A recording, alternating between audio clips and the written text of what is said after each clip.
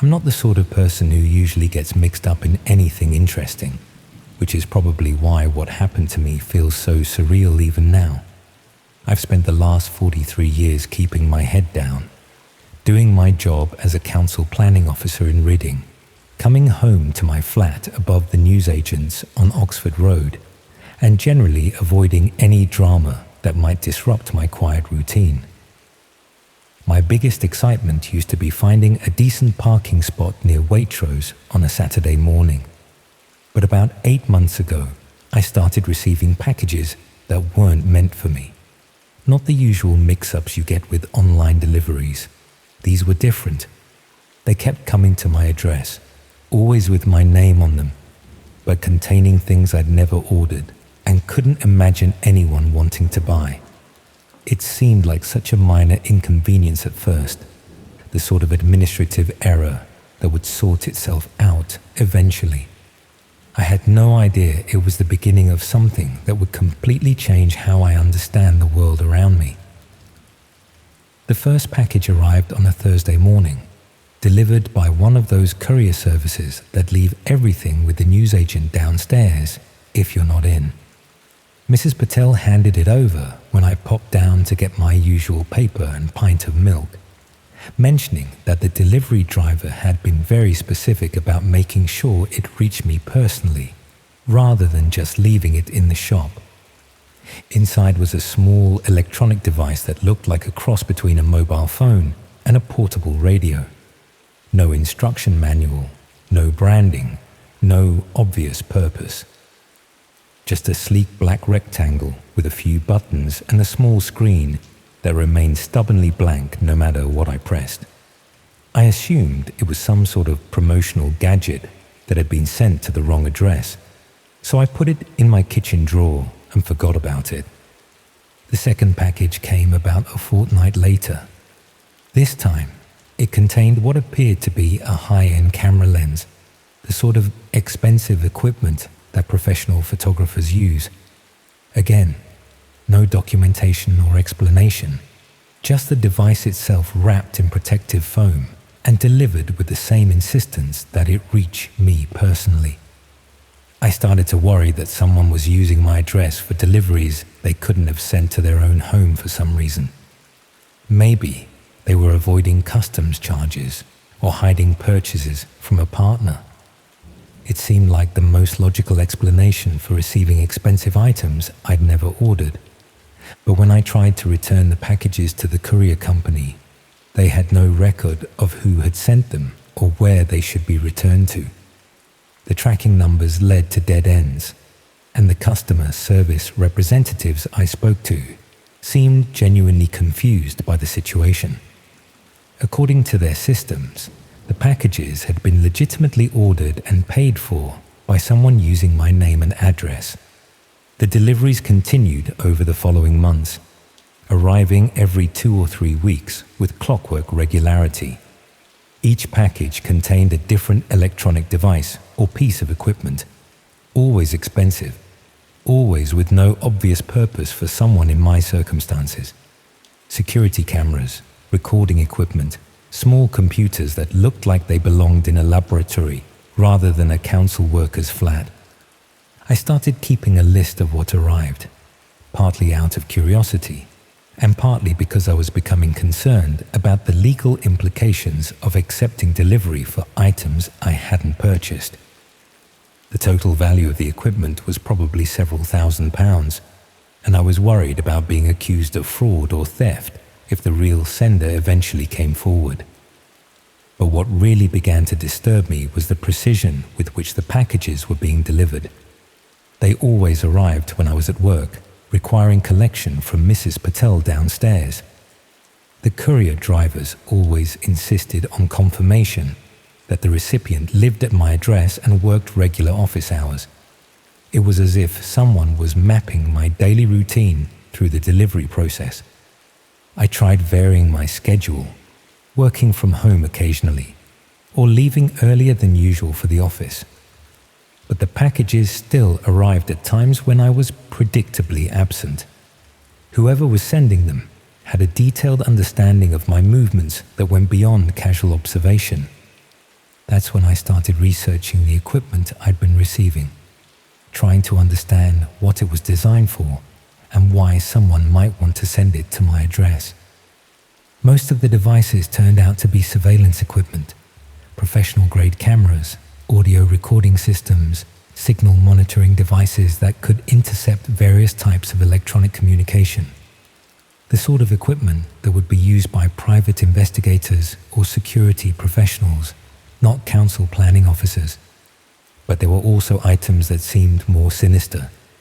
Devices for tracking vehicle movements, equipment for monitoring computer networks, even what appeared to be tools for gaining unauthorized access to buildings or electronic systems. I was being sent a complete surveillance toolkit, piece by piece, by someone who remained completely anonymous, but who clearly knew enough about my life to ensure reliable delivery. The obvious explanation was that I was being set up for something. Maybe someone was planning to frame me for illegal surveillance activities, or they were using my address as a convenient cover for acquiring equipment they couldn't purchase under their own name. But there was another possibility that worried me more. Maybe the equipment wasn't being sent to me. Maybe it was being sent for me. Perhaps someone expected me to use these devices for purposes I couldn't yet understand. I started paying more attention to my surroundings, looking for signs that I was being watched or that my daily routine was being monitored.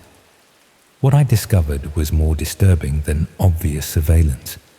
There were subtle changes in my environment that suggested someone had been gaining access to my flat while I was at work. Nothing was obviously missing or damaged, but items were positioned slightly differently from how I'd left them. Papers on my desk had been moved. Books were in different positions on shelves. Even the arrangement of food in my fridge seemed altered in small ways. Someone was conducting regular searches of my property, presumably looking for the surveillance equipment that was being delivered or checking how I was responding to receiving it. I tried to document these intrusions, taking photographs of my flat before leaving for work and comparing them with the situation when I returned.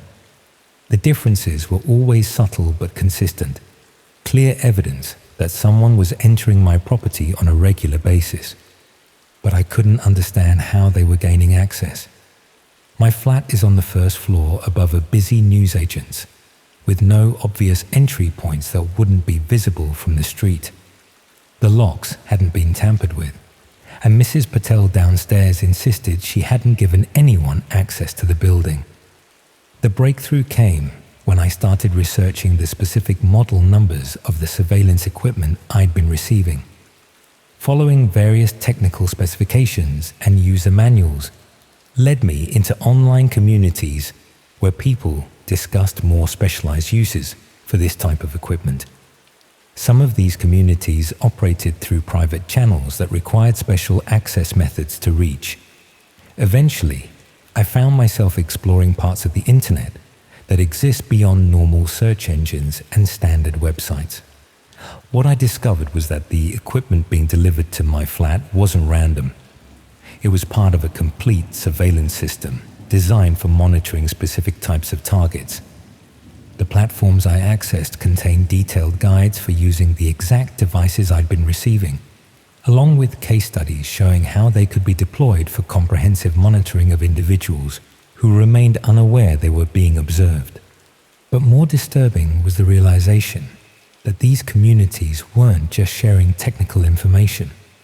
They were coordinating actual surveillance operations against real people.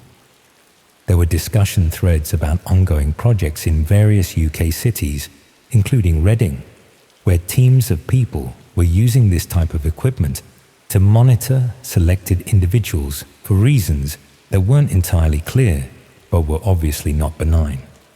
My own situation was discussed in detail, with references to the delivery schedule, my daily routine, and even speculation about how I might react when I eventually discovered the true purpose of the equipment being sent to me.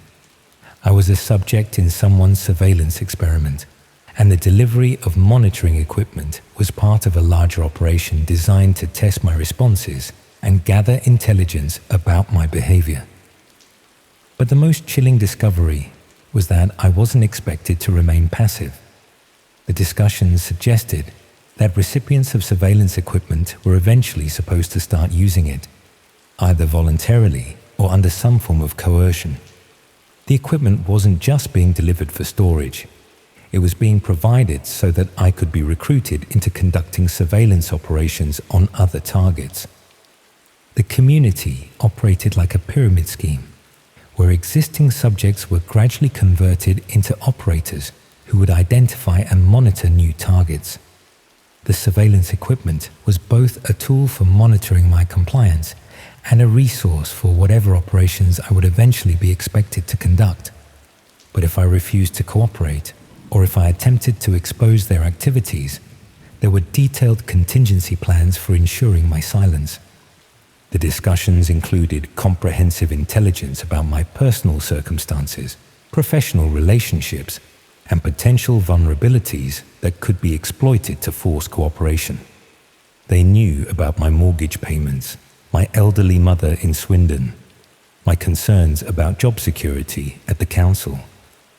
They had built a complete profile of my life and identified multiple pressure points that could be used to manipulate my behavior if recruitment through gradual exposure to their community proved unsuccessful.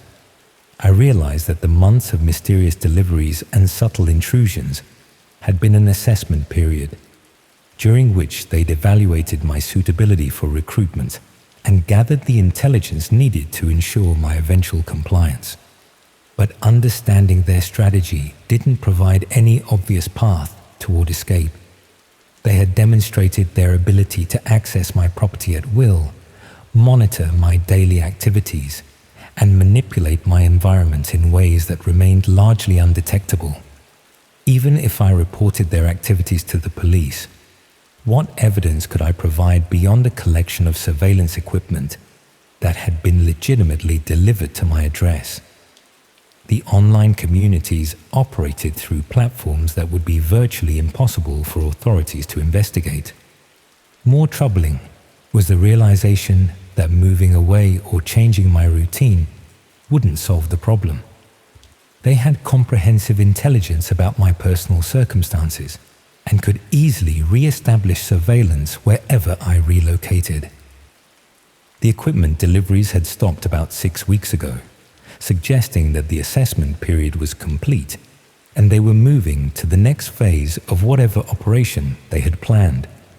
Instead of mysterious packages, I started receiving more direct forms of contact. People began approaching me in public places, engaging in conversations that demonstrated surprising knowledge about my personal interests and daily routine. Someone struck up a conversation in the queue at Waitrose, mentioning details about my work at the council that I'd never discussed with strangers. A woman at the bus stop seemed unusually interested in my weekend plans and showed remarkable insight into my usual activities. These interactions felt natural at the time, but looking back, they were clearly orchestrated encounters designed to assess my social responses and test my awareness of their surveillance activities.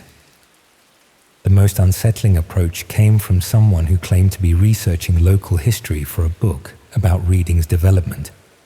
They contacted me through the council, explaining that my work in planning would provide valuable insight into how the town had changed over recent decades.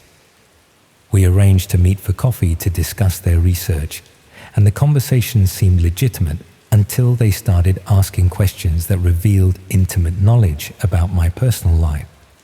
They knew about my daily routines, my concerns about my mother's health, even details about my flat and the newsagents downstairs that they couldn't have learned through casual research. When I challenged them about how they'd acquired this information, they explained that their research had involved interviewing various local residents and that my name had come up in multiple conversations as someone who might be helpful to their project. But they also made it clear that they were aware of the surveillance equipment I'd been receiving and that they represented people who could provide explanations and opportunities if I was interested in learning more about how such operations worked. They offered to introduce me to a community of people who conducted what they called social research, using the same type of equipment I'd been accumulating. The work was well paid and involved gathering information about ordinary people's daily lives for purposes that were described as academic, but which obviously had commercial or political applications. I was being recruited to become an active participant in the surveillance network that had been monitoring me for months. The recruitment pitch was sophisticated, emphasizing the intellectual challenges of the work and the financial benefits of participation.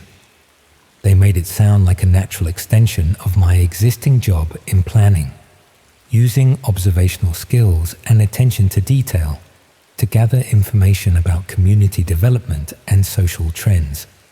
But they also made it clear that declining their offer would result in continued surveillance and potentially more invasive monitoring of my personal life. The equipment I'd been receiving would allow them to maintain comprehensive oversight of my activities regardless of whether I chose to cooperate. They weren't just offering me a job. They were informing me that I was already part of their operation and that my only choice was between active participation and passive subjection to ongoing surveillance. I asked for time to consider their proposal, and they agreed to give me a week to make my decision. They provided contact information and promised to arrange a more detailed briefing about the work they were offering if I decided to proceed. That was 3 weeks ago, and I still haven't responded to their offer. Instead, I've been trying to understand the full scope of what I've stumbled into and whether there are any realistic options for escaping from their network. The surveillance has intensified since I missed their deadline for responding. The subtle intrusions into my flat have become more obvious, as if they want me to know that my delay in accepting their offer hasn't gone unnoticed. I've started finding items moved to completely different locations, personal documents that have obviously been read and replaced carelessly, even evidence that someone has been using my computer and internet connection while I've been at work. But they've also escalated to more direct forms of pressure. My mother received an unexpected visit from someone claiming to be conducting a survey about care services for elderly residents. The visitor asked detailed questions about her health, her daily routine, and her family relationships, including specific inquiries about her son, who worked for Reading Borough Council. My supervisor at work mentioned that someone had been asking questions about my performance and reliability, supposedly as part of a reference check for a new position I'd applied for. I haven't applied for any other jobs, and my supervisor seemed puzzled by the inquiry, but hadn't thought to question it at the time. They're demonstrating their ability to reach into every aspect of my personal and professional life, making it clear that continued resistance will result in escalating pressure on everyone connected to me. But perhaps most disturbing is the realization that my situation isn't unique. I've started noticing other people in Reading who seem to be going through similar experiences. Individuals who appear confused or anxious in public places, who seem to be looking over their shoulders or checking for surveillance, who have the same slightly paranoid demeanor that I've developed over recent months. Yesterday, I saw a man at the library frantically researching surveillance equipment on the public computers, looking up the same model numbers I've been investigating. When our eyes met, there was a moment of mutual recognition. He was clearly dealing with the same type of situation I've been experiencing. We didn't speak, but I could see in his expression the same combination of fear and confusion that I feel whenever I think about what's been happening to me. I think there are dozens of people in Reading who are being subjected to similar recruitment processes, all of them gradually being drawn into a surveillance network that operates by converting its targets into willing participants. The scale of the operation suggests it extends far beyond Reading, probably covering most major towns and cities across the UK. They're building a comprehensive monitoring system using ordinary people who are coerced into gathering intelligence about their neighbours, colleagues, and local communities. The most terrifying aspect is how legitimate it all appears from the outside. The recruitment process looks like job interviews, the surveillance activities are disguised as social research, and the pressure tactics are subtle enough to avoid attracting official attention. Anyone who tries to expose what's happening would sound paranoid or delusional, especially since the evidence is largely circumstantial, and the online communities operate through platforms that authorities couldn't easily investigate. I've been sitting in my flat for the past hour, staring at the contact information they gave me 3 weeks ago, trying to decide whether to call them and accept their recruitment offer. The alternative seems to be escalating surveillance and increasing pressure on people I care about, combined with the knowledge that my situation will only get worse the longer I resist. But I also know that once I become an active participant in their network, I'll be complicit in subjecting other people to the same experience I've been going through. The surveillance equipment sitting in my kitchen drawer isn't just evidence of what's been done to me. It's the tools they expect me to use against whoever they decide should be the next target. I can hear someone moving around downstairs in Mrs. Patel's shop, even though it's well past closing time. The footsteps are too heavy to be hers, and they seem to be moving around the building rather than conducting normal shop activities. I think my week of additional consideration time has run out, and they've decided to accelerate the recruitment process. There's someone coming up the stairs now, moving slowly and deliberately, stopping at each landing as if checking door numbers or listening for activity inside the flats. The footsteps have stopped outside my door. I think I'm about to discover what happens to people who take too long to accept their recruitment offers.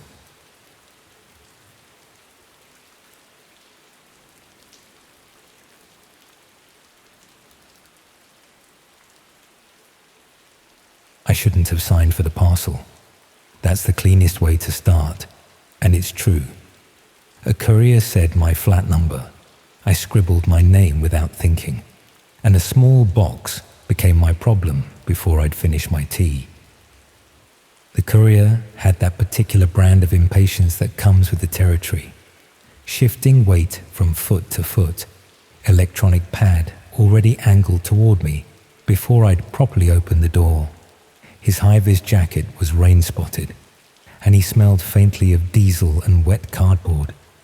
Behind him, his van sat double-parked with hazards blinking, engine running like a heartbeat, counting down the seconds until he could move on to the next address. I signed because that's what you do when someone arrives at your door with purpose and a clipboard. The transaction felt automatic, muscle memory from years of online shopping and convenience. I hadn't ordered anything. The box was light, almost empty feeling, with the kind of generic brown tape that could have come from anywhere. Inside sat a cheap kitchen timer, the sort you'd find in a pound shop, white plastic with a wind-up mechanism that probably wouldn't last 6 months of normal use. Alongside it was a card with a QR code printed on stock so thin it felt like it might dissolve if you breathed on it wrong. No branding, no receipt, no return address on the package itself. Just my name and flat number written in block capitals with a thick black marker. I left the timer on the worktop next to the kettle, told myself the label had been misread somewhere along the delivery chain and meant to take it back to the depot after work. The plan had that comfortable vagueness of things you intend to do but probably won't follow through on. I forgot the way you forget to water plants or call relatives back. Late that evening, when the flat had settled into its familiar quiet, and I'd run out of reasonable ways to avoid thinking about the day, Curiosity made a good case for itself. I scanned the code. The QR reader hesitated for a moment, as if uncertain, then opened a page that only loads on the dark web. I'm not an expert on these things. I just recognize the type of address from the sort of articles that make it sound novel and dangerous, like urban exploration for people who never leave their computers. The page was almost empty. Black background, pale text that seemed to glow against the darkness of my phone screen. A thin progress line that didn't seem to do much beyond prove something was loading. In the center was a live view of a stairwell. It looked like mine, painted brick walls with that particular shade of institutional cream that housing associations favor. A black handrail worn smooth by countless hands. The same wonky recycling notice by the fire door that had been askew for months. Someone had stuck it up carelessly, and no one had bothered to straighten it since. The image quality was grainy but clear enough to make me uncomfortable. A small counter in the corner ticked up steadily. Beneath it sat a single line of text. Place the kitchen timer on the landing rail at the top of the stairs within the next few minutes. I closed the page and stared at the kettle like it held an answer to a question I hadn't properly formed yet. The timer sat there looking innocent and slightly pathetic, the sort of object that might gather dust in a drawer for years before finally getting thrown away in a house move. But there was something about the precision of the instruction, the casual certainty that I would follow it, that made my chest tight with a feeling I couldn't name yet. Then I picked up the timer, stepped out into the corridor, and climbed to the landing. The building felt different at night, more aware of itself, full of small sounds that disappeared during the day, pipes ticking as they cooled, the distant hum of someone's television through thin walls, the soft mechanical breathing of the lift shaft. I balanced the timer on the rail and wound it until it ticked with that urgent, impatient sound that kitchen timers make. The metal was cold under my fingers. Back in my flat, I watched the countdown on my phone, refreshing the page every few seconds like I was waiting for exam results. The image never changed, just the empty stairwell, the timer perched on the rail like a small white bird. When the bell rang, sharp and artificial in the corridor's silence, the image flickered once and steadied. Nothing else happened. No door opened. No figure appeared in frame. The camera just kept its patient watch. I checked the plant pot in the lobby before bed, more out of nervous energy than expectation, and saw nothing. The lobby felt larger at night, shadows pooling in corners where the overhead lights couldn't reach. In the morning, pressed between pot and wall like a secret being passed along, there was an envelope with my name written in the same thick black marker.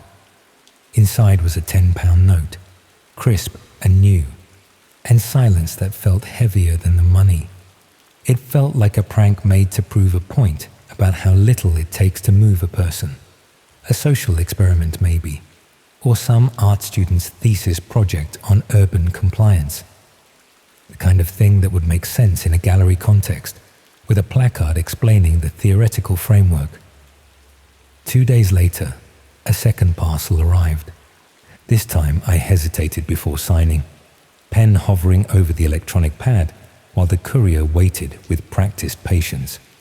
But hesitation isn't the same as refusal, and muscle memory won out again. The box held self-adhesive hooks, the sort you stick to bathroom tiles to hang towels, a small roll of clear tape, and another card with the familiar QR code. The same page loaded, only this time the camera had moved to sit lower, tucked somewhere behind the fire extinguisher near the glass front door. The view took in the entrance area, the row of postboxes with their scratched metal doors, the first few steps of the main staircase. The instruction was more specific this time. tape a hook to the underside of the top step above the post boxes on the left, so the dark edge of it shows just beyond the lip if you crouch and look up. It felt petty and technical and almost funny, like following instructions in a particularly boring manual. I pressed the hook into place with my thumb, the adhesive strip warming slightly under pressure. The positioning had to be exact, visible from below but not obvious to anyone walking normally up the stairs. I found myself checking the angles, making small adjustments, taking an odd satisfaction in getting it precisely right. When I walked away, I listened for any door opening, any sound that might indicate I was being watched, but heard nothing except the building's usual background hum. Later that evening, I refreshed the page and watched the stream show a gloved hand reach carefully into frame. The hand moved with deliberate economy, hanging a tiny metal tag on the hook, something small and dark that caught the light briefly before settling into shadow. The hand withdrew quickly, like a fox slipping through a garden, there and gone in the space between one breath and the next. Watching it felt like witnessing something I wasn't supposed to see, even though the whole point was clearly that I should see it. The next morning, another envelope was tucked behind the pot. More cash, another £10 note with the same crisp newness, and one neat sentence written in blue ballpoint. The hook has been helpful and more will be expected soon. The handwriting was careful, anonymous, the sort of script you might use when filling out official forms. The third parcel landed on a Friday morning when I was meant to catch a train to Derby to see my stepdad. I nearly ignored the buzzer because I was running late and had that particular kind of pre-journey anxiety that makes every small delay feel catastrophic. But the sound was insistent, and ignoring buzzers in a building like ours feels antisocial in a way that's hard to explain. The box held a rubber door wedge, the triangular kind that probably cost less than £1, a small USB torch with a wrist strap, and a card with the same QR link. The camera had moved again, this time facing the rear corridor by the exit to the bin store. This part of the building always felt forgotten, narrower than the main corridors, with pipes running along the ceiling and a persistent smell of damp concrete. The instruction was simple.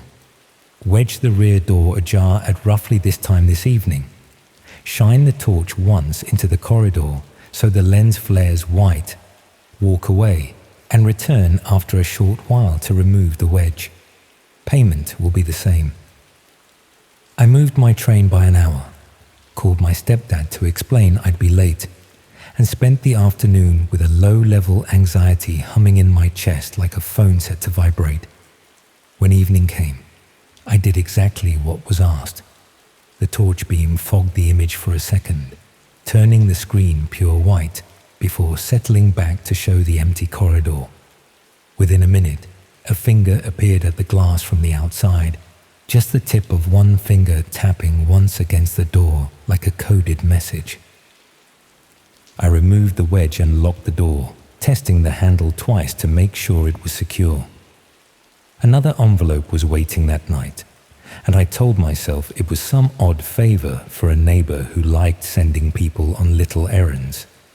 Maybe someone with mobility issues who couldn't manage stairs easily, or an older resident who'd worked out an elaborate system for getting help without having to ask directly. The explanation felt comfortable, so I let it settle and tried not to think too hard about the finger at the glass. There was a man 2 doors down who carried a gym bag most mornings. He'd helped me with a flat-pack wardrobe once, holding panels steady while I fumbled with the Allen key, making the sort of cheerful small talk that makes mundane tasks bearable. He held doors for people with pushchairs and took parcels in when neighbors were out. The kind of casual community-minded gesture that keeps apartment buildings functioning. I mention him now because later I saw his photo on a local news website and recognize the same forearms and half smile. And I want you to understand that I knew who he was as a person before I knew what happened to him. Before his photo appeared in the news, the tasks kept creeping towards something that, at first glance, still looked normal. The next delivery contained blank lanyard sleeves, the sort used for conferences and workplace ID cards, and a set of numbered cards with official-looking fonts. The page asked me to slide one card into a sleeve and hang it on the hook under the step, then sit on the stairs at a particular minute and pretend to scroll through my phone. I positioned myself on the third step up from the lobby, back against the wall, trying to look like someone killing time while waiting for a friend or a delivery. The building hummed around me with the particular sounds that old blocks make when pipes move hot water around and lift motors cycle through their routines. A woman with a pushchair needed help with the heavy front door, and I stood automatically to hold it open, feeling like I was breaking a rule I hadn't been told about, but should somehow understand. Later, I watched a grainy loop of myself looking appropriately bored and absorbed in my phone screen. The footage had that slightly unreal quality of security camera footage, compressed and pixelated in a way that made everything look like it was happening underwater. The lanyard had vanished from the hook. Another envelope appeared behind the plant pot the next morning, another £10 note, another brief message. Timing was good. I kept telling myself I hadn't done anything wrong. I'd stuck a hook under a step and wedged a door for a few minutes. I'd placed a cheap lanyard where no one would notice unless they were specifically looking for it. The requests were clearly designed to make me feel like a bystander to my own actions, a bit player in someone else's story. That was the point, I thought, to demonstrate how easily ordinary people could be drawn into small conspiracies without ever feeling like conspirators. One morning, the man with the gym bag didn't collect a parcel from the lobby shelf where the postman leaves packages too big for the slots. It sat there all day, a brown box with his name clearly visible on the label, the sort of thing that usually disappears within hours of being delivered. In the evening, someone on the building's WhatsApp group asked if anyone had seen him, because his phone was going straight to voicemail and he'd missed a standing arrangement. I wasn't part of the group. I'd never been one for building social media, but I saw a screenshot from a neighbor who forwards everything. We all know how that kind of question changes a corridor. People start looking through peepholes before stepping out, and the lift feels like a waiting room where everyone's pretending not to be anxious. Conversations by the postboxes become briefer, more purposeful. The building's rhythm shifts in subtle ways, like a piece of music played slightly too fast. The next parcel contained a heavy padlock with a brass body and a chrome shackle, and a key that looked newly cut. The page told me to swap the old lock on the rear gate for this one at roughly 2 o'clock the following afternoon, then hang the old lock with the new key threaded through it on the inside mesh of the gate, and shut the gate without engaging the latch. Someone would collect the old lock shortly after. I did it because by then, consistency felt safer than refusal, and because not doing it felt like stepping suddenly into harsh light after hours in comfortable darkness. The old lock came away easily. The screws were already loose, as if someone had prepared for this moment. The new lock clicked into place with satisfying precision. I threaded the key through the old lock shackle and hung it where the instructions specified, testing to make sure it was secure but easily removable. I can't pretend I didn't think about the man with the gym bag as I turned the screwdriver. The weight of the old lock in my hand felt significant in a way I couldn't articulate. That night, I listened through the thin wall that separated our flats, straining to hear his usual evening routine. The shower running, music playing softly, the familiar domestic sounds that form the background soundtrack of apartment living. I heard nothing. Another day passed, then another. It's remarkable how easily a person slips out of the rhythm of a building, and how the building just continues its routines as if nothing has changed. I tried, briefly, to ignore the page. For 3 days, I didn't scan the code that came with the next package. The box sat unopened on my kitchen counter, and I told myself this was where I drew the line. Then a message arrived on the throwaway email account I'd used for parcel delivery confirmations, an account I thought was anonymous and forgotten. The message contained a link, a specific time, and a request to watch. The casual certainty that I would comply felt like a hand on the back of my neck. I watched. The stream showed the view from inside the bin store, that concrete-walled space at the back of the building where the wheelie bins lived among the spider webs, and the perpetual smell of decomposition. The camera sat somewhere high near a water pipe, looking down at the metal bin frames and plastic lids that never quite fitted properly. Even through the screen, I could almost taste that heavy, sour smell that clings to the back of your throat. A countdown timer appeared in the corner and began to sink towards 0. When it reached the minute I'd been given, the rear door opened with the particular grinding sound it made when the bottom scraped against the concrete threshold. 2 people pushed a trolley in, moving with the unhurried efficiency of people who belonged there. The trolley carried flat boxes wrapped in brown paper and plastic sheeting.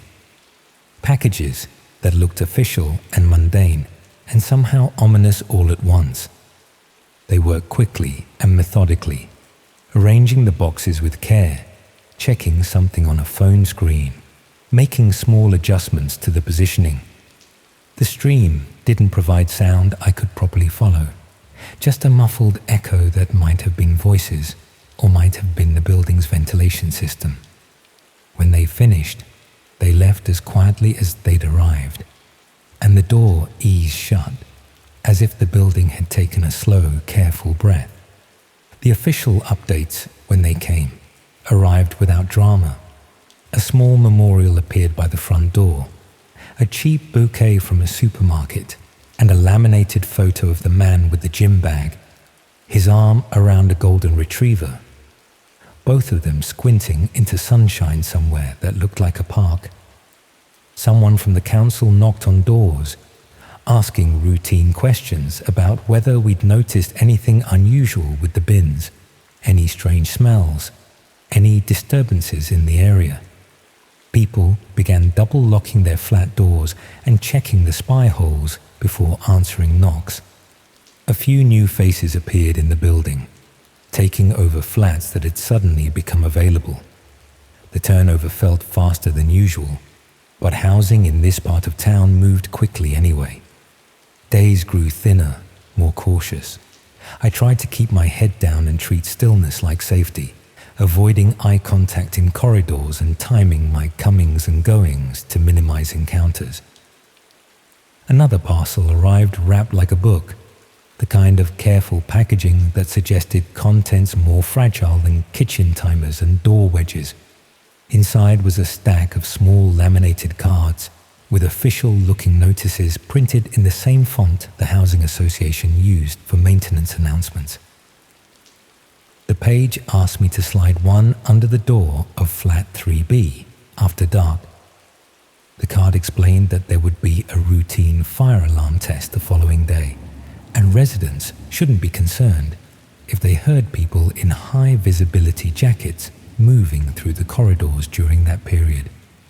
It sounded exactly like the dull, bureaucratic notices that appeared regularly in our postboxes, the kind of thing you scan quickly before recycling. I did it because fear of the alternative had already moved into my flat like an unwelcome roommate, settling into corners and making itself comfortable. The card slipped easily under the door with barely a whisper of sound.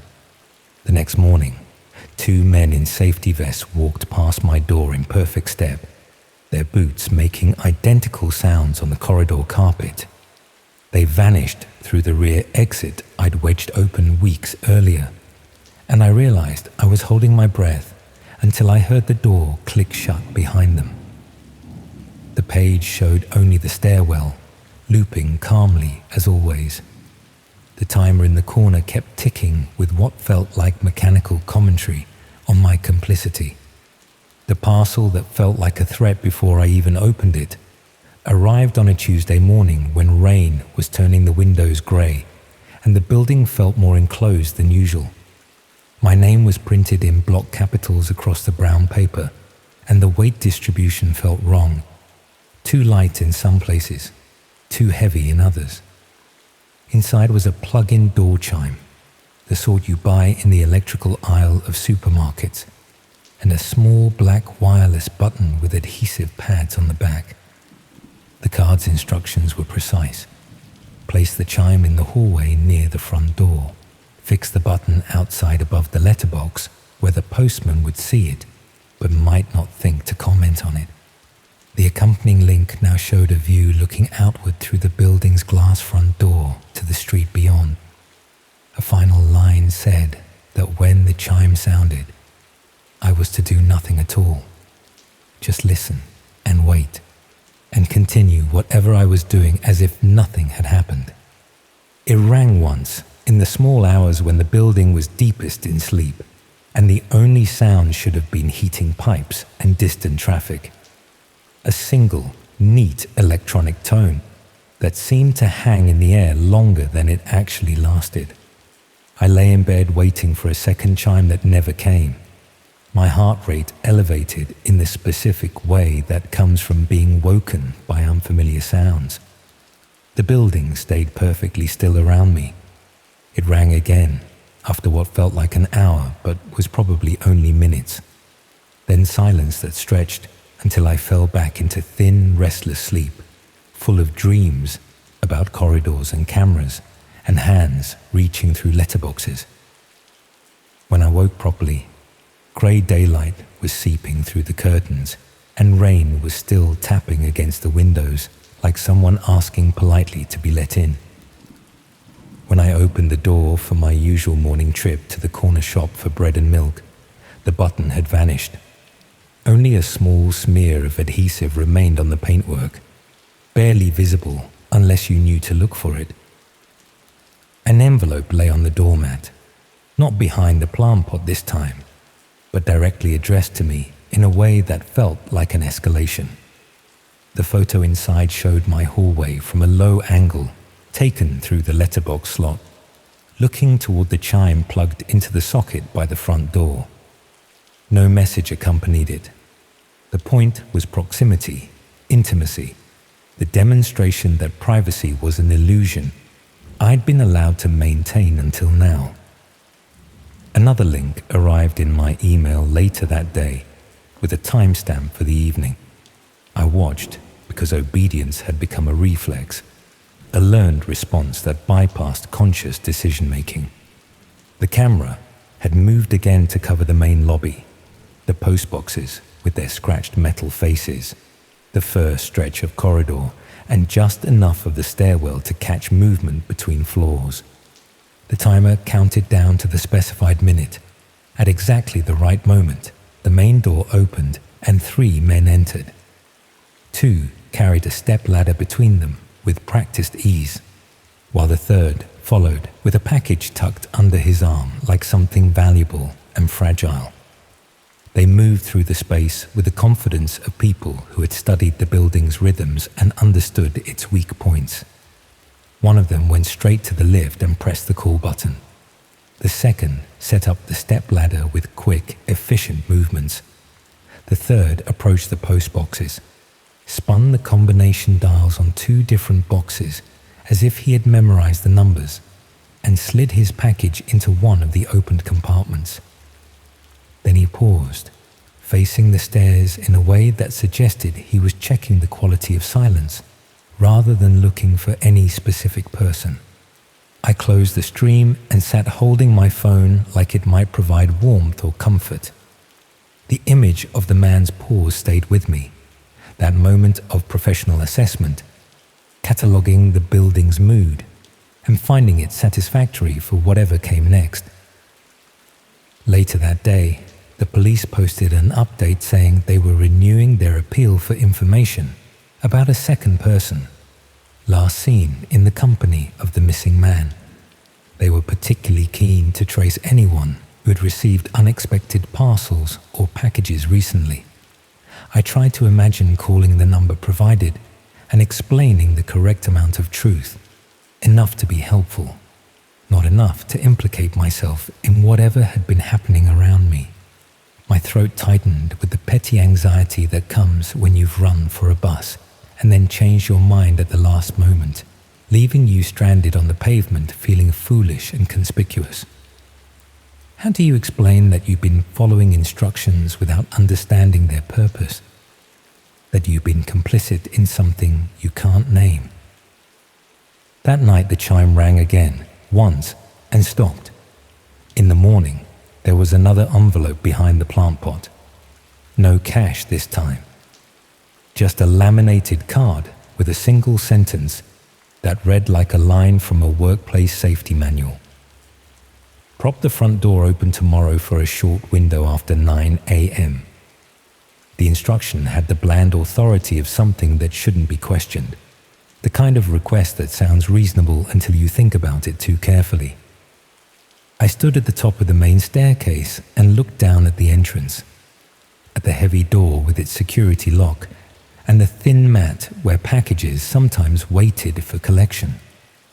I thought about how small actions accumulate into patterns you don't recognize until it's too late to pretend you don't understand what you've been part of. The front door was propped open at the specified time the next day, not by me. A folded gym leaflet sat wedged under the bottom edge like a paper tongue, holding the door just wide enough to slip through without triggering the automatic closing mechanism. I watched from the window of the stairwell, 3 floors up, as 2 familiar figures approached from the street with the unhurried confidence of people keeping appointments. I understood then that my part in this had never been essential. I had been used to test the building's rhythms and vulnerabilities, to establish patterns and timing, to identify the residents who noticed things and those who didn't. The serious work, whatever that had been, no longer needed my small contributions. They had mapped the building's habits, learned the names on the buzzers, developed an intuitive feel for who left when and which doors stayed locked during the day. I had been the practice run, the proof of concept, someone's experiment in urban compliance and the gradual erosion of boundaries. The realization felt like discovering you've been playing a game where only one person knew the rules. I moved a few weeks later, citing work commitments to the letting agent, rather than trying to explain the real reasons. My deposit went toward a smaller place across town, near a parade of shops, where the woman behind the post office counter learns your name if you visit regularly enough. The new building has thicker doors, better locks, and no convenient plant pot by the entrance where messages might be left. I don't keep electronic chimes plugged into wall sockets anymore. I still answer the door buzzer because social conditioning runs deep, but I look through the peephole each time and keep the security chain engaged until I'm certain about who's calling. It makes me feel both faintly ridiculous and more genuinely awake than I'd been in years. This isn't a public service announcement or a warning designed to make you more suspicious of your neighbors. It's just a record of how soft pressure works when applied in careful increments. A package arrives containing something boring and unthreatening. A web page asks for a favor that costs nothing and harms no one. The first task pays for itself and makes you feel clever for discovering a small, victimless corner of urban life where rules are more flexible than you'd assumed. The second favor hides behind helpfulness and community spirit. The third is about timing and access. The fourth introduces the possibility of consequences you hadn't considered. Then someone you know by sight vanishes from the building's daily rhythms, and a cheap bouquet appears by the front door. A laminated card slides under a neighbor's door, and people in high-visibility vests walk through secure areas because no one looks twice at official-seeming uniforms. If you want an ending with resolution and justice, I don't have one to offer. Take the simplest version instead. A door on a damp morning, held open by a gym advertisement. A pair of men who look like they belong, walking into a building without hurry or concern. A third who pauses in the lobby and seems to glance up toward the higher floors, as if checking the time or confirming that expected schedules are being maintained. Nothing dramatic. Nothing that would make witnesses out of bystanders. Just the slow, methodical click of small tasks becoming a comprehensive plan, of individual complicity adding up to collective vulnerability. I don't scan random QR codes anymore. I dispose of unsolicited cards and packages without opening them. I still think sometimes about that first kitchen timer ticking on the landing, the mechanical bell that rang in an empty corridor, and the brief moment of relief I felt when nothing immediately dramatic happened.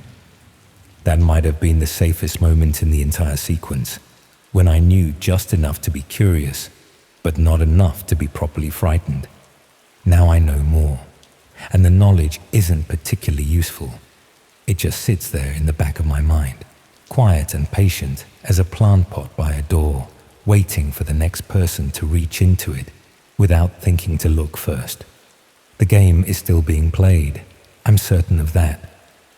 Somewhere in the city, someone is signing for a package they didn't order, and curiosity is making its usual persuasive case for just one small favor, one tiny compromise, one harmless step across a line they can't yet see.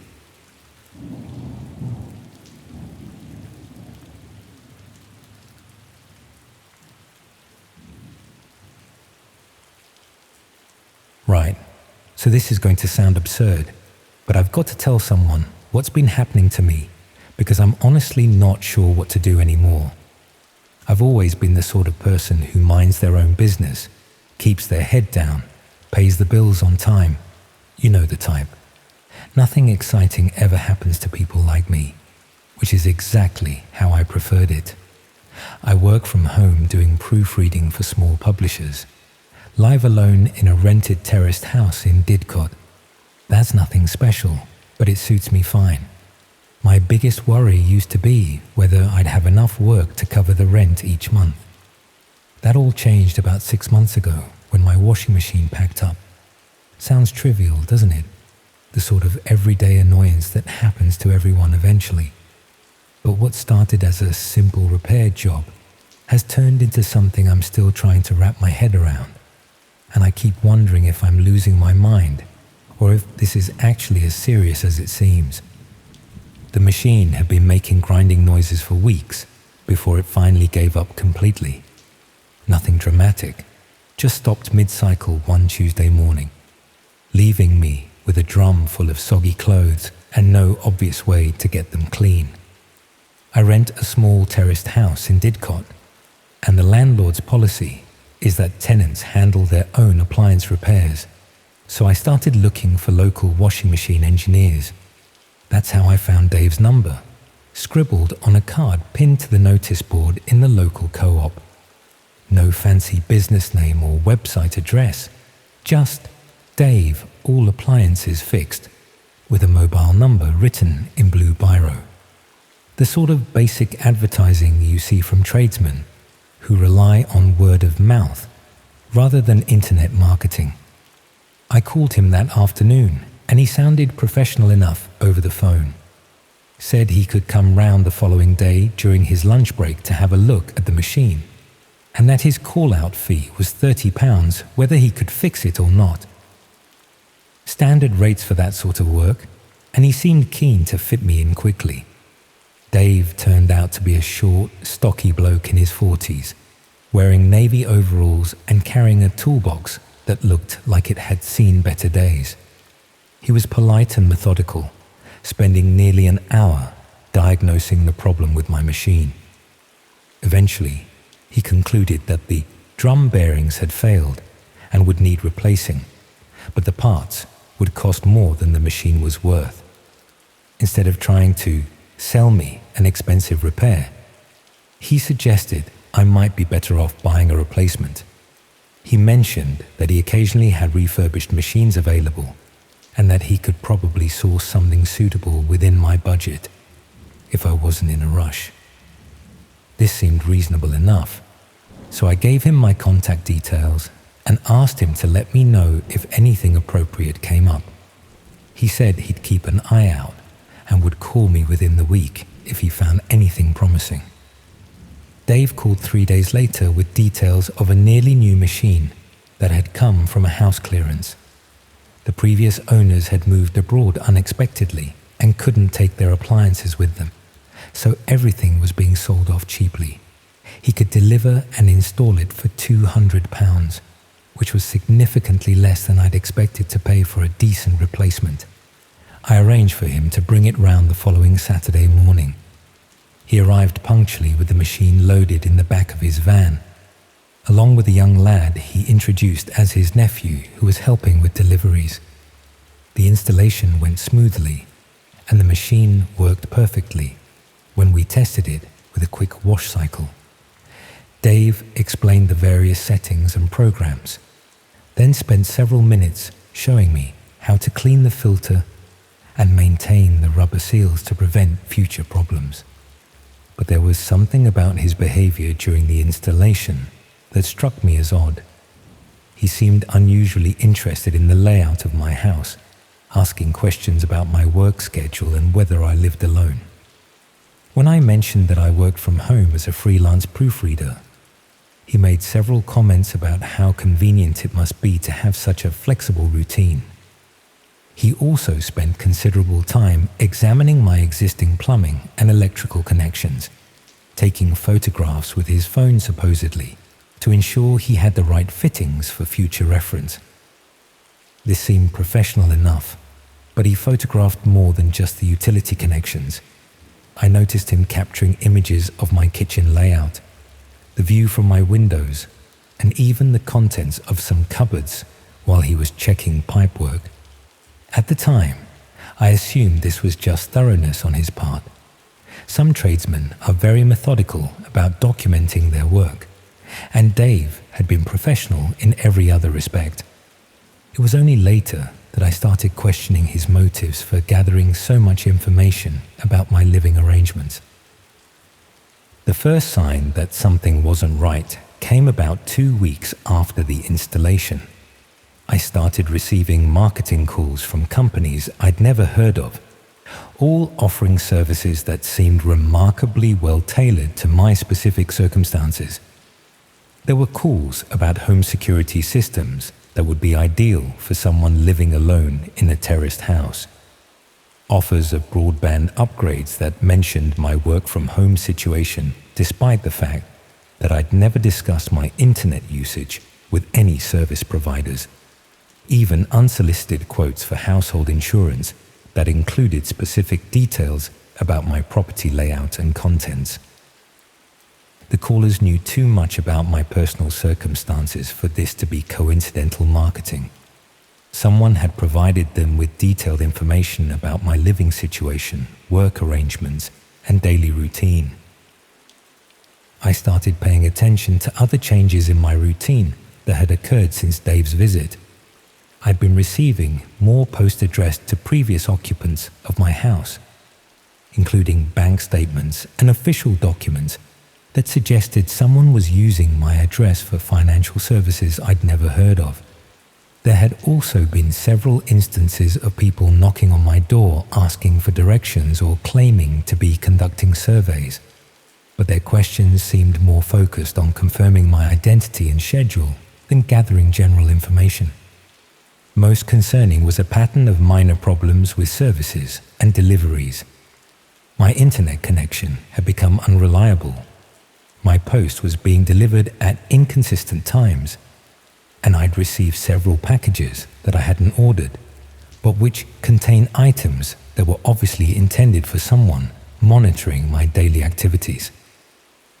These packages contained things like small electronic devices, camera equipment, and recording equipment that had no obvious legitimate purpose for someone in my circumstances. I began to suspect that Dave's visit had been more than a simple appliance repair and replacement operation. Looking back at his behavior during the installation, I realized that his questions about my routine and his extensive photography of my property had been systematic rather than casual. He'd been gathering intelligence about my living situation for reasons that had nothing to do with washing machine maintenance. I tried to contact him using the mobile number from his original advertisement, but it was no longer in service. The card had disappeared from the co-op notice board, and none of the local appliance repair businesses I contacted had heard of anyone called Dave operating in the area. He'd vanished completely, leaving only the washing machine and the growing evidence that my personal information was being circulated among people with unknown motives for wanting detailed intelligence about my daily life. I started researching similar cases online, looking for information about tradesmen who used service calls as opportunities to gather personal information for identity theft or other criminal purposes. What I found suggested this was a more common problem than I'd realized, but the cases I discovered seemed to focus on financial fraud rather than the comprehensive surveillance I was experiencing. Following various leads and references led me into online communities where people discussed more sophisticated forms of personal intelligence gathering. Some of these communities operated through private channels that required special access methods to reach. Eventually, I found myself exploring parts of the internet that exist beyond normal search engines.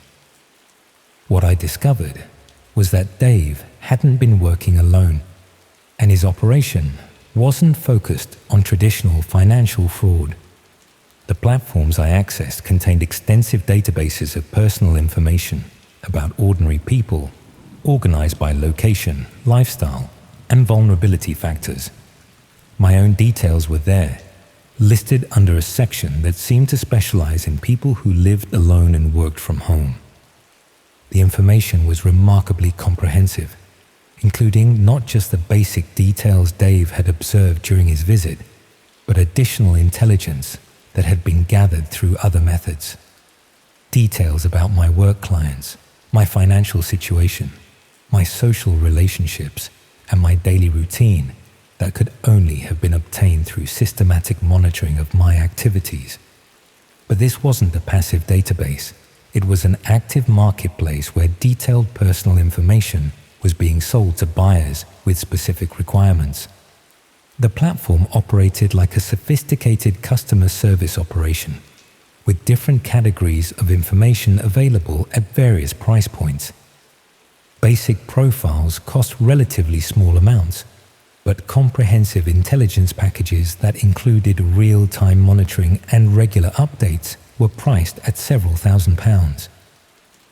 Dave's role had been what they called primary access acquisition, gaining entry to target properties under legitimate pretexts and gathering initial intelligence that could then be developed through other methods. The washing machine replacement had been a perfect cover for conducting a thorough survey of my living situation while establishing credibility for future contact. But the operation didn't stop with Dave's visit. The information he'd gathered had been used to coordinate a comprehensive monitoring program that involved multiple people and various surveillance methods. The marketing calls, the misdirected post, the unexpected deliveries. All of this had been part of a systematic intelligence gathering operation designed to build a complete picture of my daily life and personal circumstances. The buyers for this information weren't necessarily planning traditional crimes like burglary or identity theft. Many seemed to be purchasing personal intelligence for psychological reasons that were harder to understand, but potentially more disturbing. There were discussion threads about clients who used the gathered information to create elaborate fantasies about their relationships with the surveillance targets. They would study the intelligence reports in obsessive detail, learning intimate facts about strangers' daily routines and personal habits. Some took this further, using the information to engineer coincidental encounters with their targets, or to insert themselves into their daily routines through carefully planned interactions. Others seemed content to simply observe from a distance, knowing that they had access to private information about people who remained completely unaware they were being monitored. But the most disturbing category of buyers were those who used the personal intelligence as preparation for what they called direct engagement activities. These clients were purchasing comprehensive information about specific individuals as groundwork for more serious interventions that required detailed knowledge of their targets' vulnerabilities and daily routines. Reading through the client testimonials and service reviews, I began to understand that Dave's visit had been the beginning of a much larger operation that was still ongoing. The monitoring hadn't stopped when he'd completed the washing machine installation. It had simply moved to more subtle methods that were harder to detect, but potentially more invasive than his initial intelligence gathering. My internet activities were being tracked, my phone calls were being monitored, and my daily movements were being documented through methods I couldn't identify, but which provided whoever was watching me with real-time information about my activities and whereabouts. The evidence was in the precision of the marketing calls and unsolicited approaches I'd been receiving. The callers knew not just my basic personal details, but also my current mood, my recent purchases, and even my immediate plans for the day. They were accessing information that could only be obtained through comprehensive surveillance of my digital communications and physical activities. I realized that the washing machine Dave had installed probably contained monitoring equipment that was providing ongoing access to my home network and personal devices. The machine was connected to my Wi-Fi for diagnostic purposes, and it would be relatively simple to use that connection for unauthorized data collection. But I also suspected that my property had been accessed again since Dave's visit, probably to install additional surveillance equipment in locations where it would be virtually undetectable.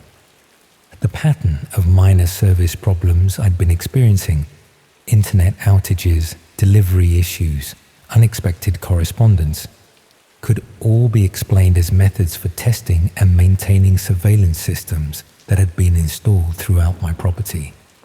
I was living in a house that had been comprehensively compromised by people who were monitoring my every activity and selling that information to anonymous buyers with unknown motivations. The realization made me physically sick, but it also explained why I'd been feeling increasingly paranoid and anxious over the past few months. My subconscious had been picking up on signs of surveillance that my rational mind had dismissed as coincidence. I started paying closer attention to my environment, looking for evidence of the monitoring equipment I now knew had been installed throughout my property. What I found confirmed my worst suspicions. There were small cameras concealed in light fittings and smoke detectors, audio recording devices hidden in electrical outlets, and monitoring equipment built into appliances I'd assumed were legitimate. The washing machine Dave had installed was certainly part of the surveillance network, but it was just one component in a comprehensive monitoring system that covered every room in my house. They could see and hear everything I did, 24 hours a day, and they were presumably sharing that information with the clients who had purchased access to my personal intelligence profile. But discovering the surveillance equipment didn't provide any obvious path toward removing it. or escaping from their monitoring network. The devices were professionally installed and integrated into my property's essential systems in ways that would make removal virtually impossible without completely rewiring the house. Even if I could identify and disable all the obvious surveillance equipment, there were probably backup systems and remote monitoring methods that would maintain their access to my personal information.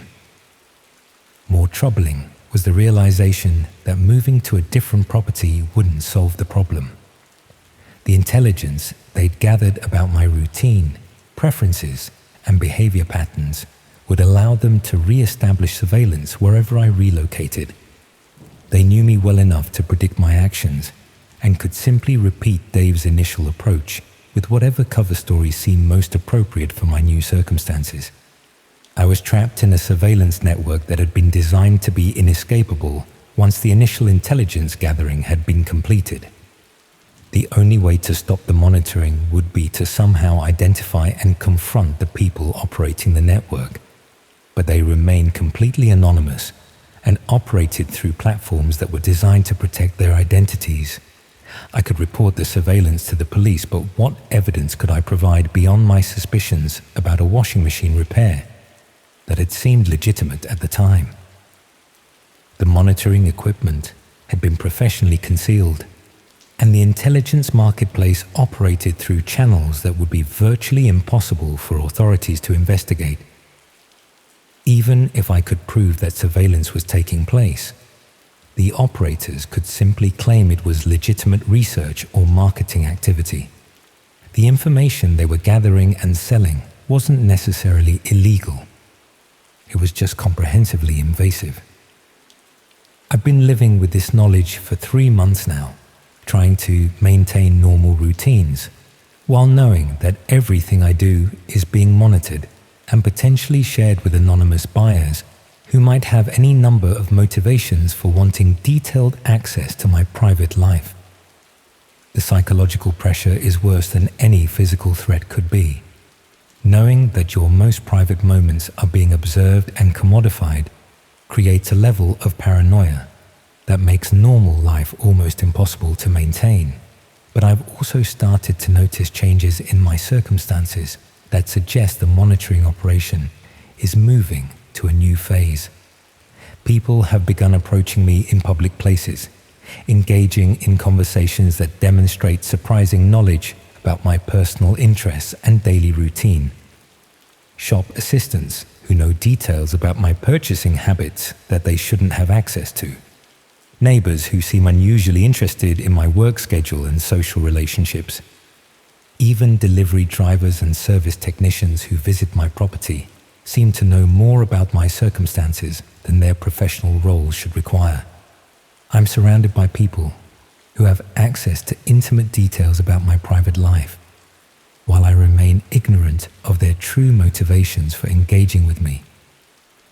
The surveillance network hasn't just been monitoring me, it's been building a comprehensive profile that can be used to engineer social interactions and manipulate my daily environment in ways that remain virtually undetectable. I think they're preparing for something that requires more direct access than remote surveillance can provide. Yesterday, I received a call from someone claiming to be Dave's business partner, explaining that they needed to perform routine maintenance on the washing machine he'd installed. They offered to come round this weekend to check the connections and update the software systems. I know this is the next phase of whatever operation began with Dave's initial visit 6 months ago. But I also know that refusing the appointment would only confirm their assessment that I've become aware of their surveillance activities, which might accelerate whatever they're planning to do next. Sometimes the only choice available is between cooperating with people who are exploiting you or resisting them in ways that might make your situation even worse. I'm going to let them into my house this weekend because I don't think I have any realistic alternative. But I wanted to document what I've learned in case something happens to me, or in case my behavior suddenly changes in ways that concern people who know me. If you're reading this, be careful about letting tradesmen into your home. especially ones who seem unusually interested in your personal circumstances, or who ask more questions than their work requires. Dave is probably still out there, looking for new targets and gathering intelligence for clients who remain completely anonymous, but definitely aren't benign. Your washing machine breaking down might seem like a minor inconvenience, but it could be the beginning of something much worse than you ever imagined possible.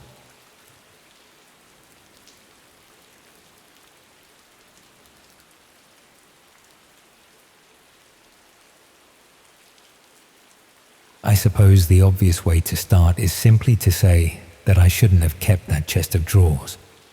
When I first came across it, it looked harmless enough. Beech veneer lifting at the corners. One loose handle, part of a house clearance lot from a terrace place off Abbeydale Road. I wanted my Sheffield flat to feel finished without spending much, so I carried it up in 2 awkward bursts, rested it on the landing to catch my breath, and slid it against the bedroom wall by the window. The scrape it left on the skirting didn't matter. The room felt more like a room with somewhere to put socks. I found the phone by accident while lining the drawers with old wrapping paper. My nail snagged tape glued under the lip, revealing a thin, cheap handset, the sort you buy at a supermarket when you've cracked your screen. On the back, under scuffed plastic, was a printed sticker with a web address and a short code. I didn't throw it away. When charged, it opened to a tidy page. No logos I recognized, just flat colors, a small icon like an open box, and a form asking me to confirm an item had changed hands. Fields for a short code and postcode. A button saying continue. I'd read enough pieces with dark web in the headlines to recognize what I was looking at, even if I'd never used it. It felt like scanning a warranty card. I typed the code, tapped my postcode, and pressed continue. The reply came old-fashioned, on paper. An envelope under the end bench in the little park by the shops. My first name in tidy block capitals. Inside was enough for a modest food shop, and folded instructions thanking me for registering.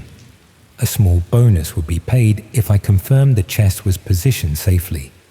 To the left of the bed, level with the window but away from the radiator to avoid warping. I had already put it there. It asked for 2 photos from 2 angles. I sent them. A minute later, the page displayed a small green tick and nothing else. After that came jobs dressed as care. Take a photo with curtains drawn and the bedside lamp on. Another with curtains open and ceiling light off. Measure the gap from bed to door using your foot as a rough unit. Count steps from the front entrance to your landing. Film a slow pan across the window from street to sky. Each was paid the same way. Envelopes at places so ordinary they were almost funny. Behind the grit bin, under the 3rd slab at the tram stop, inside a station locker with a code. Enough cash to feel like something for nothing. Never so much it felt like a bribe. The first wrong thing was almost polite. After a courier dropped bulbs and a kettle I'd ordered, another knock came. No one stood outside when I checked the viewer, but a postcard lay on the mat. One side showed a printed map of my street, with a dot where my building sits, and a thin pencil arc traced from my window to the car park's far corner. The other side, in the same tidy hand from the envelopes, thanked me for confirming a line of sight. It wasn't a threat. It wasn't even rude. It simply suggested that what I had done was useful to someone else. I started behaving like a person who keeps their head down. I took the drawers out and checked for surprises in the seams. Nothing. I pressed the backboard, flimsy fiberboard held by staples. I listened for clicks that weren't there. When small cards slid under the door with fresh codes, I entered them and did what was asked. Confirm whether the corridor smoke alarm uses a plastic key or hex screw. photograph the intercom panel from arm's length, record 30 seconds of street view from inside the window at dusk. Each task looked like a survey. Surveys don't bite. A woman in the block opposite pinned a note asking if anyone had seen a van outside at odd hours. People scribbled that they hadn't. I had seen plenty and said nothing. Not writing felt like the decision that kept everything ordinary. One night the drawer made a sound like a trapped insect under glass, tiny and quick. I pressed my ear to the top, just laminate easing as the heating clicked off. I said that to myself twice, and it became true enough to sleep on. In the morning, a card sat on the mat with a new code and time window. When I opened the page, it didn't show a form. It showed my room, a fisheye view from up on the wall to the left of the window, not wide enough to be the ceiling, not low enough to be bedside level. My unmade bed, the drawer exactly where the instructions had told me to put it. Yesterday's shirt on the chair. A small counter ticked in the corner. Text told me to leave the room and shut the door until the counter reached a certain point, then come back and stand in the doorway with the lamp on. No drama, no flashing warnings. I did what it said. When I stepped back into frame, the counter reset. The stream went black. The page turned into a form again, as if it had been bored, and only pretending to be something else. I wanted to take the chest apart with a butter knife. I didn't. I put a towel on top like covering a birdcage and left the room. Later, a printed envelope arrived with a receipt from a locksmith 3 streets away. The date was from the previous week. The amount matched the cash I'd picked up the day before. I stood in the kitchen staring at the paper while something old and heavy settled behind my ribs. Paper can do that. It says you're not imagining things. I made a proper mess of it then. Unscrewed the backboard, laid the chest on its face, tapped every surface with my knuckle until it hurt. Cheap board sounds the same wherever you hit it.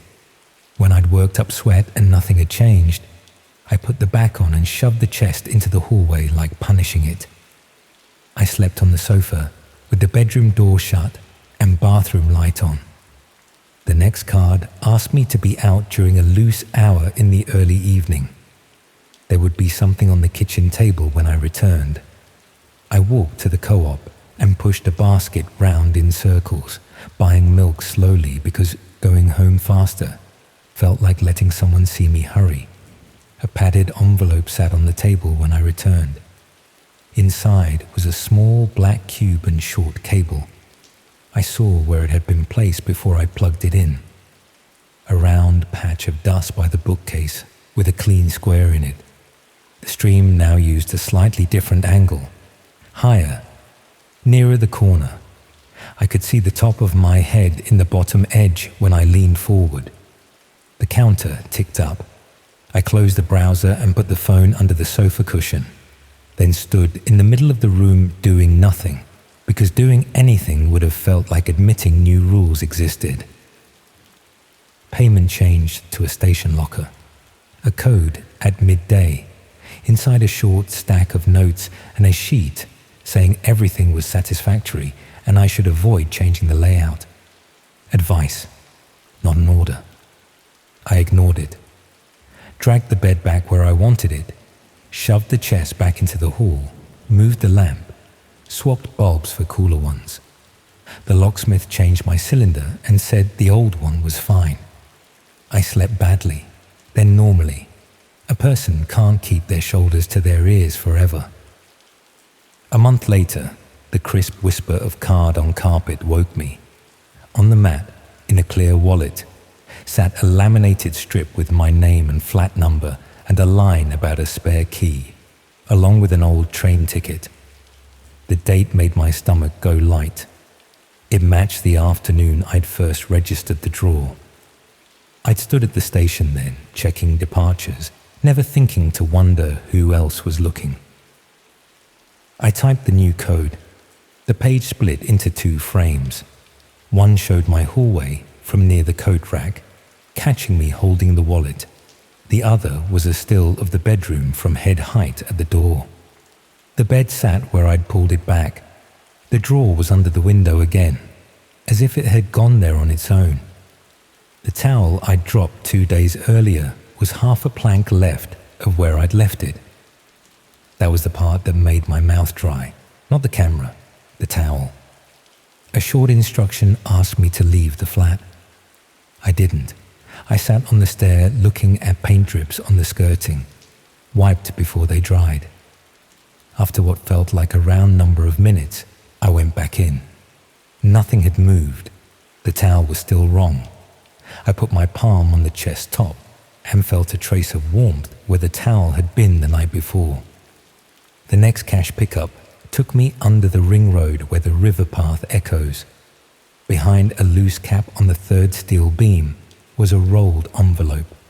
Inside was the same amount and another printed map, this time of the stairwell and bin store.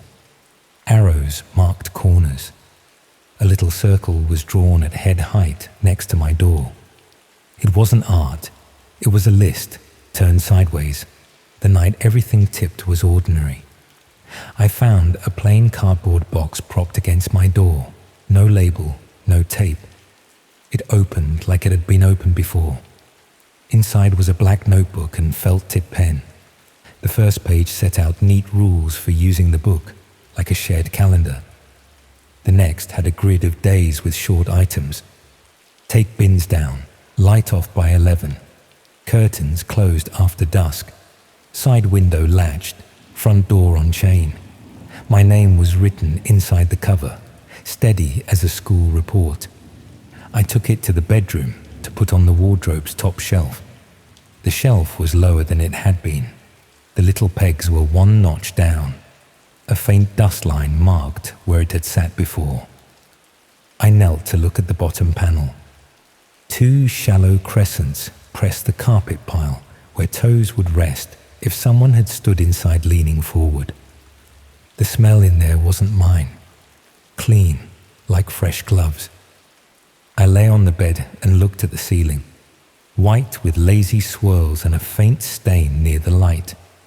In the corner above where the drawer had been, a hairline seam ran in the plaster. I'd never seen it. Now it was the only thing I could see, a place where a cable could be tucked, not high like a smoke alarm, but at the height of a person's eye if they stood and waited.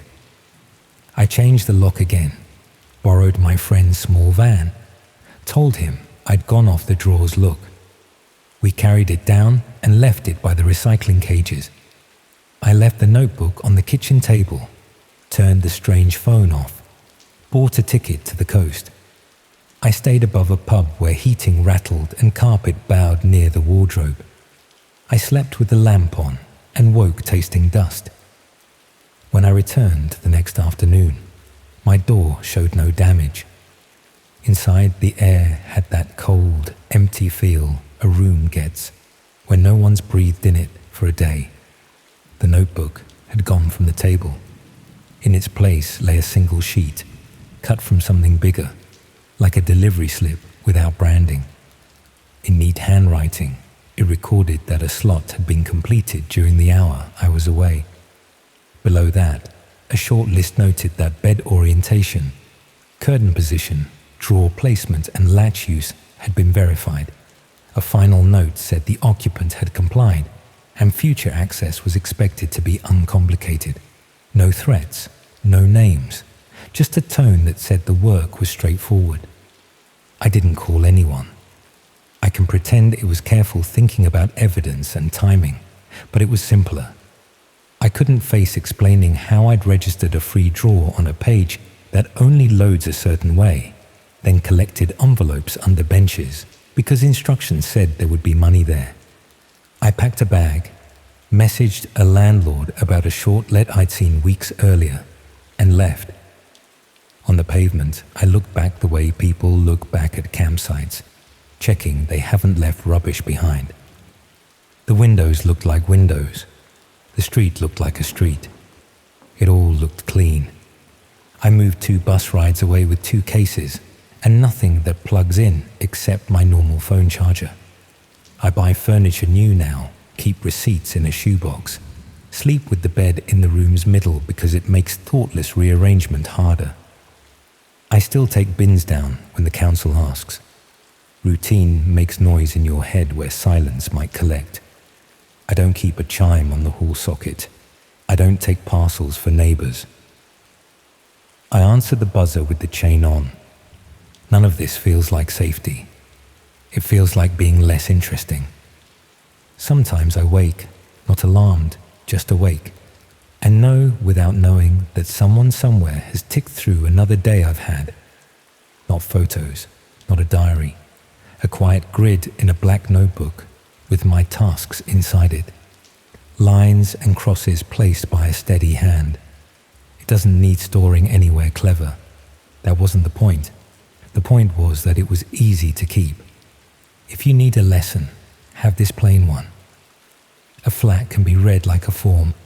People will write in the boxes you don't fill. A lens fitted at head height sees a person who thinks they've chosen a safe place to put their head. A key can be cut when you're not looking, even if you changed the cylinder last week. A free drawer can arrive with a bill you don't see until later. The dark web doesn't have to look like masks or codes. Sometimes it looks like care instructions and tidy lists and cash where it says there will be cash. I still see that page in my head. The flat colors, the little counter in the corner, the neat tick when a job is done. I remember the first envelope under the bench and how clever I felt finding money that wasn't really hidden. I remember my breath fogging on the landing when I paused with the drawer. I think about the wardrobe shelf set 1 notch lower, the 2 crescents in carpet where toes pressed, the towel half a plank left of where I dropped it, the locksmith's receipt and how numbers on paper make a story feel like it has spine. I changed my number, changed how I throw away packaging, tearing labels, folding boxes small. I don't scan codes that arrive uninvited or touch house clearance furniture. If something comes with a bonus tucked in, I bin the bonus first. If a page offers a $5 for proving an easy fact, I leave it alone. Now and then, I pass the old street because routes cross whether you want them to or not. The bench is still there. The grit bin is still cracked. There's a new leaflet behind lobby glass about upcoming works and different trainers by a first floor door. Buildings keep going. People move in and out. Lights come on and off without meaning anything. I am the only person who stops at the corner and waits for nothing. Watching a square of faint yellow like it will say my name if I look long enough. I'll give you one last detail because it's the one I can hold without it slipping.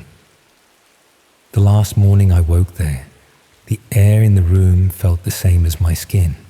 No draft, no temperature, just level. A new line had appeared in the dust on the wardrobe's top shelf, where something had rested and been lifted. A thin, clean rectangle, set back an inch from the edge. When I stood on a chair and touched it, my finger made a smudge at one corner and nothing more. It wasn't proof of anything you could hand to someone else.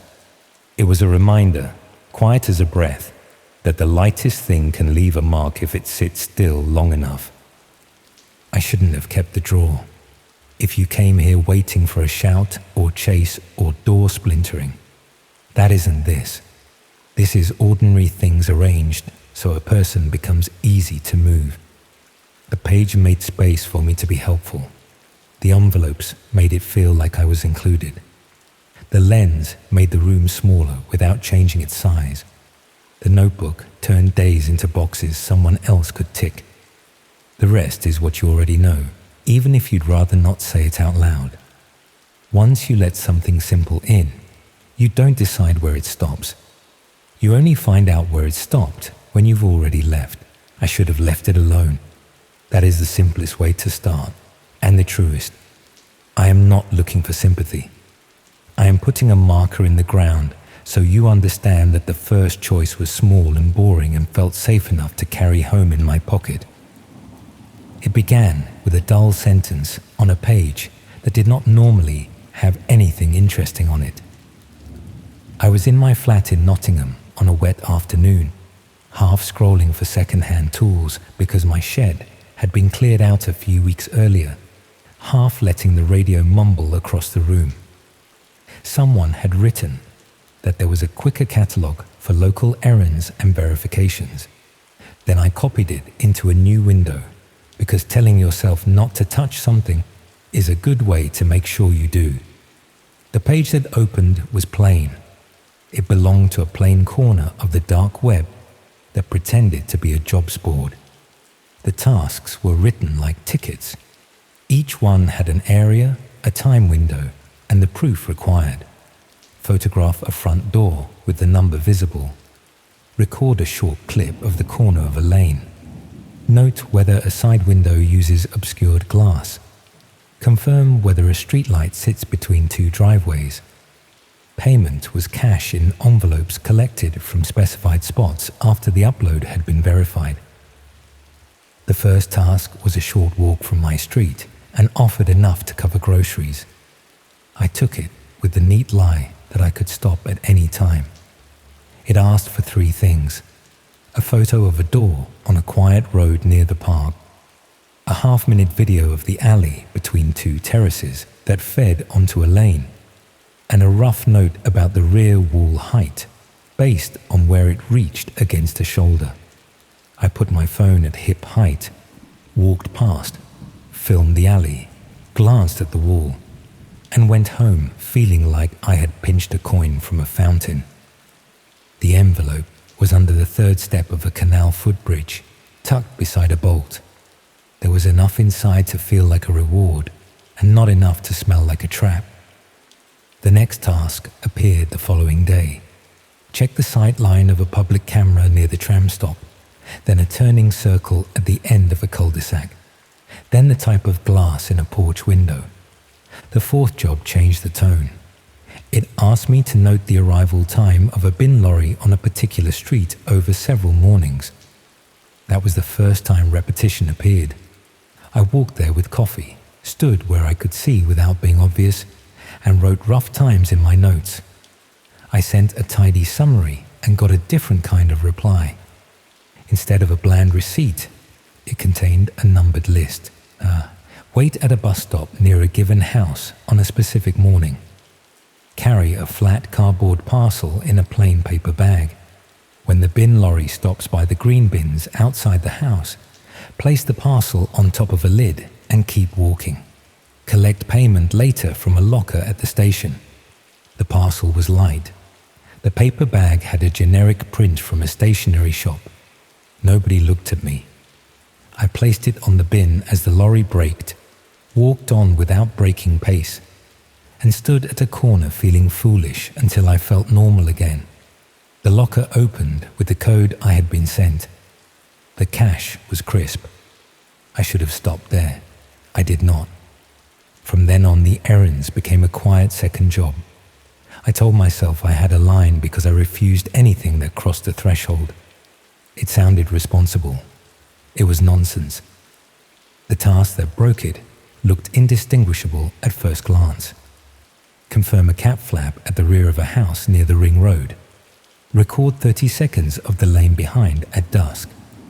Leave a small packet in the 3rd wheelie bin along, to be collected the next day.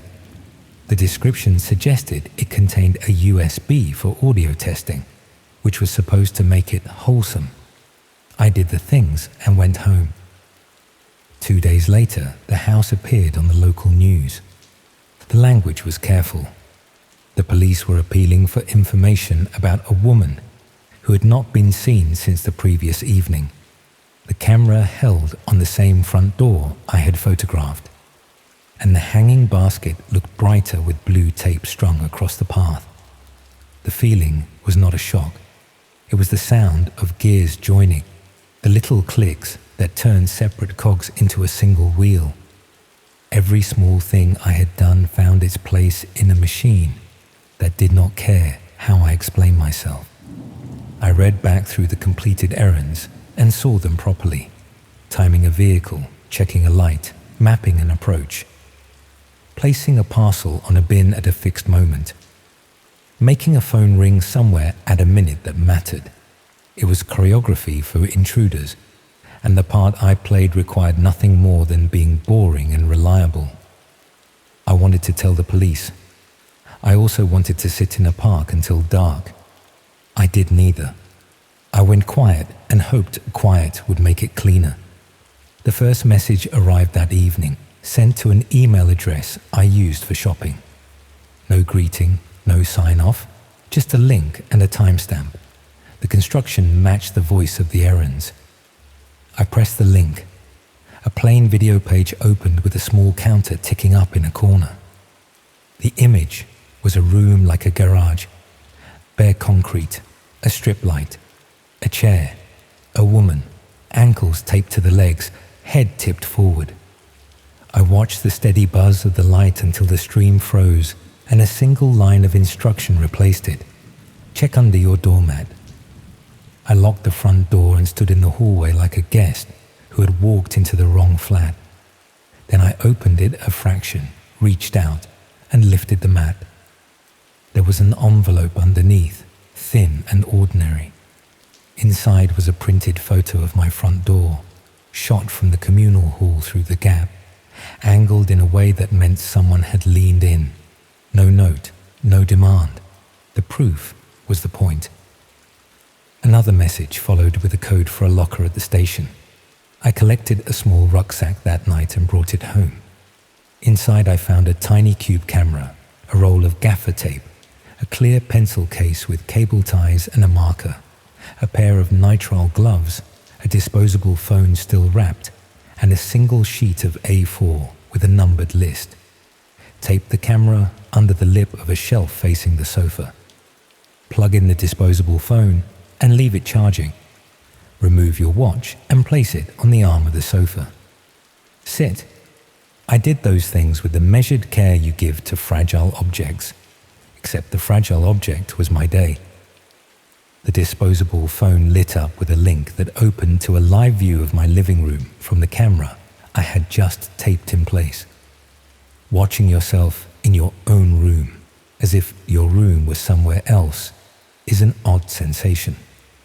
A photo arrived showing my back door lock in close detail, the kind of close that reveals tiny scratches you have never seen. Another list asked me to gather items I already owned. Cling film, a towel, a small torch, a bin liner, and paracetamol. I placed them on the table one by one and held each to the lens for a second, because the list said to, and because the counter kept climbing, and because obedience felt like the only thing left that might keep the shape of this from turning worse. The next steps sent me from room to room with the torch, keeping the disposable phone pointed so the viewers could see the beam. Viewers is a word I had avoided until the number in the corner demanded it. I found nothing under the bed. I found a tiny lens embedded in the radiator cover facing the bed. I found another glued under a kitchen cupboard and one inside the cooker hood. I found one behind a notch above the bathroom mirror and one hidden inside the casing of the hallway smoke alarm. Each time I placed the lens on the towel and filmed the neat little rope, like evidence in a petty case I had brought against myself. A short instruction told me to drop the lenses into the bin liner, not the top, and wait.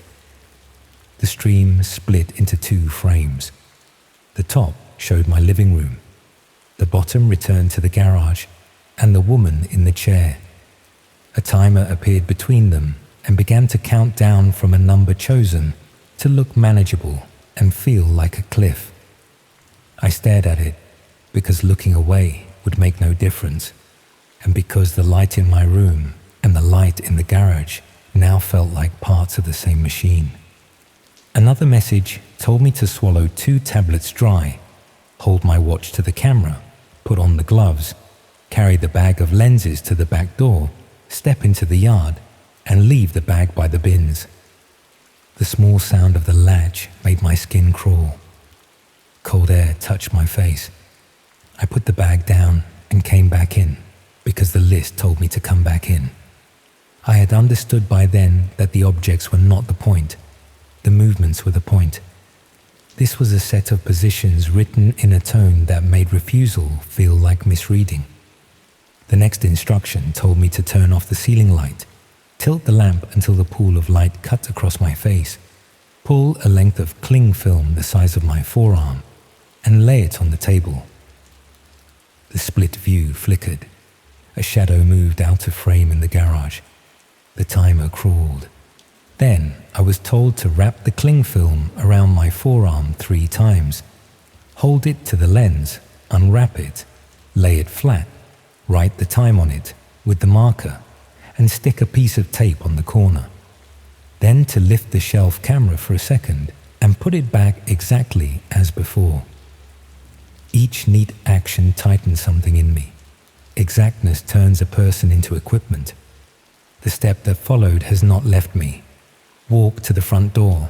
Turn the key to the right, not to lock it, to unlock it. Return to the sofa. Place your hands flat on your knees. Look at the camera without moving until the timer reaches 0. I did it. The sound of the latch felt indecent. The timer counted down between the 2 frames, one measuring my quiet room, one measuring the cold garage light. When it reached 0, nothing happened. The strip light hummed. My flat stayed still. The stream blinked. The bottom frame vanished. A last message told me to pack the gear back into the rucksack and leave it outside my door, that the bag in the yard would be collected, and that there would be no further contact if I kept a simple rule about keeping quiet. The window closed itself. The lamp made the same pool of light on the same rug. In the morning, the news said the missing woman had been found. The language was careful again. No details. A car on a lane near the river. A change of tone from urgent to grateful. I stared at my kitchen tiles until the grout lines blurred. I replaced the front door lock. I replaced the smoke alarm. I found 2 more lenses during the week. One above the boiler, one in a vent. No more messages arrived. The link that had started the errands no longer loaded. The envelopes ended. The world did not. I did not write a statement or walk into a station. I imagined both and then imagined the questions and the looks and the slow crawl through a system that would want every wrapper and every step. I did small things instead. I started using small shops where the staff see you often enough to notice a mood. I nodded to people I recognized. I put up my own camera that points at my front door and records ordinary arrivals and departures. I told myself it was for safety, knowing it was for penance. This is the shape of it, stripped to romance. A bland link, boring steps, envelopes under metal, a parcel on a bin lid as a bin lorry rolls up, a rucksack containing a script, a stream with a counter that ticks and a room that hums, a house that reveals how easily it can be mapped, a door that unlocks because the person who lives there turns the key, a news item that takes less than a minute, a person like me who falls silent because speaking would make the mess heavier and not cleaner. If you want something to hold on to, take this. Plain tasks can be part of extraordinary harm, and harm can be scheduled with the tone used for parcel delivery. It does not need masks or jargon. It needs ordinary hands, ordinary streets, and a willingness to follow lists without asking why. I gave my walking and my camera and my quiet to a system designed to look harmless. If I could rewind to the hour before the first walk, I would make tea, put my phone in a drawer, and sit on my hands until the feeling passed. I did not. I keep the first empty envelope in a drawer with batteries and old receipts. Sometimes I put it on the table and stare until it stops being stationary and starts being the whole story in miniature. cheap paper, a fold that holds shape, a method disguised as nothing special. If you want a final line, it is only this: I should have left it alone. The boring parts made the worst parts possible, and the scariest moment was not the stream or the timer. It was turning my own key and knowing I was the one who had unlocked the door. I live with it.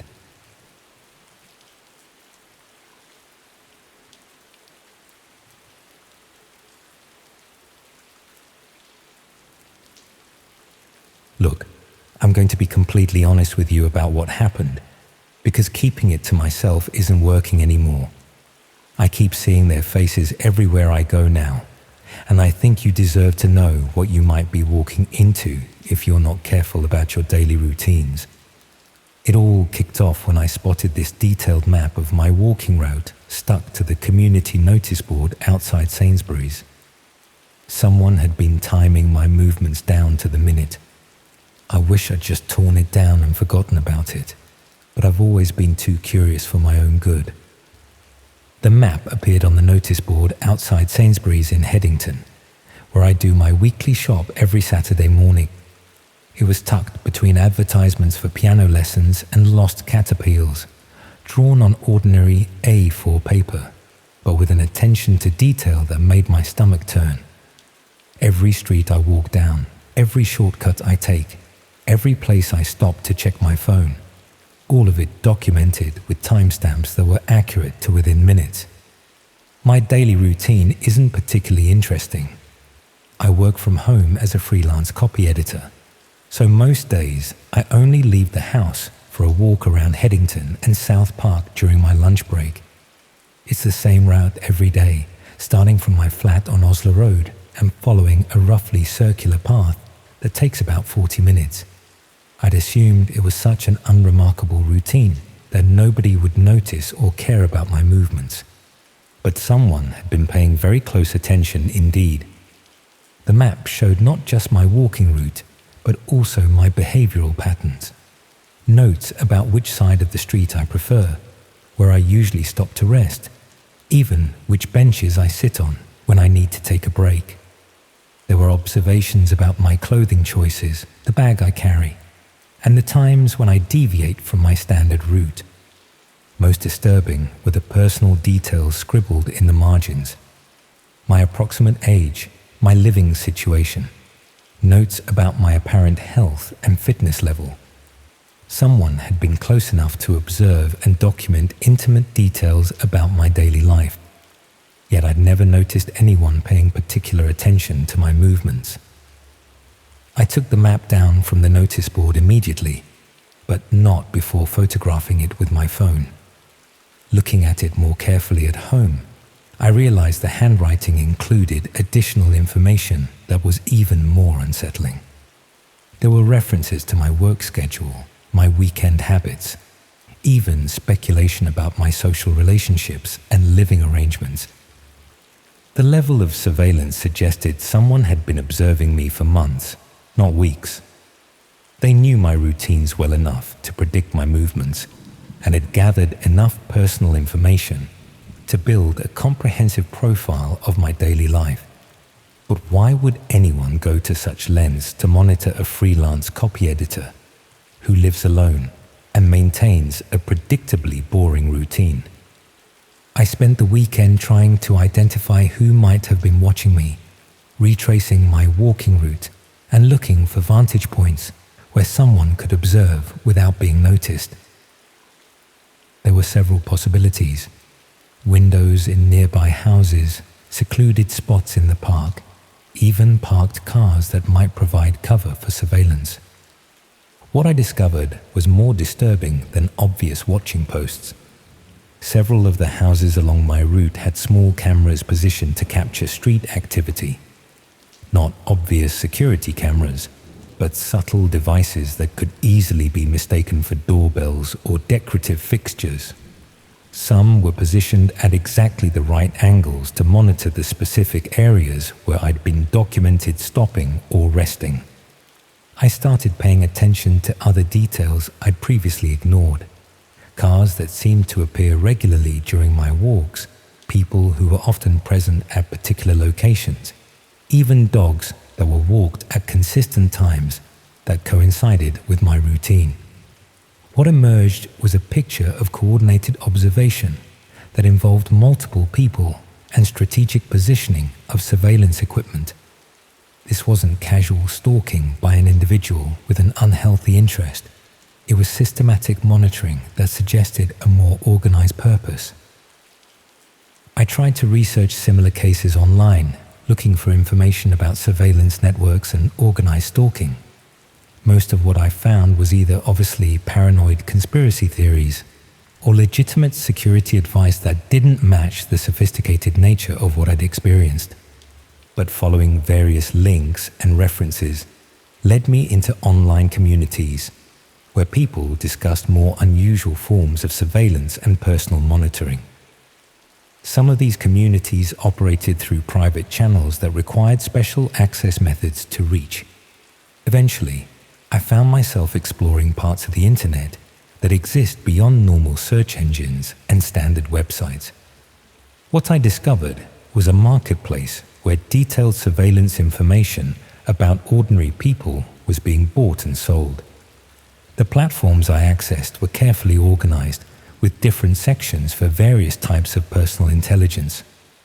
There were categories for daily routines, work schedules, social relationships, health information, and financial circumstances.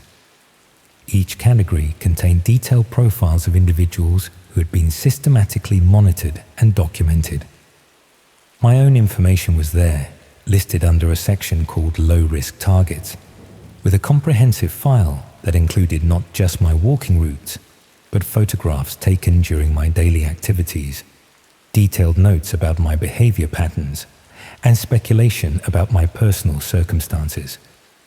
The file had been compiled over several months and included information I didn't even know about myself. Things like which days I seemed tired or stressed, how I reacted to different weather conditions, even patterns in my clothing choices that suggested my mood or health status. But most disturbing was the purpose of this surveillance network. The platform wasn't just collecting information. It was offering services to buyers who wanted access to specific individuals. Clients could commission detailed surveillance reports on particular targets, or they could browse existing profiles and select subjects who met their requirements. The services offered range from basic background research to what they called environmental access coordination. This included gaining entry to targets' homes during predictable absence periods, installing monitoring equipment, and conducting what they described as proximity engagement, with subjects who remained unaware they were being observed. My profile had been marked as available for enhanced monitoring, with a note that my predictable routine and isolated living situation made me suitable for direct intervention services if required by potential clients. I was being offered as a product to anonymous buyers who could pay for increasingly invasive access to my private life. The pricing structure was sophisticated, with different rates for various types of access and interaction. Basic surveillance reports cost a few £100s, while residential access coordination was priced in the thousands. The most expensive service was something called subject acquisition, which carried a price tag that suggested it involved more than simple monitoring. Reading through client testimonials and service reviews, I began to understand the full scope of what was happening. Some buyers were using the surveillance information for traditional criminal purposes, identifying optimal times for burglary, gathering data for identity theft, or planning more serious crimes that required detailed knowledge of their targets' routines. But others had motivations that were more psychological than financial. They seemed to derive satisfaction from knowing intimate details about strangers' lives, from watching people who remained unaware they were being observed. The surveillance wasn't a means to an end, it was the end itself. There were discussions about clients who used the gathered intelligence for for what they called lifestyle integration, gradually inserting themselves into their target's daily routines through carefully planned coincidental encounters. They would position themselves along walking routes, frequent the same shops and cafes, even move into nearby properties to maintain closer observation. The goal seemed to be creating artificial relationships based on comprehensive prior knowledge of their target's interests, vulnerabilities, and daily habits. They could appear to be perfect matches for friendship or romance because they already knew everything about the people they were targeting. I thought about my own walking route and the coordinated surveillance that had been used to document my movements. Someone had paid for comprehensive monitoring of my daily life, and now they had enough information to predict my behavior and engineer meetings that would seem natural, but were actually carefully orchestrated encounters. But I also realized that the map posted on the community notice board wasn't accidental exposure of their surveillance activities. It was deliberate, a message intended to inform me that I was being watched and to gauge my reaction to that knowledge. They wanted me to know I was being monitored. This suggested that whoever had commissioned surveillance on me was moving to the next phase of whatever they had planned. The initial monitoring period was complete, and now they were testing how I would respond to awareness of their activities. I started paying closer attention to my daily walks, looking for signs of the coordinated observation I now knew was taking place. What I discovered was that the surveillance had intensified rather than decreased since I'd found the map. There were more cameras positioned along my route, more people who seemed to be present at convenient observation points, more vehicles that appeared regularly during my walks. Instead of being deterred by my awareness, they seemed to be escalating their monitoring activities. But there was something else that made the situation more personal and immediate. I started recognizing faces among the people I encountered during my walks. The same individuals appeared repeatedly, always in positions where they could observe my activities without appearing suspicious. Dog walkers who lingered in particular areas, joggers who maintained consistent schedules that coincided with mine, even people waiting at bus stops who never seemed to board any buses. They weren't trying to remain hidden anymore. They wanted me to notice them, to understand that I was surrounded by people who were watching and documenting my every movement. The psychological pressure was more effective than any obvious threat. Knowing that every step I took was being observed and recorded, that my daily routine was being analyzed and shared with anonymous buyers, created a level of paranoia that made normal activities feel dangerous. I considered changing my routine, avoiding the walking route that had been so thoroughly documented, but I realized that would only confirm their influence over my behavior. They would simply adapt their surveillance methods to whatever new patterns I established. Worse still, I began to suspect that some of the people I encountered regularly during my walks weren't just observers. They were potential clients who had purchased access to my surveillance information and were using it to engineer encounters that seemed coincidental. The friendly woman, who often walked her dog in the park, had started conversations that demonstrated surprising knowledge about my interests and daily schedule. The man who jogged past me at roughly the same time each day had begun acknowledging me with increasingly familiar greetings that suggested he knew more about me than casual observation would provide. Even shopkeepers and cafe staff seemed unusually interested in my routine, asking questions about my work schedule and weekend plans that felt more invasive than polite conversation. I was surrounded by people who knew intimate details about my life, while I remained ignorant of their true motivations for engaging with me. The situation reached a turning point when I discovered that my flat had been accessed while I was out on my daily walk. Nothing was obviously stolen or disturbed, but there were subtle signs that someone had been inside. Items moved slightly from their usual positions. Doors left ajar that I always kept closed. Even the arrangement of papers on my desk altered in ways that suggested that they'd been examined and replaced. But most disturbing was finding additional surveillance equipment that had been installed while I was away. Small cameras had been positioned in locations where they could monitor my daily activities inside the flat. Not obvious devices, but subtle modifications to existing fixtures that would be virtually undetectable unless you knew what to look for. They had escalated from external surveillance to complete invasion of my private space.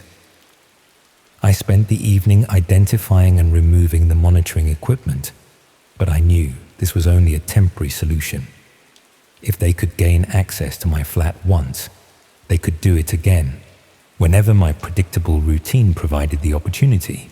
More troubling was the realization that they had probably been monitoring my online activities as well, which explained how they'd known I'd discovered their marketplace and understood the extent of their surveillance network. They were watching my research into their operations, monitoring my attempts to understand what was happening to me, possibly even anticipating my next moves based on the information I'd been accessing. That night, I found a message waiting for me when I returned from my walk.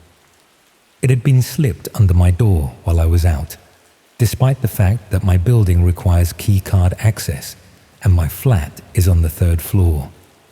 The message was handwritten on plain paper, with the same precise penmanship I'd seen on the surveillance map. The note was brief and matter-of-fact in tone.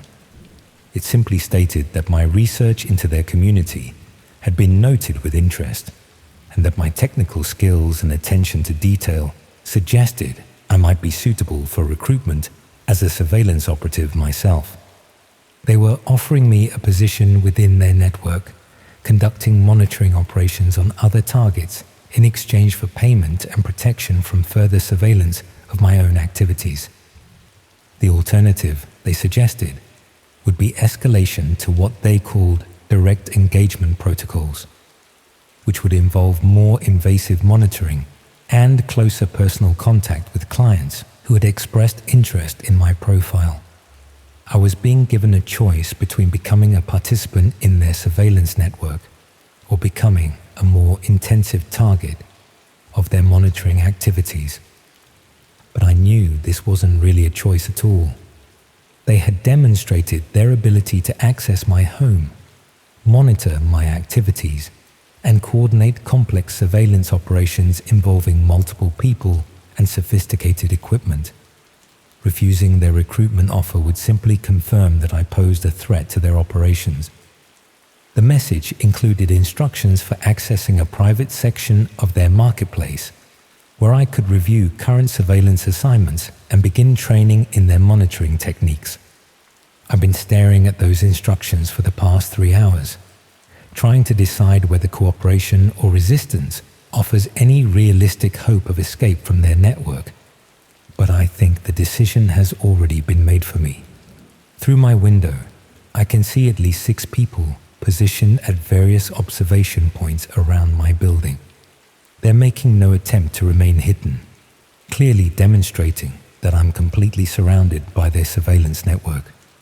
My phone has been receiving text messages with updates about my activities inside the flat, proving that they're monitoring my movements in real time despite my removal of the obvious surveillance equipment they'd installed. And there are sounds from the hallway outside my flat that suggest someone is preparing to gain access again, probably to install more sophisticated monitoring equipment that I won't be able to detect or remove. I think I'm about to discover what direct engagement protocols actually involve, and why they were so confident that recruitment was my only viable option. The sounds outside my door have stopped, but I can see shadows moving under the door frame that suggest at least 2 people are positioned directly outside. They're not trying to break in, they're just waiting, demonstrating their ability to access my building and position themselves wherever they choose. The message is clear. I can join their surveillance network voluntarily, or they'll continue escalating their monitoring activities until cooperation becomes my only option for maintaining any semblance of normal life. I'm opening my laptop now to access the instructions they provided, not because I want to become part of their surveillance network, but because I've finally understood that resistance will only result in more invasive monitoring and closer personal contact with the clients who've been purchasing access to my private life. Sometimes cooperation is the only form of survival available.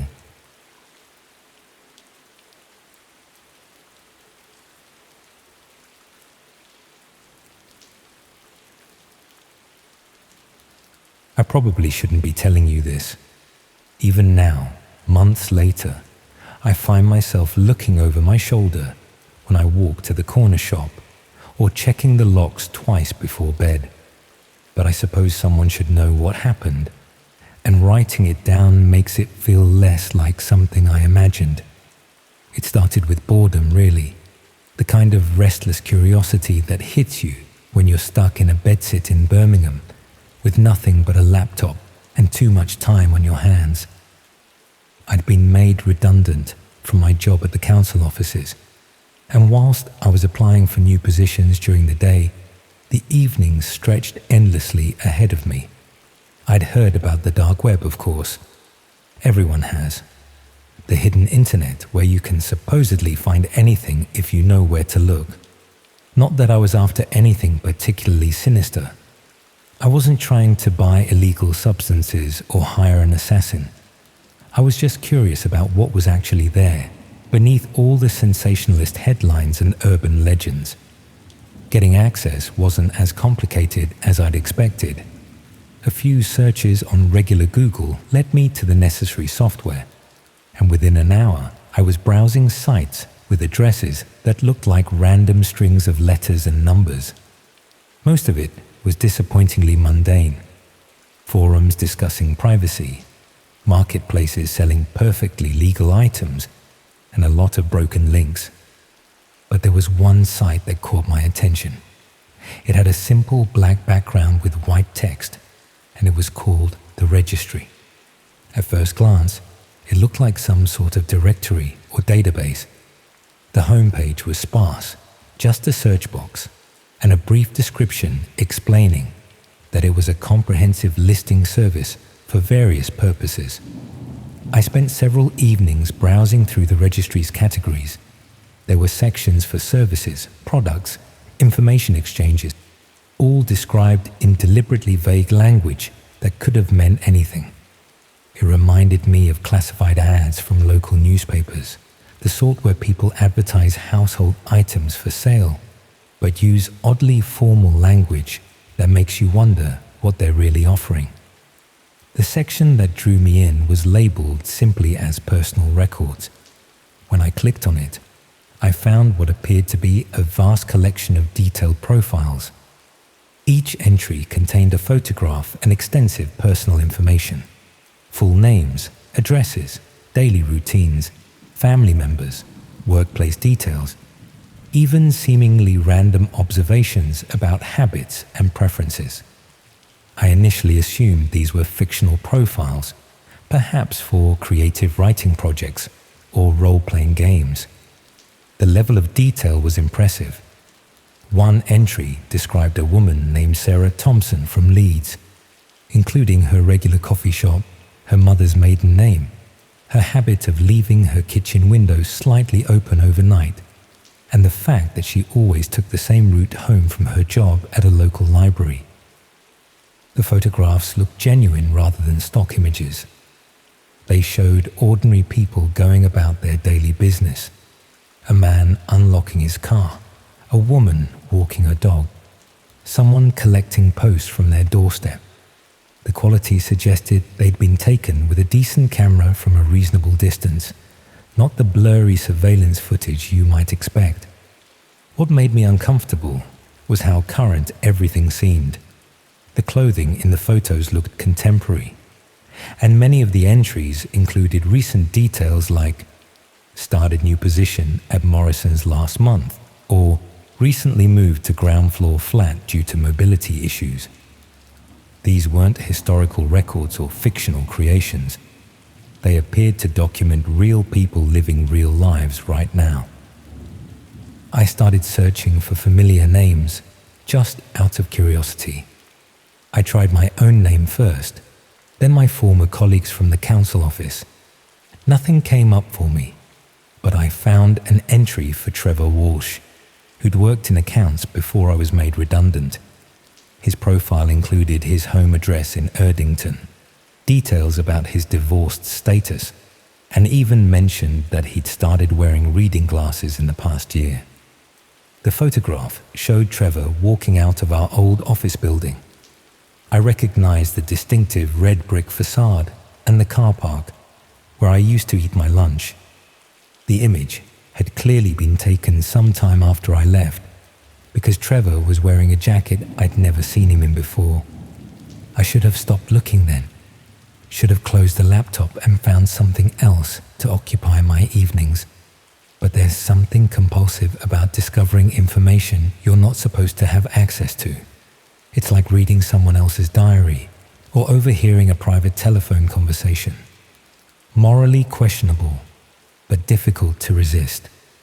I began searching for other people I knew, my former neighbors, old school friends, relatives I'd lost touch with over the years.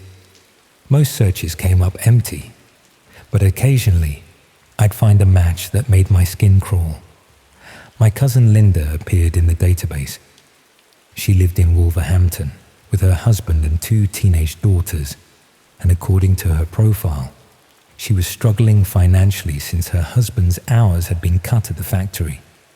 The entry included photographs of her house, not just the street view, but images that appeared to have been taken from her back garden, showing the kitchen window and the door to her utility room. More disturbing still was a section titled Behavioral Observations. This contained detailed notes about Linda's routines, written in a clinical, detached style.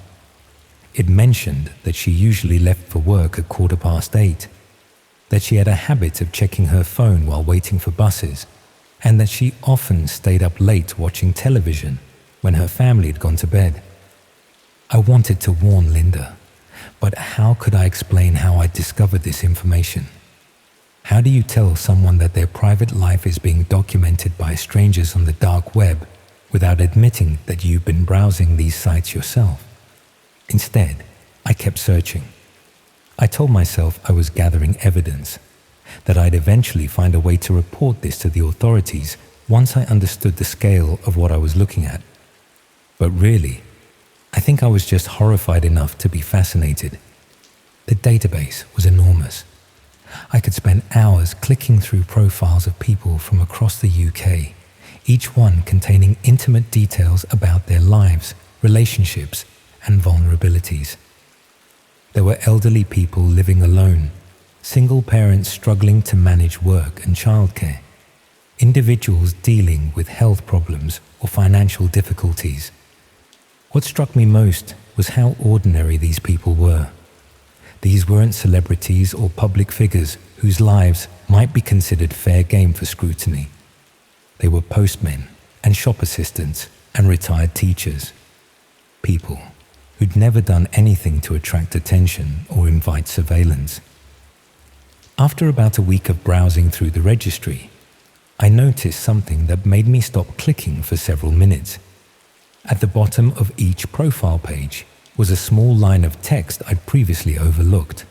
It read, "Last updated," followed by a date and timestamp. All the profiles I'd been viewing had been updated within the past month. Many had been updated within the past week. Some had timestamps from just days earlier. This wasn't historical data or information compiled from public records. Someone was actively maintaining these profiles, adding new photographs and updating personal details on a regular basis. Someone was watching these people, documenting their lives, and keeping meticulous records of their activities and habits. I started paying closer attention to the update timestamps. Linda's profile had been refreshed 3 days ago. Trevor's had been updated the previous afternoon. These weren't casual observations gathered occasionally. They were the result of systematic, ongoing surveillance. The implications were staggering. Hundreds, possibly thousands of ordinary people were being monitored without their knowledge. Someone was tracking their movements, photographing their homes, and building detailed databases of their personal information. I began to wonder about the purpose behind all this surveillance. The registry wasn't presenting itself as a law enforcement database or a legitimate business directory. It existed on the dark web for a reason, and that reason clearly wasn't benevolent. The profiles reminded me of target assessments, the kind of detailed intelligence gathering that would be useful if you wanted to manipulate, blackmail, or harm someone. Each entry contained exactly the sort of information a stalker or burglar would find valuable. When people were home alone, which windows they left unlocked, what their financial vulnerabilities might be. One evening, whilst browsing through profiles of people from Manchester, I came across an entry that made me feel physically sick.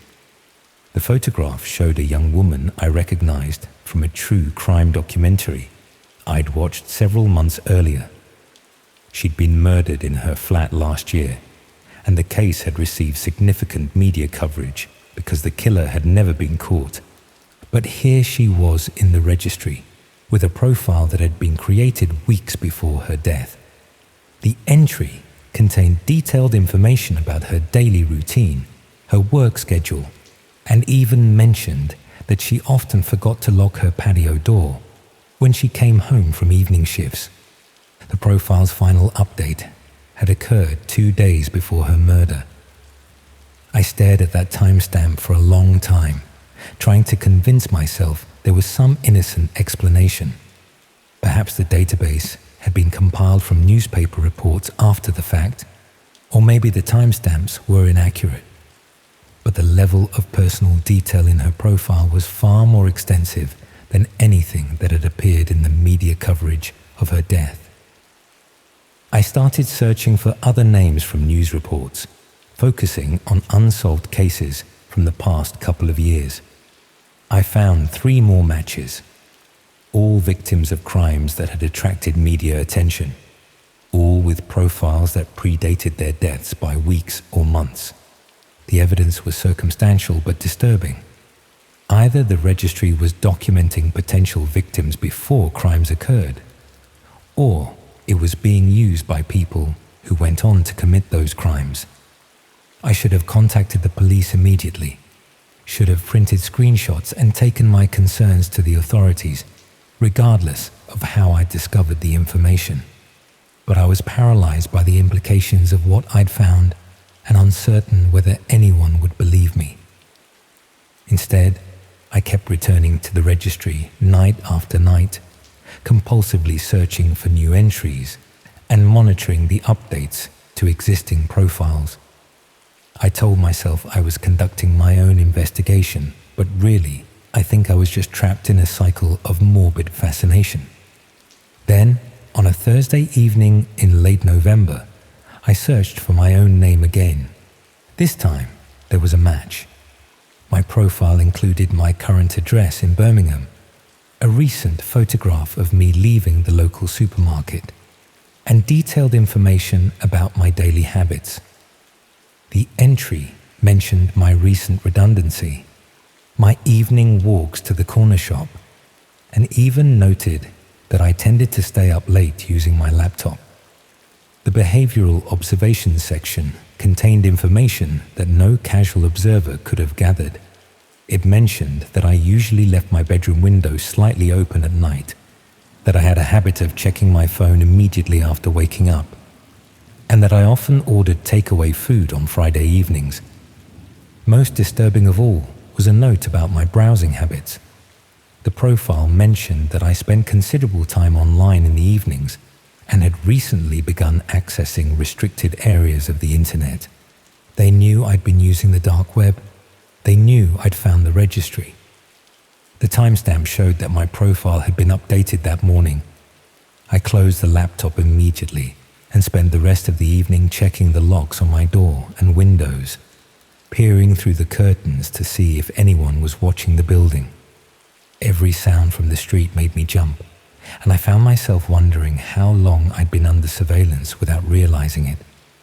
The next few days passed in a haze of paranoia and sleepless nights. I stopped going for evening walks and started varying my routine as much as possible. I ordered groceries online instead of visiting the shops, and I avoided using my laptop after dark in case someone could see the glow from my window. But I couldn't stop thinking about the registry and all those other profiles I'd seen. Hundreds of people were being watched and documented, and some of them might be in genuine danger. My own fear was insignificant compared to the broader implications of what I'd discovered. I decided to contact the police. I prepared a detailed statement explaining how I'd found the database, including screenshots and specific examples of profiles that corresponded with unsolved crimes. I even researched which department would be most appropriate for handling this kind of evidence. Before submitting my report, I decided to check the registry one final time to ensure my information was current and accurate. My profile had been updated again. This time, the entry included a note that I had been preparing to contact law enforcement authorities. It mentioned specific details about my planned report, including the names of the victims I'd identified and the evidence I'd gathered. The timestamp was from less than an hour earlier. Someone had been monitoring my online activities in real time. They knew exactly what I was planning to do, and they documented it in my profile before I'd even made my decision final. I deleted my prepared statement and closed my laptop. I've barely used it since, except to apply for jobs and handle essential business. I found new employment within a few weeks, and I've tried to rebuild some semblance of a normal routine, but I still think about the registry constantly. I wonder whether those profiles are still being maintained, whether new entries are being added, and whether the information is being used for the purposes I suspect. I wonder whether other people have discovered the database and what they've done with that knowledge. Most of all, I wonder whether my own profile is still there, still being updated with observations about my current behavior and activities. Whether someone is still watching me, documenting my attempts to move on and forget what I found. I suppose I'll never know for certain. And perhaps that's the most disturbing part of all. The knowledge that this surveillance could continue indefinitely, invisible and undetectable, until someone decides to act on the information they've gathered. I've never tried to access the registry again, and I've no intention of doing so. But sometimes, when I'm walking to work or sitting in my flat in the evening, I catch myself wondering whether someone is watching me, adding new observations to my profile, noting my continued attempts to live a quiet, unremarkable life. The thought that my efforts to remain invisible might themselves be worth documenting is perhaps the most unsettling realization of all.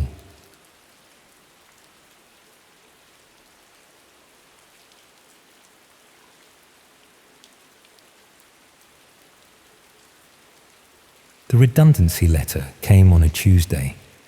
After nearly 8 years managing the procurement department at a manufacturing firm in Sheffield, I found myself with 3 months severance pay and absolutely no idea what to do with my time. My wife had left the previous autumn, something about needing space and finding herself. So it was just me rattling around our terraced house near Hillsborough, trying to make sense of what felt like my life falling apart. Unemployment benefit meetings became my only real human contact. The job centre appointments every fortnight, sitting across from advisors who looked barely old enough to vote, discussing my transferable skills and career objectives. Between those soul-crushing sessions, I filled my days with daytime television and long walks through the city centre. watching everyone else hurry to places they needed to be. That's when I started spending more time online. Not job hunting. I'd given up on that after the first month of automated rejection emails. Instead, I found myself drawn into forums and message boards, places where people discussed everything from conspiracy theories to urban exploration. It was on one of these communities that I first heard about the hidden parts of the internet, the areas that ordinary browsers couldn't reach. A user called darkmatter47 had posted about accessing restricted networks, claiming there were entire communities operating beyond normal search engines. The post was vague but intriguing, mentioning special software that could bypass conventional internet filters. Other users replied with technical terms I didn't understand, and references to places that sounded almost mythical. My curiosity got the better of me. I'd always been reasonably tech-savvy. Nothing professional, but enough to troubleshoot computer problems and set up home networks. Within a few hours of reading that initial post, I'd managed to access what they called the dark web. The process was surprisingly straightforward, once you knew what you were looking for. The first few weeks were disappointing. Most sites looked like they'd been designed in the late 90s, with basic layouts and poor navigation. I found marketplaces selling questionable goods, political forums full of paranoid rambling, and endless discussions about digital privacy. Nothing seemed particularly shocking or dangerous, just a collection of people who preferred anonymity. Then I discovered the streaming communities. It started with a link shared in a private message from someone who'd noticed my activity on various boards. The link led to a forum dedicated to exclusive content, videos and live streams that weren't available through conventional platforms. The description claimed these were raw, unfiltered broadcasts from around the world, the kind of footage that mainstream media wouldn't dare show. Most of the content was exactly what you'd expect. Grainy videos of protests, industrial accidents, medical procedures. The sort of thing that satisfied a morbid curiosity but wasn't particularly disturbing. Users would comment on the footage, discussing technical aspects or sharing similar experiences. It felt like being part of a secret documentary society. The live streams were different.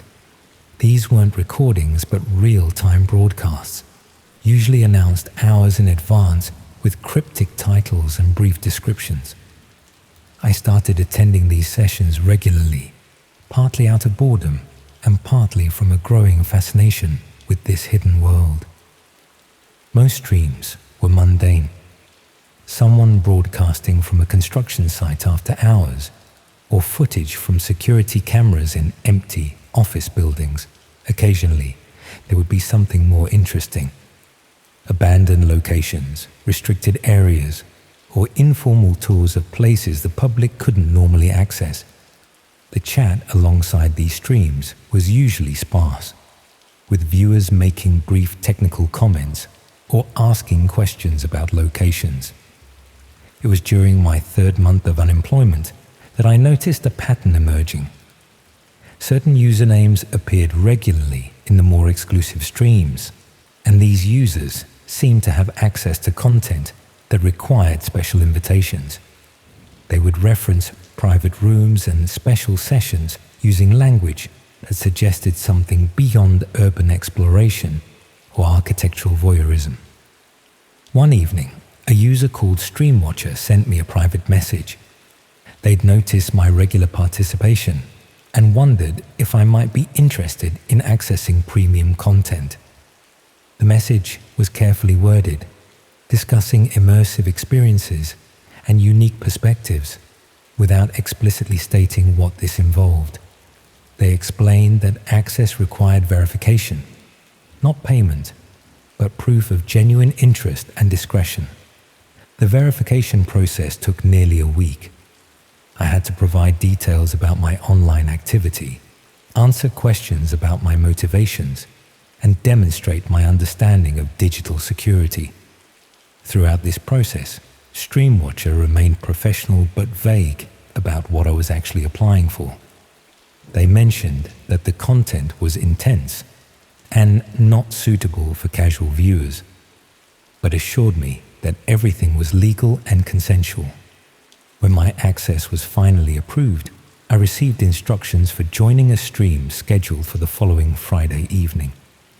The message included specific technical requirements and warned that recording or sharing content would result in immediate exclusion and potential consequences.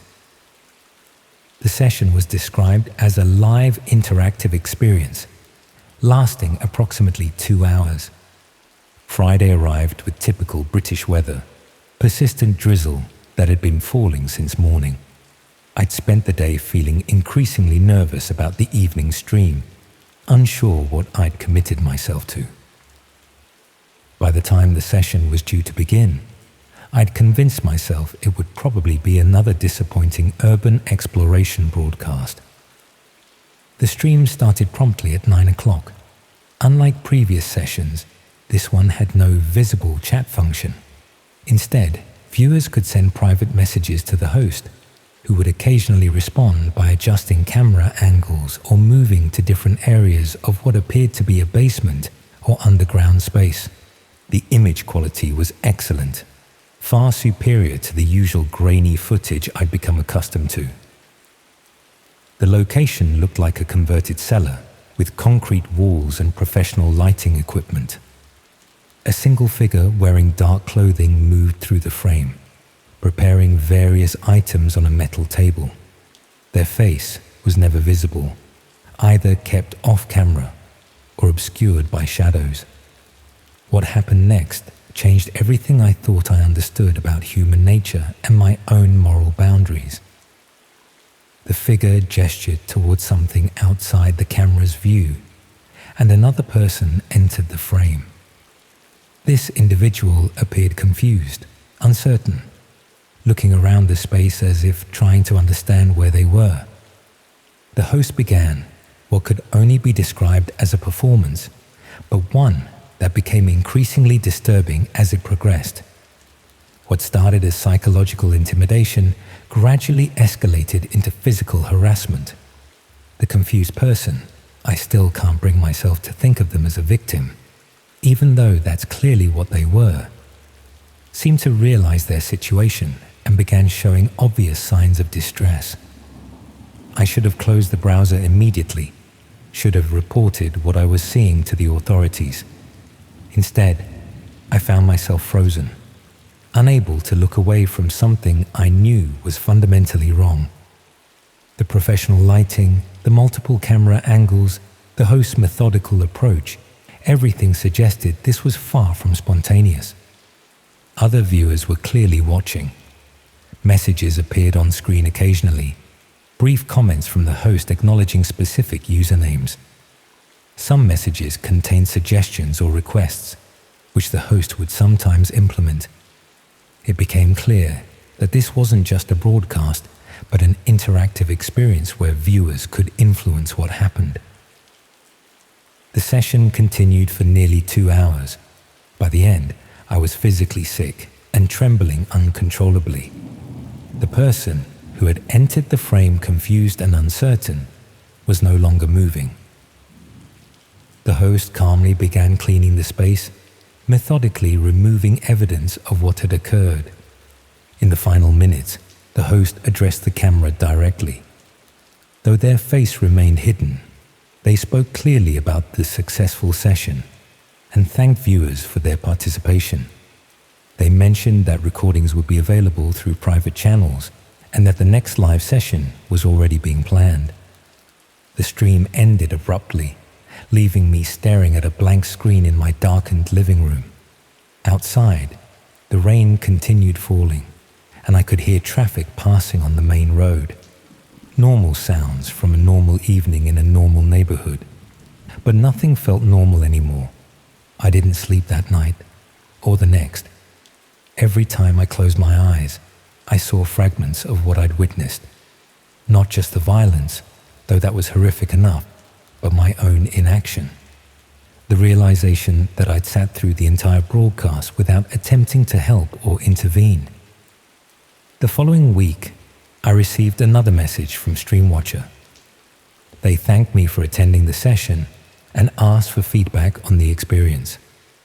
They mentioned that my viewing history suggested I was a committed participant and wondered if I'd be interested in more exclusive content. The message included links to archived sessions and information about becoming a premium member.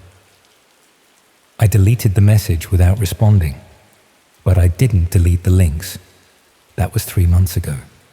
I found a new job, nothing exciting, just administrative work for the local council, and I'm slowly rebuilding some semblance of normal life. I changed internet providers, replaced my computer, even moved to a different area of the city. I told myself these were practical decisions, unrelated to what I'd seen online. But I still have those links. They're saved in a folder buried deep in my new computer's file system, hidden among dozens of other directories. I haven't accessed them, but I know they're there. Sometimes, late at night, when sleep won't come, I find myself navigating closer to that folder, my cursor hovering over the links. I've started noticing things around the city that I hadn't seen before. Vans parked in unusual locations, people who seem to be watching rather than simply waiting. Buildings with multiple security cameras that don't match their apparent purpose. Probably just paranoia, the result of knowing what kinds of activities are hidden beneath the surface of normal life. Yesterday, I received a package at my new address. No return details, just my name and the correct postcode written in careful block letters. Inside was a small wireless camera and a handwritten note with an address across town. The note simply said, "Your turn to contribute." Friday 9 p.m. I've thrown the camera away twice now. Both times, I've gone back to retrieve it from the bin. The address is in an area I don't know well, somewhere near the industrial estates on the outskirts of Sheffield. I looked it up online. It's registered as a storage facility, the kind of place people rent when they need extra space for household items or business equipment. I keep telling myself I won't go, that I'll ignore the invitation and carry on with my new job, my clean computer, my attempts at normal life. But Friday is tomorrow, and I know exactly how long it takes to drive to that address. The camera is sitting on my kitchen table now, next to my car keys. I haven't decided anything yet, but I know that something fundamental changed the night I watched that stream.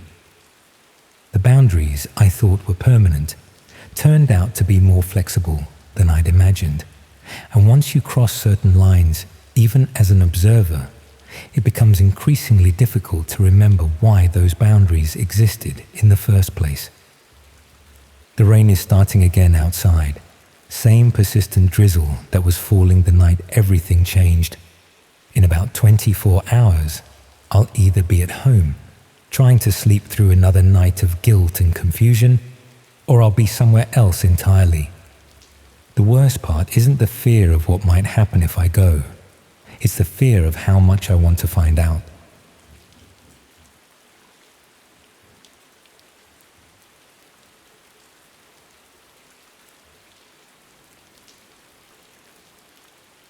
Look, I know how pathetic this makes me sound, but I paid someone £300 to help me find a girlfriend.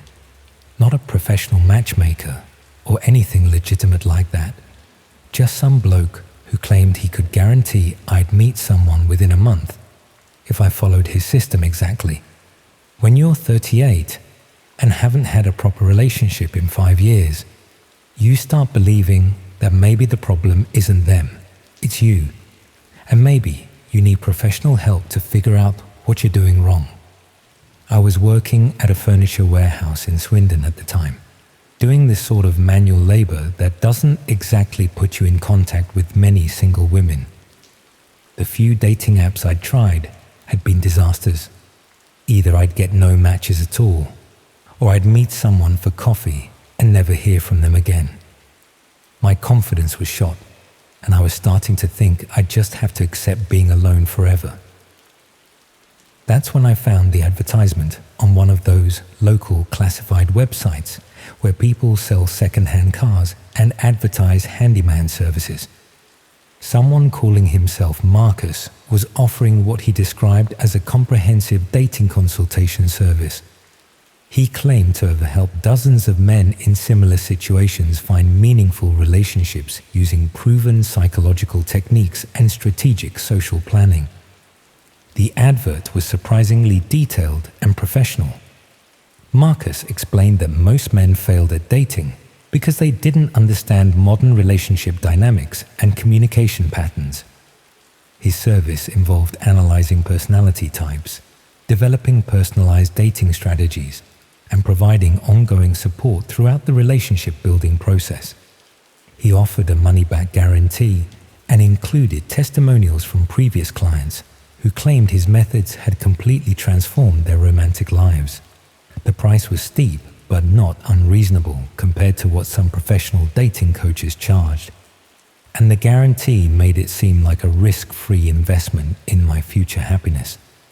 I sent Marcus an email explaining my situation and asking for more details about his service. His response was prompt and professional, asking thoughtful questions about my relationship history, social activities, and personal goals. He seemed genuinely interested in understanding my specific circumstances rather than just selling a generic service. We arranged to meet at a cafe in Swindon to discuss his approach in detail. Marcus turned out to be a well-dressed man in his 40s who spoke confidently about psychology and human behavior. He asked insightful questions about my dating experiences and seemed to understand exactly what had been going wrong in my previous attempts at relationships. Marcus explained that his system was based on comprehensive analysis of online dating platforms and social media networks. He had developed techniques for identifying compatible partners and initiating conversations that would lead to meaningful connections rather than superficial interactions. The first step involved creating detailed profiles on various dating platforms using optimized photos and carefully crafted descriptions that would appeal to specific personality types.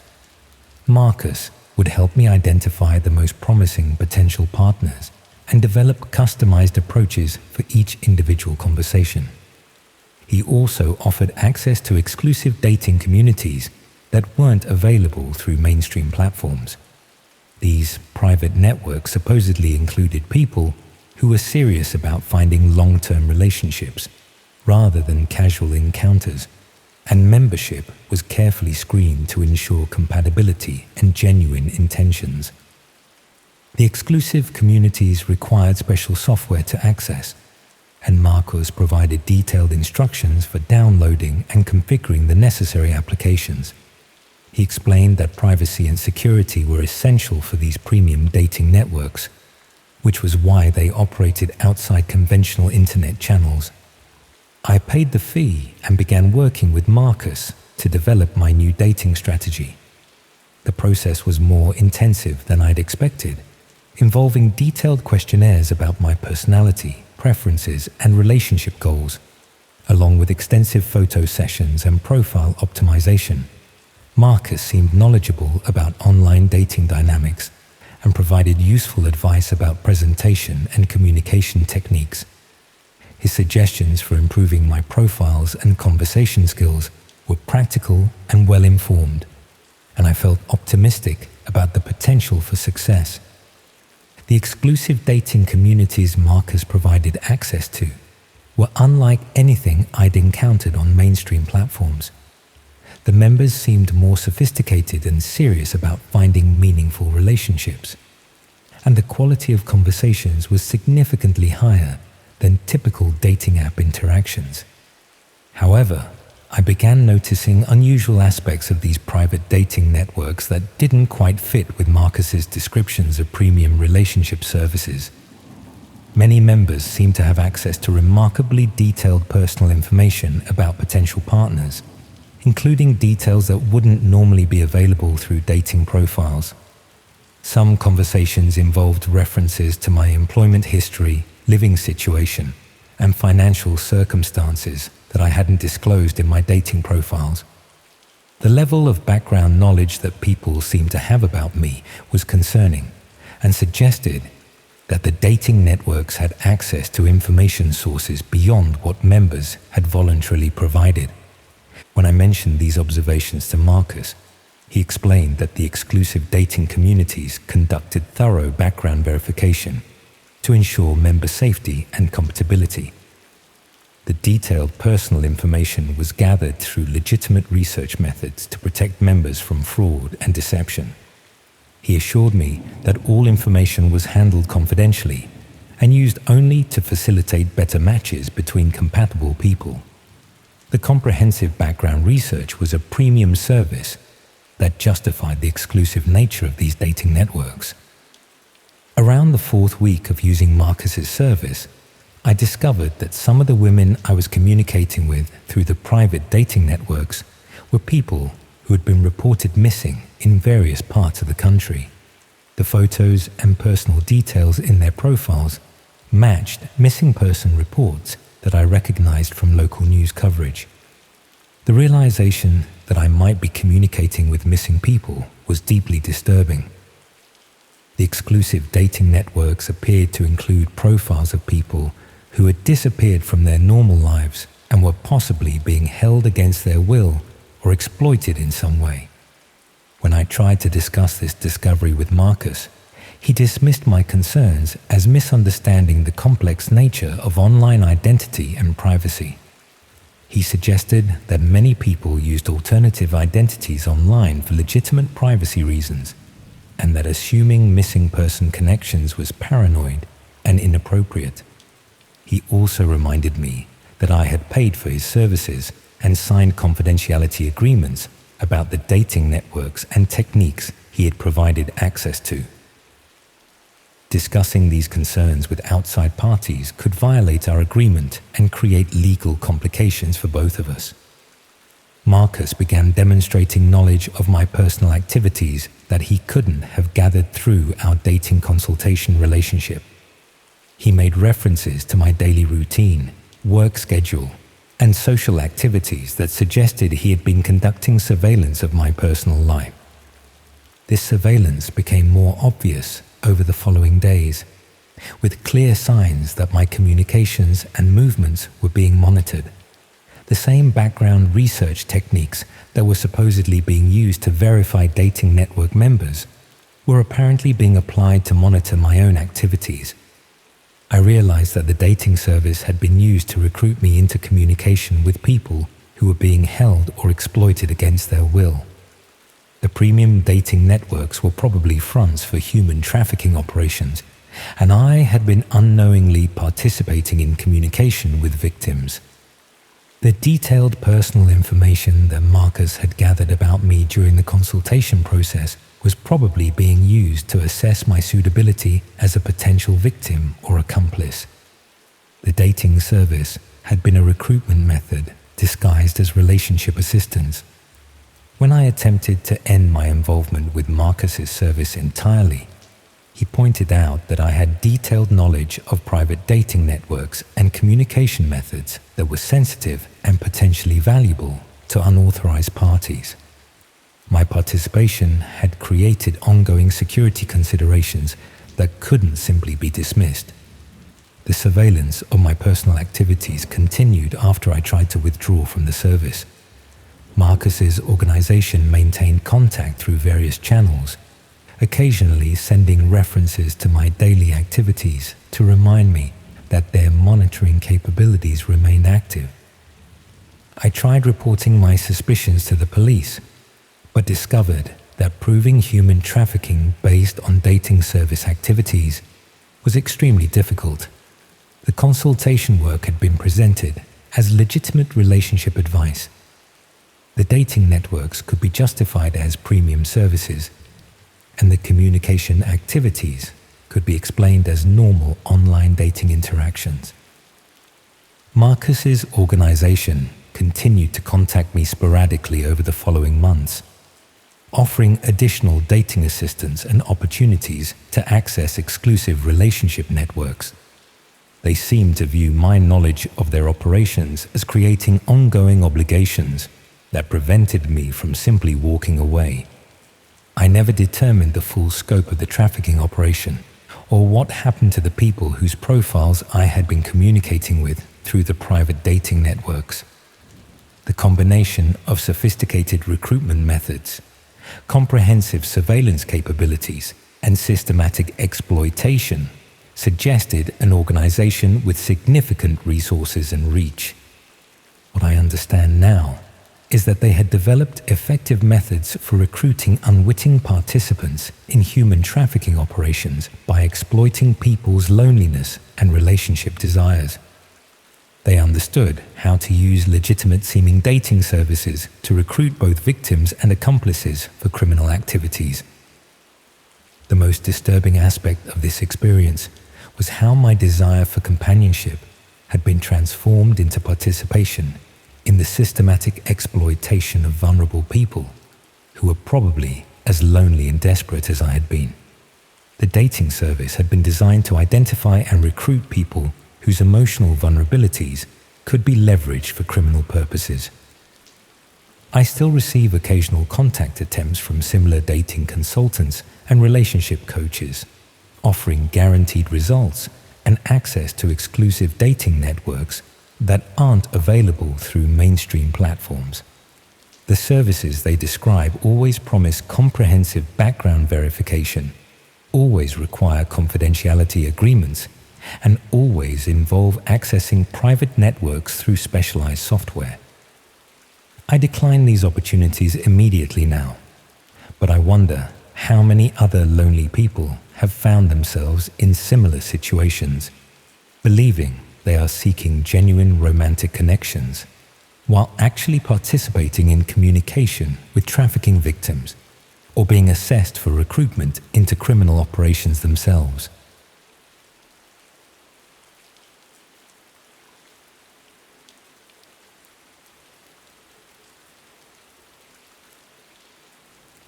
I found my own address listed on a dark web cleaning service, and the price they were charging made my blood run cold. It started because my flatmate James had been murdered 3 weeks earlier, and I was trying to understand how someone could just vanish from a shared house in Nottingham without anyone noticing, until the smell started seeping through the floorboards. The police had finished with the scene, but the landlord was refusing to pay for professional cleaning. He said it wasn't his responsibility, and we'd have to sort it ourselves if we wanted the deposit back. The other lads had already moved out, leaving me stuck with a lease and a bedroom that still had tape marks on the carpet where James's body had been found. I'd been researching cleaning companies online, looking for someone who specialized in what estate agents euphemistically called difficult situations, when I stumbled across something called biological remediation services. Most of the legitimate companies wanted hundreds of pounds up front, which I didn't have, so I kept digging deeper into more obscure websites. That's how I ended up browsing hidden services that didn't advertise through normal search engines. Sites that offered cleaning solutions for people who couldn't go through official channels. The kind of places that didn't ask questions about why you needed a bedroom carpet replaced or bloodstains removed from wooden floors. The site I found was called Complete Clearance Solutions and looked professional enough. Clean layout, detailed service descriptions, even customer testimonials that seemed genuine. They offered everything from basic carpet cleaning to full property restoration, with pricing that seemed almost too good to be true. What caught my attention was their specialization in what they called unattended death cleanup.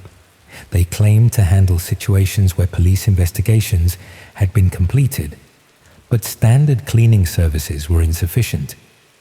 The before and after photos they showed were disturbing but impressive. Rooms that had been completely destroyed by violence or neglect, restored to pristine condition. I was scrolling through their service areas, looking for Nottingham postcodes, when I saw something that made me stop breathing for a moment. Listed under recently completed jobs was my exact address, with a completion date from just 2 days earlier. According to their records, someone had already paid for a full biological remediation service at my house. The job description mentioned extensive blood contamination and structural cleaning requirements, with a completion status showing the work had been finished on schedule, but nobody had been to the house. James's room was still exactly as the police had left it, complete with stained carpet and the lingering smell that made it impossible to sleep properly. If someone had paid for cleaning services, where were they? I tried calling the customer service number listed on the site, but it went to a voicemail system that asked for a job reference number before you could leave a message. When I tried submitting a query through their contact form, I got an automated response saying they'd get back to me within 24 hours. Instead of waiting, I decided to explore the site more thoroughly. That's when I discovered they offered more than just cleaning services. Hidden behind innocuous menu options were sections that made me realize this wasn't a legitimate business at all. They provided what they called evidence management, removing items from properties that might complicate insurance claims or police investigations. They offered witness relocation assistance for people who needed to disappear quickly and quietly. Most disturbing of all, they had a service called problem resolution that seemed to involve making entire situations vanish without a trace.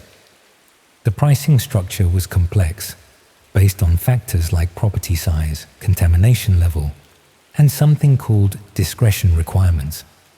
But when I found the specific listing for my address, the numbers didn't make sense for a simple cleaning job.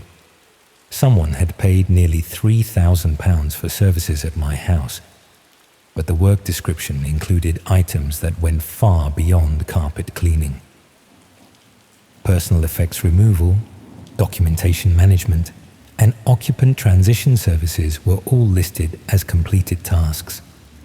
That's when I realized they weren't just cleaning James's room. They were planning to clean out everything else as well, including me. I started checking other addresses on their completed jobs list, cross-referencing them with local news reports and police databases. What I found was a pattern that made my hands shake as I typed.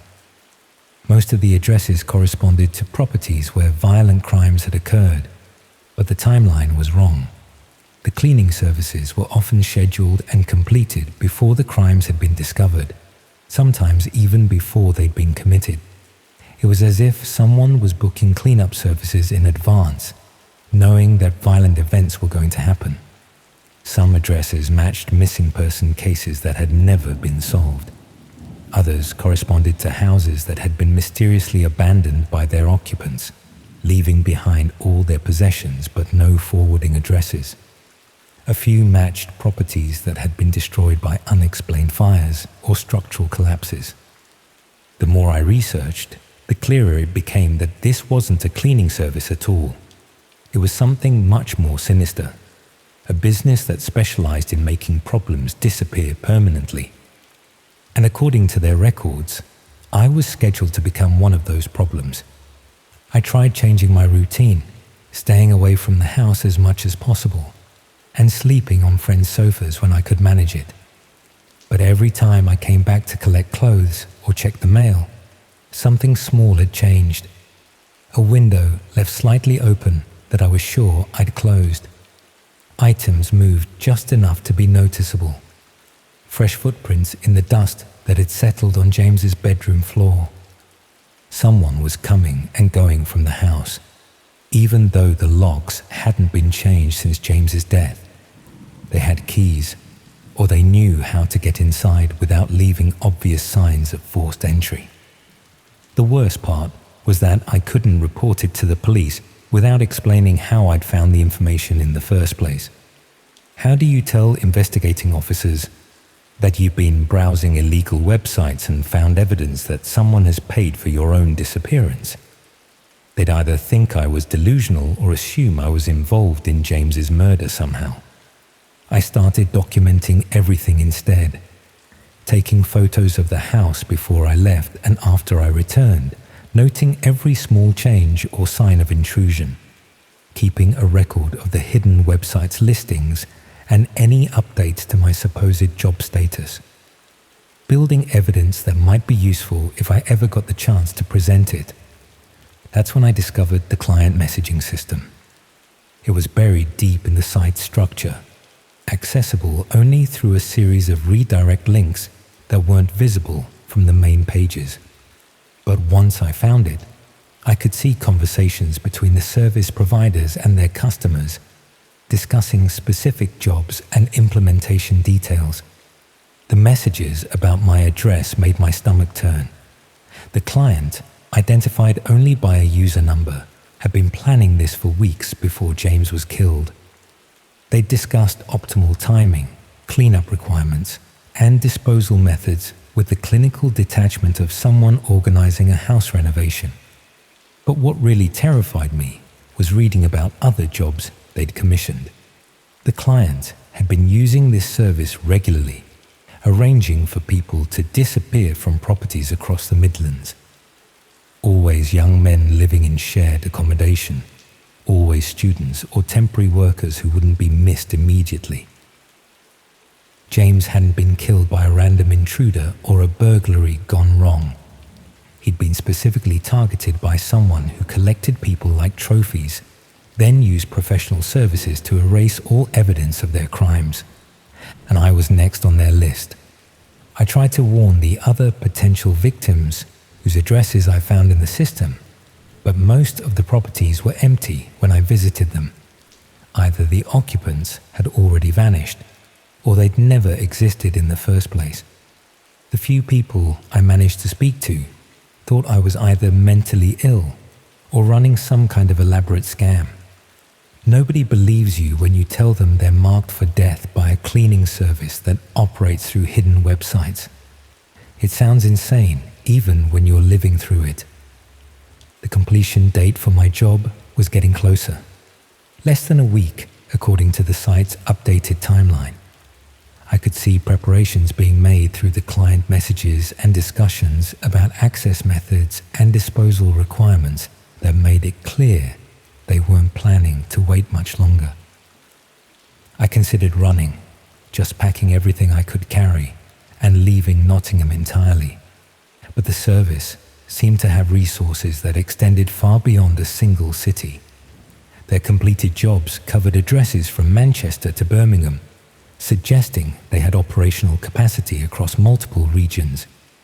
More importantly, running would mean abandoning any chance of justice for James or the other victims.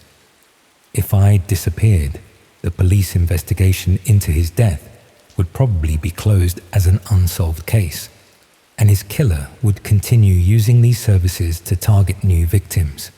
Instead, I decided to document everything and make sure the evidence would survive even if I didn't. I copied all the website content I could access, including client messages, job listings, and payment records. I stored all of this information on multiple USB drives that were hidden in various locations around Nottingham. I wrote detailed explanations of what I'd discovered and left copies with friends who had instructions to take them to the police if I went missing. However, I did not expect anyone to actually follow through. People always assume missing persons have just chosen to disappear, especially young men with no close family connections. But at least the evidence would exist, waiting for someone who might eventually put the pieces together. The client messages showed increasing urgency as the completion date approached. They were growing impatient with delays and demanding confirmation that the job would proceed as scheduled. The service providers kept reassuring them that everything was under control, that the target hadn't shown any awareness of the threat. They were wrong about that last part, but I tried not to give any obvious signs that I knew what was coming. I maintained my normal routine as much as possible, continued going to lectures and meeting friends, acted like someone who was gradually recovering from the trauma of losing a flatmate to violent crime. But I also made preparations. I bought a cheap security camera and hid it in James's room, ensuring it was positioned to record anyone who entered through the window or door. Set up motion sensors around the house that would send alerts to my phone if someone came inside while I was away. I began carrying a personal alarm to ensure that someone was always aware of my whereabouts. Most importantly, I changed the job status on the cleaning service website. It took some experimentation, but I eventually figured out how to access their administrative system using credentials I found in cached pages. Not sophisticated hacking, just basic password recovery and some lucky guesses based on information that had been left publicly accessible. Once I was in their system, I could see the full details of my scheduled disappearance. The client had paid for what they called a premium erasure package, which included not just body disposal, but complete elimination of any evidence I'd ever existed. They planned to remove all my possessions, cancel my university enrollment, even delete my social media accounts to make it seem like I'd simply chosen to vanish. But I could also modify the job parameters.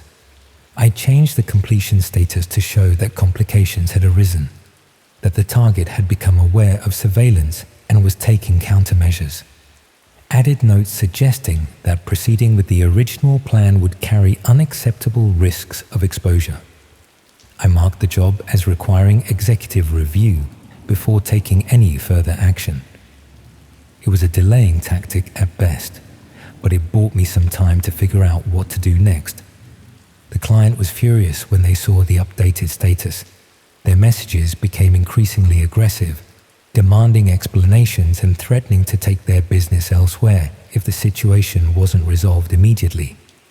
But the service providers seemed genuinely concerned about the security implications of proceeding with a compromised operation. For the first time since I'd discovered my name on their completed jobs list, I felt like I might have some control over the situation. That feeling didn't last long. 3 days after I'd modified the job status, I came home to find my front door standing wide open and every room in the house completely empty. Not just my possessions, everything. Furniture, appliances, even the carpet from James's room where his body had been found. The house had been stripped bare, cleaned to an almost surgical level of sterility, and left like a blank canvas waiting for new occupants. There was no sign that anyone had ever lived there. No evidence that a violent crime had taken place just weeks earlier. They'd completed the cleaning job after all, just not in the way I'd expected. Standing in that empty house, I realized that modifying their website had been a mistake. Instead of deterring them, I'd just proven that I knew too much about their operations to be left alive. Now they had to be more careful about how they dealt with me, but they were still planning to finish what they'd started. The difference was that now it would look like I'd simply moved out voluntarily, rather than vanishing under mysterious circumstances. Anyone who came looking for me would find an empty house and assume I'd decided to leave Nottingham after the trauma of losing a flatmate. Perfect cover for a murder that no one would ever investigate. I'm writing this from a hotel in Derby, paid for with the last of my student loan money. I've been moving every few days, never staying in the same place twice, trying to stay ahead of whatever cleanup team they've assigned to handle the complications I've caused. But I know I can't keep running forever. They have resources and patience that I simply don't possess. Sooner or later, they'll find an opportunity to complete their contract, and I'll become just another name on their list of successfully resolved problems. The worst part is knowing that the evidence I collected probably won't help anyone.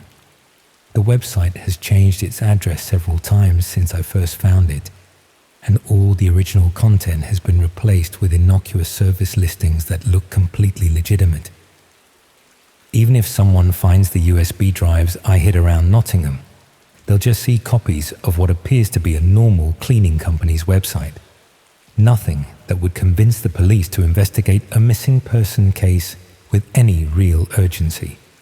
James is still dead, his killer is still active, and I'm still marked for elimination by a service that specializes in making problems disappear without trace.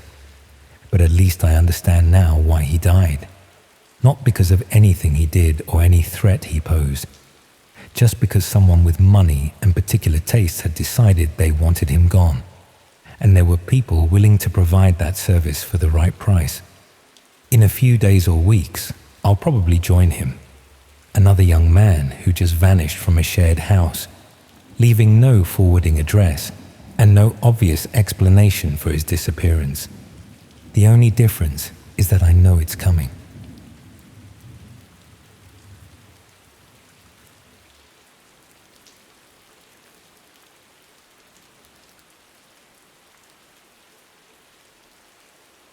I'd always been bad at languages despite studying French for years at school. By the time I got to university, I could read fairly well and understood most of what I heard, but speaking was still a nightmare. That horrible combination of knowing exactly what you want to say, but being too self-conscious about pronunciation and grammar to actually get the words out. My course required a year abroad, which meant I needed to be conversational in French by the following September, or risk failing my degree entirely. The University Language Centre offered conversation classes, but they were always oversubscribed and moved too slowly for someone who needed intensive practice.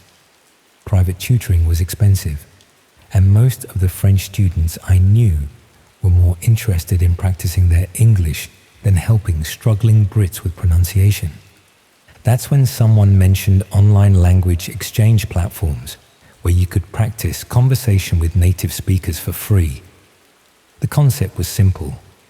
You'd spend half your session helping someone practice English, and they'd spend the other half helping you with French. Mutual benefit without the cost of formal tutoring.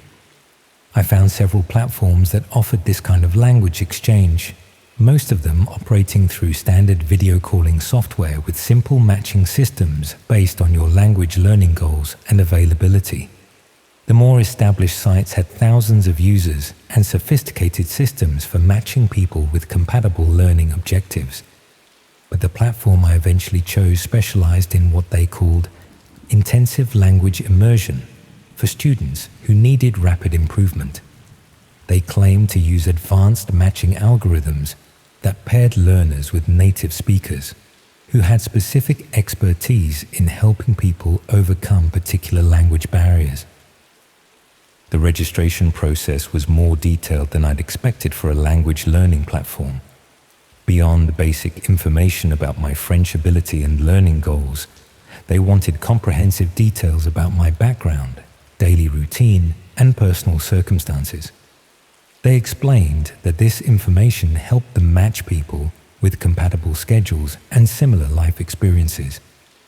The level of personal detail they requested was extensive. Where I lived, what I studied, my family background, even information about my social activities and hobbies.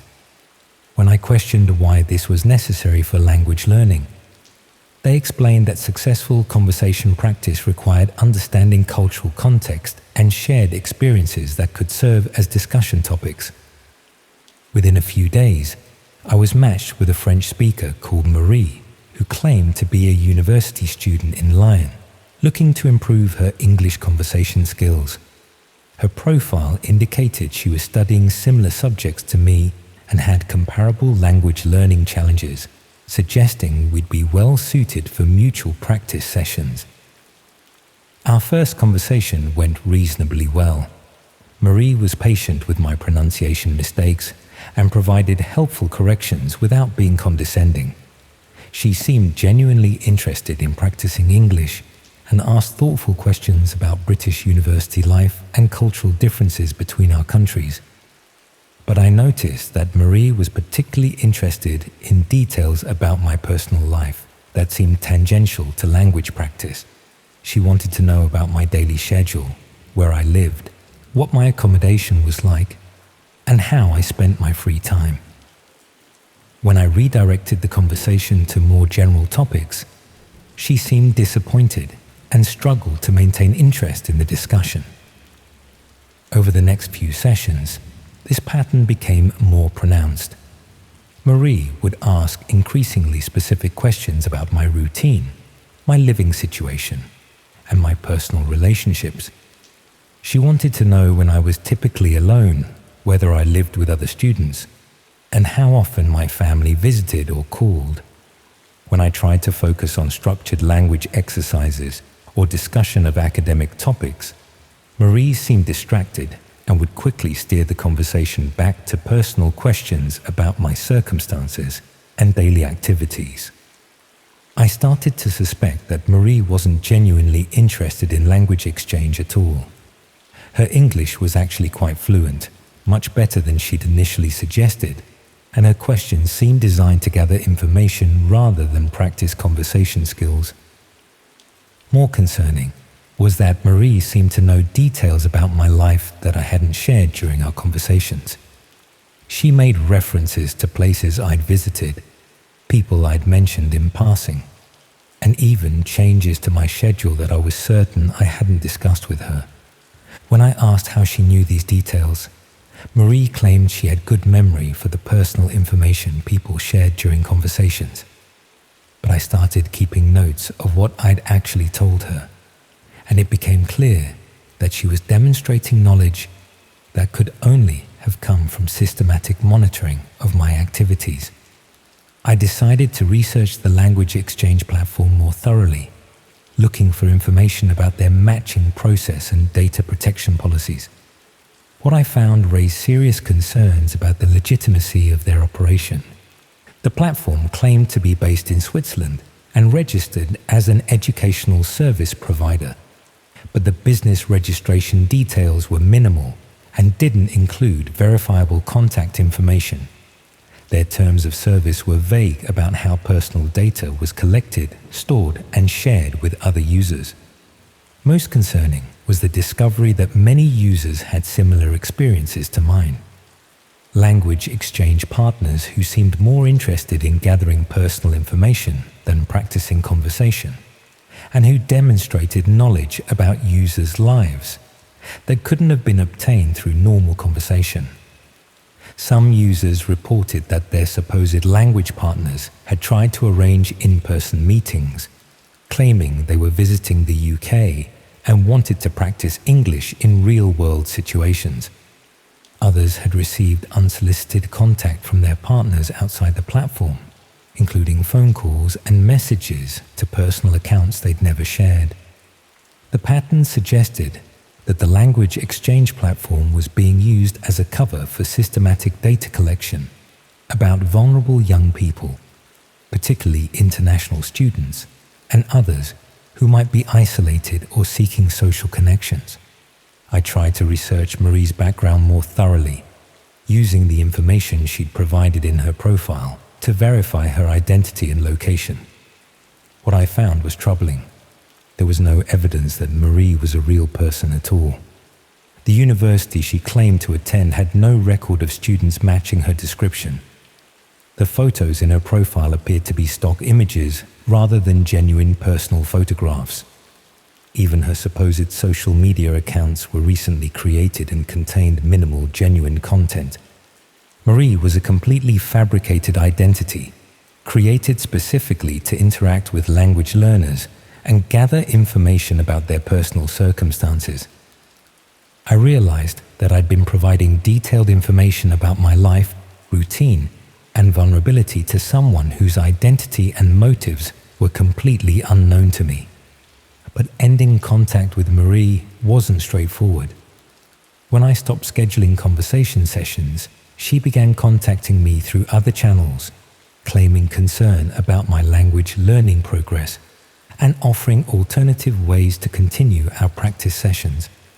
She suggested meeting in person when she visited the UK, or continuing conversations through private messaging apps that would provide better audio quality than the platform's built-in system.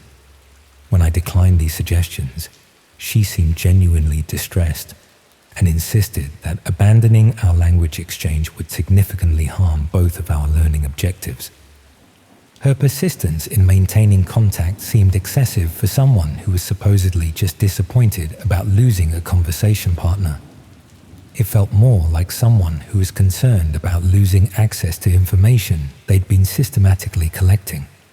I started monitoring whether my personal information was appearing in unexpected places online, concerned that details I'd shared with Marie might be used for identity theft or other fraudulent purposes. What I found was evidence that information about my circumstances was being traded through hidden marketplaces that specialized in data about students and young people. Personal details, daily routines, and contact information were being sold to buyers who weren't identified but were presumably planning to use the data for criminal purposes. Some of the information being traded was specific enough that it could only have come from the detailed conversations I'd had with Marie during our supposed language exchange sessions. I wasn't just a victim of data theft. I was part of a systematic operation that used language learning as a pretext for gathering intelligence about vulnerable young people who could be targeted for various types of exploitation. The language exchange platform was essentially a recruitment tool for identifying isolated students who were seeking social connections and might be susceptible to manipulation or fraud. I tried to research other users who might have been similarly targeted, hoping to warn them about what was happening and gather evidence that could be used to expose the operation. But contacting other users was difficult because the platform didn't provide direct communication between participants beyond their scheduled language exchange sessions. I could only reach people who happened to be online at the same time I was, and most seemed reluctant to discuss their experiences with platform security or data protection. The few users I managed to speak with confirmed that they'd had similar experiences with language partners who seemed more interested in personal information than conversation practice. But most hadn't realized the full scope of what was happening and were shocked to learn that their personal details might be traded through criminal marketplaces. Some users had already experienced problems that might be connected to their participation in the language exchange program. Identity theft, unauthorized use of personal information, even stalking incidents that had started shortly after they'd shared details about their circumstances with supposed conversation partners. But proving the connection between the language platform and subsequent criminal activity was difficult. The time delays between initial data collection and eventual misuse meant that most victims didn't recognize the relationship between their language learning activities and later problems. I decided to document everything I could about the platform's operations and the information gathering techniques used by fake language partners like Marie. This investigation revealed that the operation was much more sophisticated than I'd initially realized. The platform hosted hundreds of fake profiles representing language learners from various countries, all designed to appeal to different types of users and extract different kinds of personal information. Some fake profiles targeted business students and gathered information about career prospects and financial circumstances. Others focused on international students and collected details about visa status, family connections, and social isolation that might make them vulnerable to exploitation. The most disturbing profiles seemed designed to target people dealing with mental health problems, relationship difficulties, or other personal challenges that might make them especially susceptible to manipulation and control. All of this information was being systematically collected, organized, and distributed through networks that specialized in facilitating crimes against vulnerable young people. The language exchange concept was just one of many methods being used to identify and profile potential victims of serious criminal activity. But exposing what I'd discovered wasn't straightforward. Reporting the platform to law enforcement would require admitting that I'd voluntarily shared personal information with strangers online, potentially making me appear naive or careless, rather than victimized. More importantly, taking action against the platform might alert the criminals operating it that their methods had been discovered, causing them to modify their techniques or target new populations before their existing victims could be protected. I was also concerned about my own safety. If the people behind the platform realized that I'd identified their criminal purpose and was gathering evidence against them, they might decide that I posed a security risk that needed to be eliminated. The personal information I'd shared with Marie would make it easy for them to monitor my activities and take action against me if they decided I was a threat to their operations. Meanwhile, Marie continued trying to maintain contact, sending increasingly concerned messages about my absence from scheduled conversation sessions. She claimed to be worried about my well-being and offered various types of support that seemed designed to re-establish regular communication. Her messages demonstrated detailed knowledge of my university schedule, social activities, and personal relationships that she couldn't have obtained through our previous conversations. Someone was clearly conducting comprehensive surveillance of my daily life. Most disturbing were messages that included information about my family members and friends, suggesting that the data collection operation had expanded beyond just targeting me to include people in my social network. Marie claimed that she'd learned this information through mutual connections in the language learning community, but the level of detail suggested systematic research into my personal relationships and background. I realized that everyone connected to me might be at risk of being targeted by criminals who specialized in exploiting personal information for financial fraud, identity theft, or worse. The language exchange platform had provided them with everything they needed to systematically compromise the security and privacy of everyone in my social circle.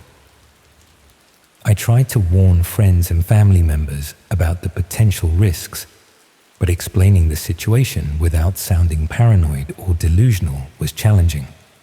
Most people found it difficult to believe that language learning websites could be covers for serious criminal operations.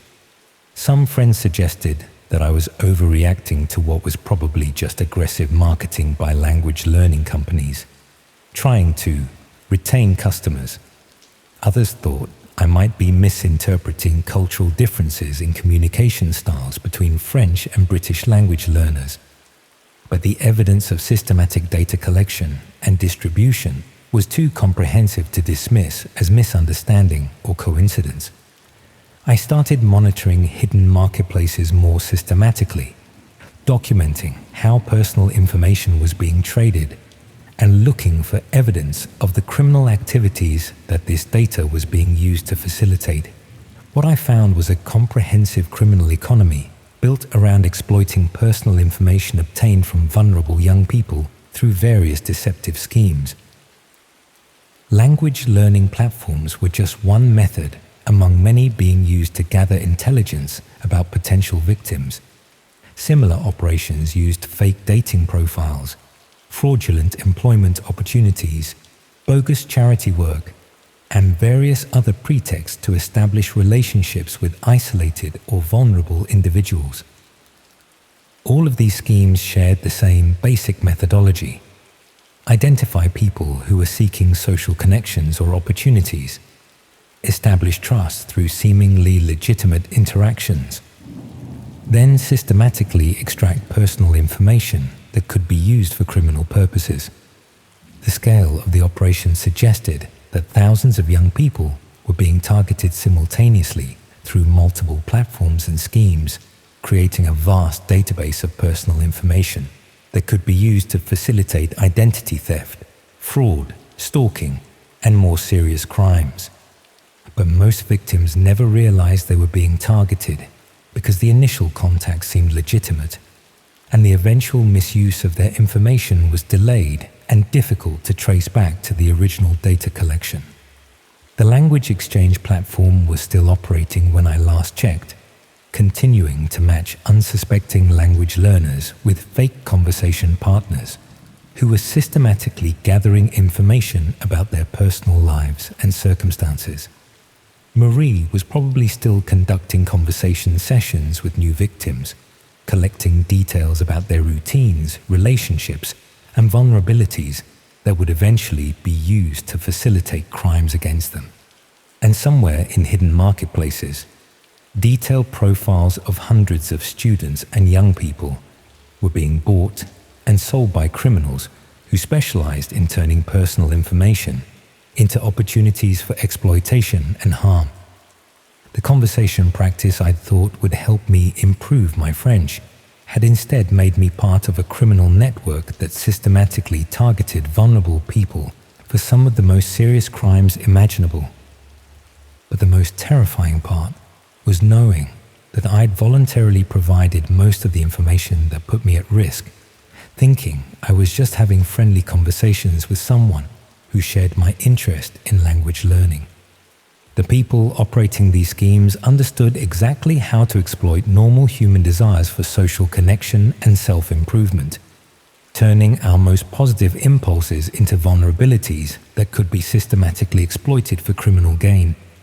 And they were probably developing new methods and platforms all the time, finding increasingly sophisticated ways to identify and target people who were seeking help, friendship, or opportunities for personal growth.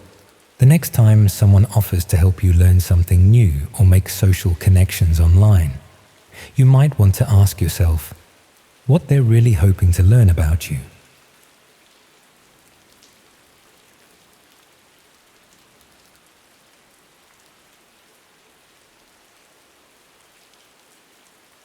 I wish I'd never listened to my dentist's recommendation about finding a good therapist.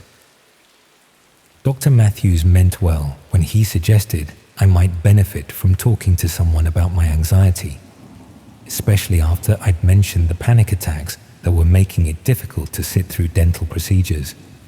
He even gave me a specific name, Sarah Chen, a private counselor who apparently specialized in treating medical phobias and had excellent reviews from former patients. What he didn't mention was how those reviews had been collected, or why Dr. Chen's practice operated exclusively through referrals from other medical professionals. I should have been more suspicious when I couldn't find her listed with any of the usual professional bodies, or when her clinic address turned out to be a residential flat in a converted Victorian house in Oxford. But I was desperate enough for help that I overlooked the irregularities, especially when she offered evening appointments that fitted around my work schedule as a primary school teaching assistant. The first session seemed perfectly legitimate. Dr. Chen was professional and knowledgeable, asking appropriate questions about my medical history and anxiety symptoms. Her consulting room was well appointed, with the sort of comfortable chairs and neutral decor you'd expect from a private practice. She explained that her approach focused on gradual exposure therapy, combined with cognitive behavioral techniques, which sounded reasonable enough. What struck me as slightly odd was her interest in my daily routine and living situation. She spent considerable time asking about my home environment, work relationships, and social connections. When I mentioned that I lived alone in a rented cottage on the outskirts of Whitney, she made detailed notes and asked follow-up questions about my neighbors, security arrangements, and weekly schedule. I assumed this was standard practice for building a comprehensive treatment plan, but looking back, the questions were more invasive than therapeutic. She wanted to know which days I worked late, whether I had family nearby, how often I traveled overnight, The sort of information that would help someone understand my vulnerabilities rather than my psychological needs.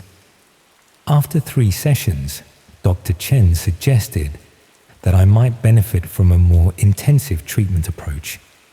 She explained that traditional therapy could only achieve limited results within the constraints of weekly hour-long appointments, and that some patients responded better to immersive techniques that addressed anxiety triggers in more realistic settings.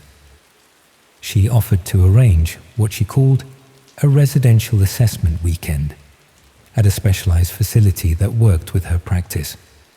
The program would involve controlled exposure to medical environments while providing intensive support and monitoring.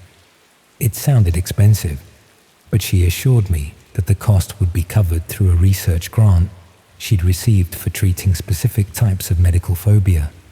I should have researched the facility she mentioned or asked for more details about the research program, but I was so relieved to find treatment that might actually help that I agreed immediately.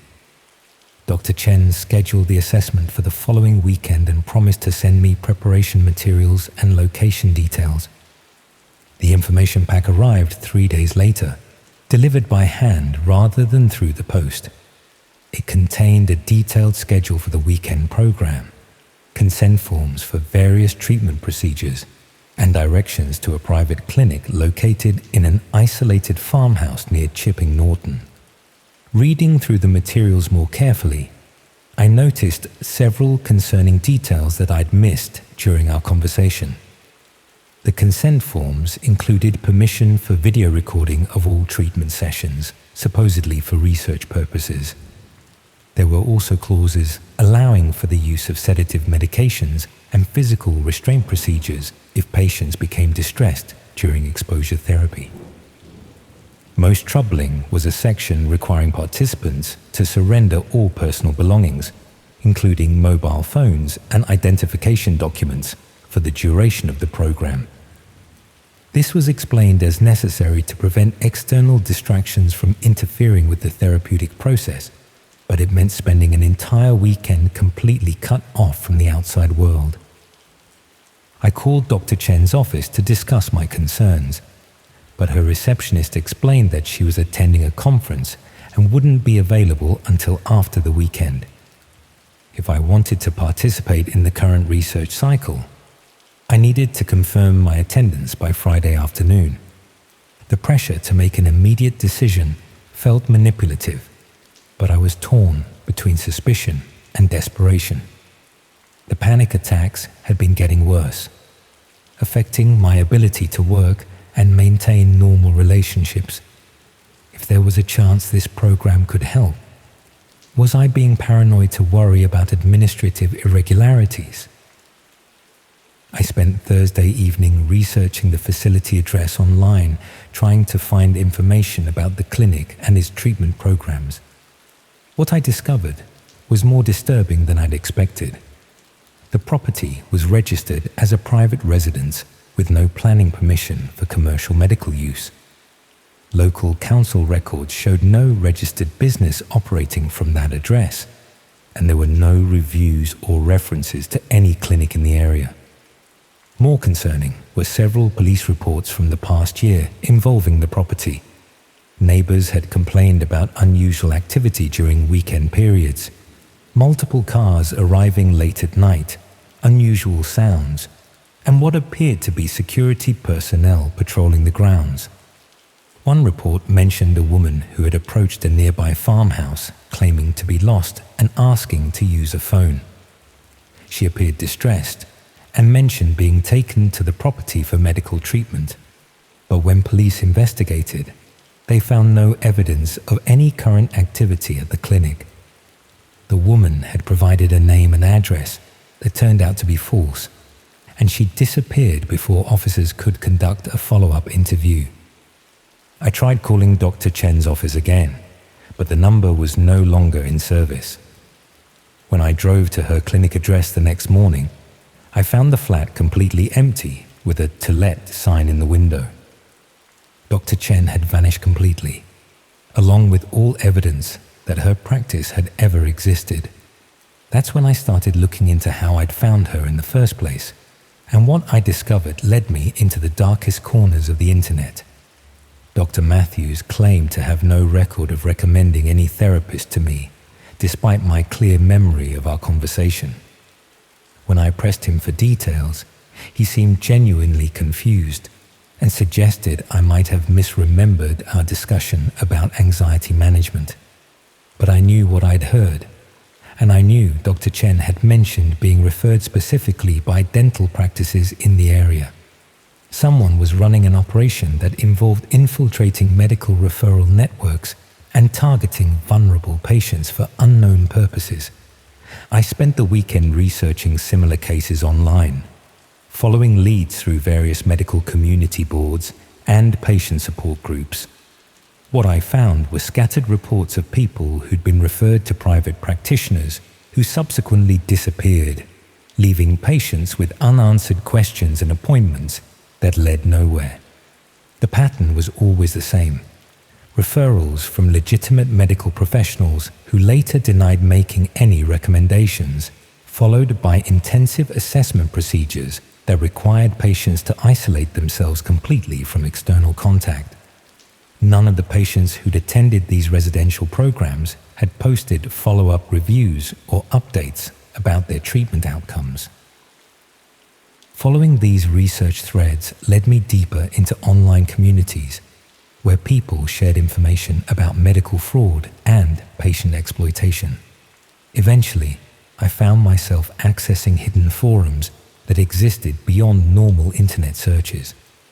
The dark web contained entire sections dedicated to what insiders called patient acquisition services. The platforms I discovered were sophisticated marketplaces where buyers could commission the recruitment of specific types of medical patients. The services offered were presented in clinical language, but the underlying purpose was unmistakable. They were trafficking vulnerable people who sought legitimate medical help. Clients could specify their requirements in detail: age ranges, medical conditions, living situations, psychological profiles. The acquisition teams would then infiltrate appropriate medical networks, pose as legitimate practitioners, and identify suitable targets for recruitment.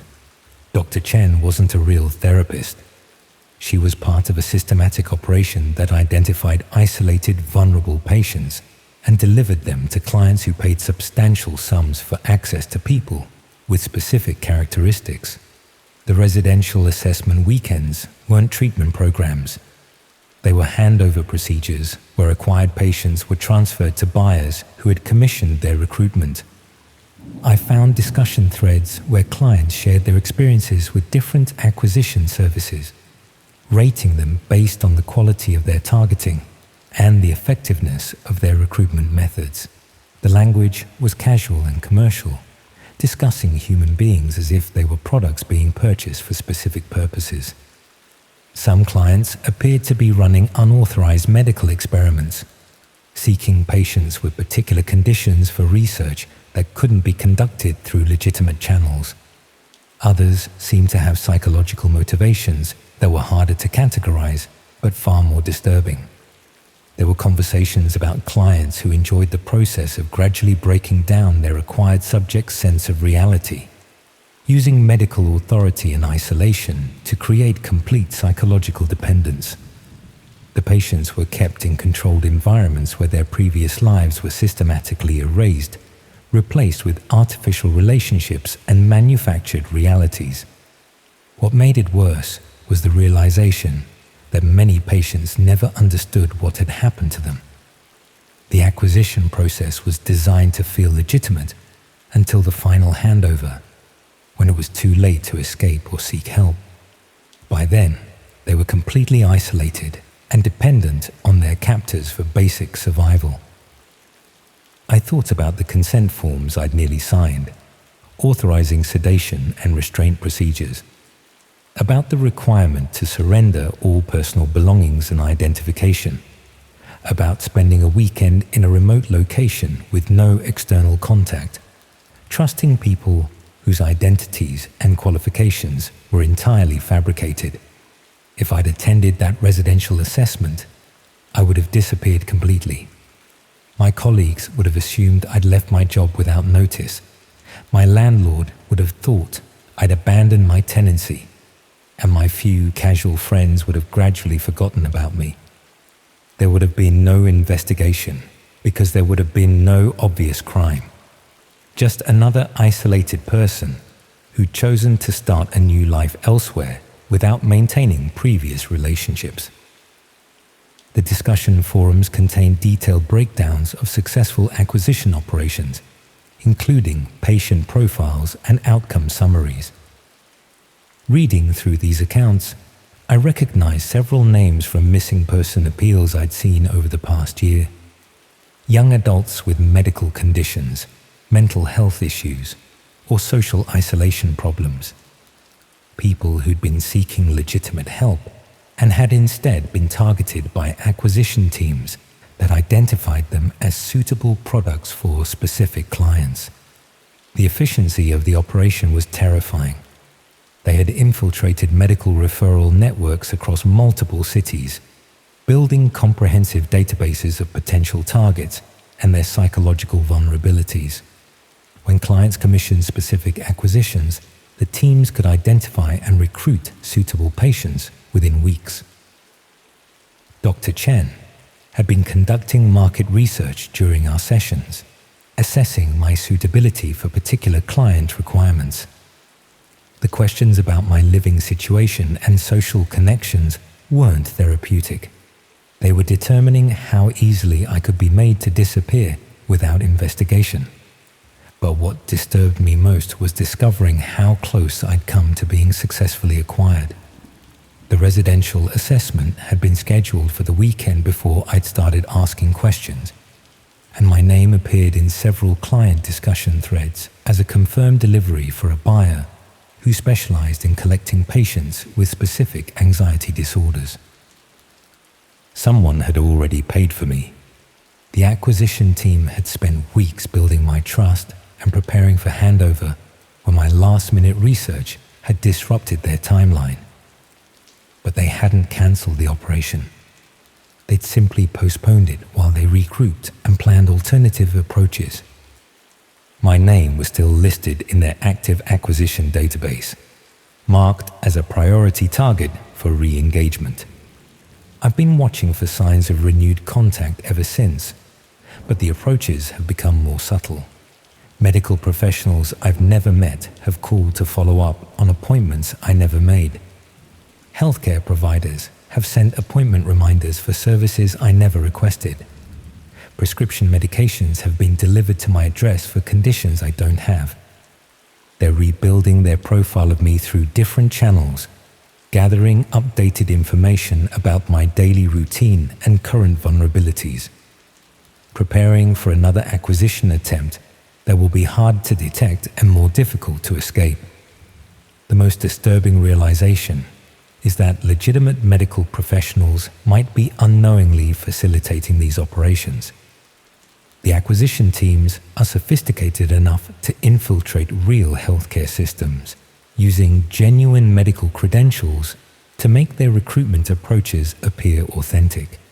Dr. Matthews probably did recommend Dr. Chen, but his patient management system had been compromised to insert false referral records. The recommendation felt legitimate because it was processed through legitimate channels that had been corrupted without his knowledge. This means the entire healthcare system could be compromised, with acquisition teams using trusted medical networks to identify and recruit vulnerable patients for clients who remain completely anonymous.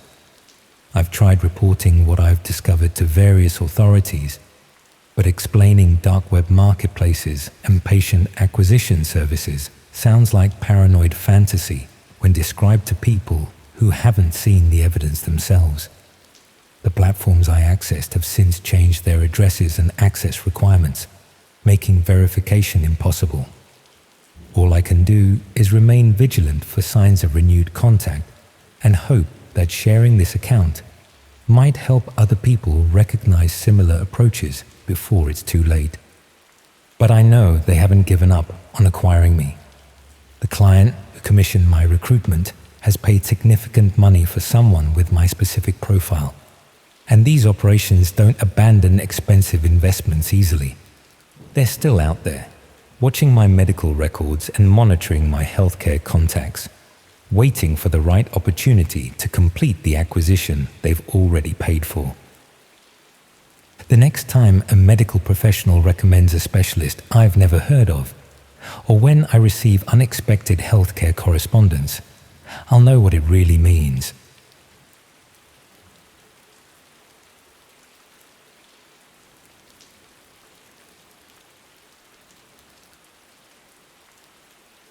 My mum always used to say that I was the reliable one in my family, the person everyone calls when they need someone dependable to handle something important while they're away. Growing up, I was the kid who reminded my parents about appointments, made sure bills got paid on time, and generally kept track of things that other people forgot about. That reputation followed me to university, where I became the go-to person for friends who needed someone trustworthy to handle responsibilities they couldn't manage themselves. House-sitting while people went home for holidays, collecting packages when flatmates were away, even helping with coursework deadlines when people were struggling to stay organized. I didn't mind being seen as dependable. It actually worked in my favor when I started looking for ways to earn extra money during my second year. While other students were competing for bar work or retail jobs that required specific experience or skills, I could offer something different. Absolute reliability in situations where people needed someone they could trust completely. That's how I got into pet sitting. It started small, just looking after a neighbor's cat for a weekend, while they visited family. But word spread quickly that I was good with animals and could be trusted with house keys and security codes. Soon I was getting regular requests from people who needed someone to care for their pets while they traveled for work or holidays. The money was decent, often better than minimum wage jobs, and the work was usually straightforward. Feed the animals, clean up after them, maybe take dogs for walks or clean out rabbit hutches. Most pet owners left detailed instructions and were happy to pay well for peace of mind that their animals would be properly cared for in familiar surroundings. After a few months of building up a good reputation through word-of-mouth recommendations, I started looking for ways to find more clients systematically. There were several websites that connected pet sitters with animal owners, but most charged high commission rates or had waiting lists for new service providers. I eventually found a platform called Pet Care Connect that specialized in matching experienced pet sitters with clients who needed reliable, discreet service for valuable or unusual animals. Their website emphasized security and professionalism, catering to people who owned expensive pets or had specific requirements that mainstream pet sitting services couldn't accommodate. The registration process was more thorough than other platforms I'd encountered. Beyond basic information about my experience with different types of animals, they wanted detailed background information, including references from previous clients, details about my living situation, and even information about my daily schedule and availability for emergency call-outs. They explained that their clients often owned rare or valuable animals that required specialized care and absolute reliability. Some had exotic pets that needed specific handling techniques, while others owned pedigree animals worth thousands of pounds that required experienced, trustworthy care. The screening process included video interviews where I demonstrated my knowledge of animal care and answered questions about hypothetical emergency situations. They also requested character references from non-family members who could vouch for my reliability and discretion. After about 2 weeks, I was accepted onto their platform and started receiving requests from clients who seemed to have very specific requirements for pet care services. My first assignment was caring for a collection of tropical fish belonging to someone who claimed to be a rare fish dealer. The setup was elaborate. Multiple tanks with complex filtration systems, specific feeding schedules for different species, and detailed water quality monitoring that needed to be performed daily. The client provided comprehensive instructions and seemed genuinely knowledgeable about aquarium maintenance. The fish were beautiful and obviously valuable, including several species I'd never seen before. The week-long assignment went smoothly, and the client was pleased with my attention to detail and adherence to their specific care protocols. But I noticed some odd things about the setup that didn't quite fit with what I'd expect from a fish enthusiast's home collection. The security measures around the fish tanks seemed excessive for even valuable aquarium fish. Multiple cameras monitoring the tanks constantly, alarm systems connected to individual tank locations, even what appeared to be temperature and pH monitoring systems that sent real-time data to external monitoring services. The basement where most of the tanks were located had been professionally converted with commercial-grade electrical systems, industrial ventilation, and security features that seemed more appropriate for a commercial operation than a hobbyist collection. Most concerning were the feeding instructions, which included supplements and treatments that I didn't recognize and couldn't find information about online. Some of the substances came in unmarked containers with handwritten labels using terminology that didn't seem to relate to standard aquarium maintenance. When I asked the client about these unusual supplements, they explained that rare tropical fish required specialized nutrition and water treatments that weren't available through normal aquarium supply channels. They claimed to import specific products from overseas suppliers who catered to serious collectors and commercial breeders. The explanation seemed reasonable for someone dealing with expensive, exotic species. But I started paying more attention to the details of subsequent assignments, looking for patterns that might help me understand what kind of operation PetCare Connect was really supporting. My next client needed someone to care for a large collection of reptiles, including several species that appeared to be restricted or prohibited in the UK. The setup was even more elaborate than the fish operation, with custom-built enclosures, sophisticated climate control systems, and security measures that included motion sensors and cameras throughout the property. The client claimed to be a licensed wildlife researcher, conducting studies on captive breeding programs for conservation purposes. They provided official-looking documentation that appeared to authorize their possession of restricted species, though I wasn't qualified to verify the authenticity of the permits. But the care instructions included procedures that seemed designed more for concealment than animal welfare.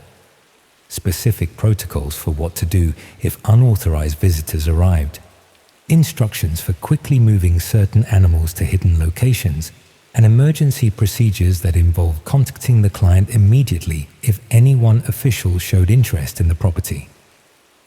The client also emphasized the importance of absolute discretion about the location and contents of their collection. They explained that conservation work often attracted unwanted attention from animal rights activists and regulatory officials who didn't understand the scientific value of private breeding programs. I was starting to suspect that some of the animals I was caring for might not be legally owned or properly licensed. The elaborate security measures and emphasis on secrecy suggested that these operations were hiding from official oversight rather than simply protecting valuable collections. But the money was excellent, often several £100s for a week's work, and the animals themselves seemed to be well cared for and healthy. Even if there were legal irregularities in how the collections had been assembled, the immediate welfare of the animals wasn't being compromised. I tried researching the clients I'd worked for, hoping to verify their claims about conservation work and legal authorization for restricted species. What I found was troubling. Most had minimal online presence and no verifiable connection to legitimate conservation organizations or research institutions. The documentation they'd provided looked professional, but when I tried to verify it with the regulatory bodies that supposedly issued the permits, I found that some of the reference numbers didn't exist, and others corresponded to completely different types of licenses. I was probably caring for animals that had been illegally imported, bred or traded in violation of wildlife protection laws. The elaborate security measures weren't protecting valuable collections. They were concealing criminal operations that exploited protected species for profit. But extricating myself from the situation wasn't straightforward. I'd signed detailed confidentiality agreements with each client, agreeing not to discuss their operations with unauthorized parties. Even if the collections were illegal, reporting them might result in legal action against me for breaching those agreements. More importantly, I'd been inside multiple properties that were clearly being used for illegal activities. If law enforcement investigated these operations, my involvement in caring for restricted animals could be presented as evidence that I'd been aware of the criminal nature of the collections. I decided to gradually reduce my involvement with Pet Care Connect while being careful not to raise suspicions about my reasons for withdrawing from assignments. But the platform seemed reluctant to accept that I was simply losing interest in pet sitting work. When I started declining assignments, the coordinator contacted me directly to discuss my reduced availability and offer higher payment rates for continuing to work with their premium clients. They emphasized that experienced sitters who had proven their reliability and discretion were valuable assets that the platform was committed to retaining. They offered exclusive assignments with even higher pay rates and suggested that reducing my involvement would be disappointing to clients who had specifically requested my services. The pressure to continue working felt excessive for what should have been a straightforward commercial relationship. It seemed more like the response of people who were concerned about losing access to someone who had inside knowledge of their operations. I tried researching Pet Care Connect more thoroughly, looking for information about their business registration, leadership, and regulatory oversight of their pet sitting services.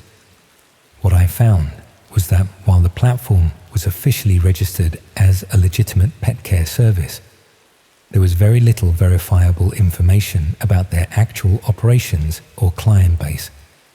They claimed to serve hundreds of clients across the UK, but their public profile was minimal, and they had no obvious connections to mainstream pet care organizations.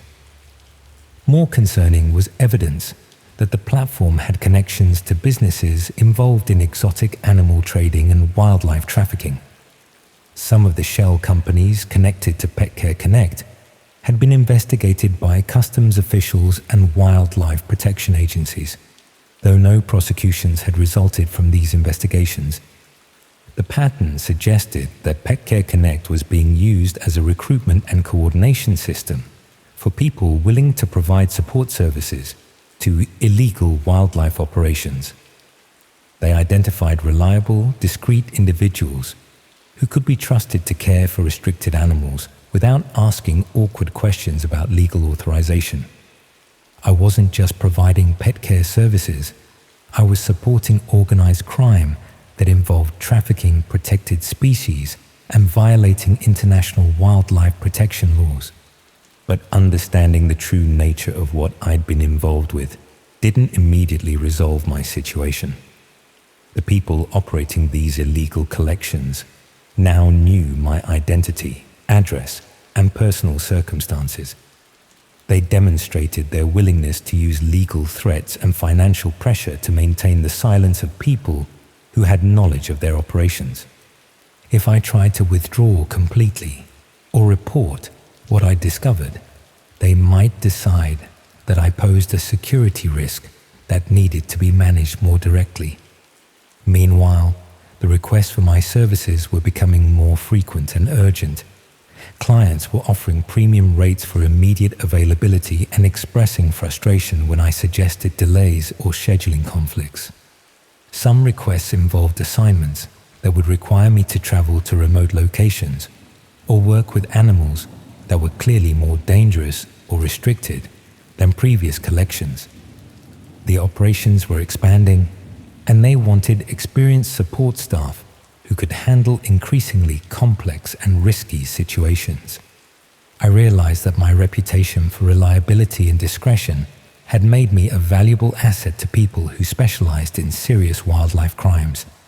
The more work I did for them, the deeper I became involved in their operations, and the more difficult it would become to extract myself safely. But I also knew that these operations were causing significant harm to protected species and contributing to the illegal wildlife trade that threatened endangered animals worldwide. The animals I'd been caring for had probably been taken from wild populations or bred in conditions that violated animal welfare laws. I was trapped between my moral obligation to report serious crimes and my concern about the personal consequences of exposing people who had demonstrated their willingness to use intimidation and legal threats against anyone who threatened their operations. The situation became more urgent when I received a request to care for a collection that included animals I was certain were critically endangered species that couldn't legally be owned by private individuals under any circumstances. The client claimed to be conducting conservation breeding work authorized by international wildlife organizations, but the species they wanted me to care for were so rare that legitimate breeding programs would be managed by major zoos or government agencies, not private collectors operating from residential properties. They were offering to pay more than I typically earned in a month for 2 weeks of care, emphasizing the critical importance of the work and the need for absolute discretion about the location and contents of their collection. But accepting this assignment would make me directly complicit in serious wildlife crimes that could result in significant prison sentences if discovered. The animals involved were protected by international treaties, and unauthorized possession carried much more severe penalties than the exotic species I'd been caring for previously. I was being asked to cross a line from unknowingly supporting illegal activities to deliberately participating in serious international wildlife trafficking. When I tried to decline the assignment, the response was much more threatening than previous attempts to retain my services. The coordinator emphasized my contractual obligations to the platform and suggested that failing to fulfill premium assignments could result in legal action for breach of service agreements. They also mentioned that they had detailed records of my previous work with their clients, including photographs and documentation that could be presented as evidence of knowing participation in illegal wildlife operations if I created problems for their business. The implicit threat was clear. If I tried to withdraw from their operations or expose what I'd discovered, they would ensure that I face serious criminal charges for my involvement in caring for protected species. I was trapped by my own reliability and willingness to help with what I'd thought were legitimate pet care services. The more I learned about the scope of the wildlife trafficking operations I'd been supporting, the more I understood how systematically they recruited and controlled people who provided support services for their illegal activities. They specifically targeted students and young people who needed money but didn't have extensive knowledge of wildlife laws or exotic animal regulations. People who would be grateful for well-paid work and wouldn't immediately recognize the signs of illegal operations. Once they'd identified reliable individuals, they gradually increased the scope and risk level of assignments, while building detailed records that could be used to implicate their workers in criminal activity if they ever tried to withdraw or expose the operations. The pet-sitting work was just an entry point into a criminal organization that specialized in exploiting people's financial needs and naivety to recruit unwitting accomplices for serious international crimes. But the most disturbing realization was that this recruitment system was probably operating on a much larger scale than just exotic animal care. If they could systematically identify and control people through fake pet sitting services, they were probably using similar methods to recruit support for other types of criminal activity. Students and young people across the country were probably being drawn into various illegal operations through offers of well-paid part-time work that seemed legitimate, but gradually evolved into direct criminal involvement. The coordinator called that evening to confirm my availability for the endangered species assignment, emphasizing the time-sensitive nature of the work and the serious consequences of disappointing their most important clients. When I tried to explain that I was no longer available for pet-sitting work, they reminded me that I had detailed knowledge of multiple illegal operations and that withdrawing my cooperation would create serious problems for everyone involved.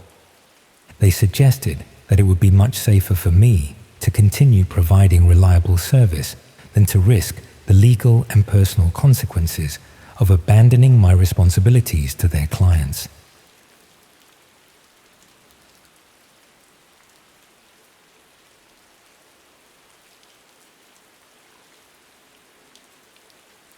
I thought I was helping elderly people preserve their family memories by digitizing old photographs, but it turns out someone was using those images to impersonate their deceased relatives online.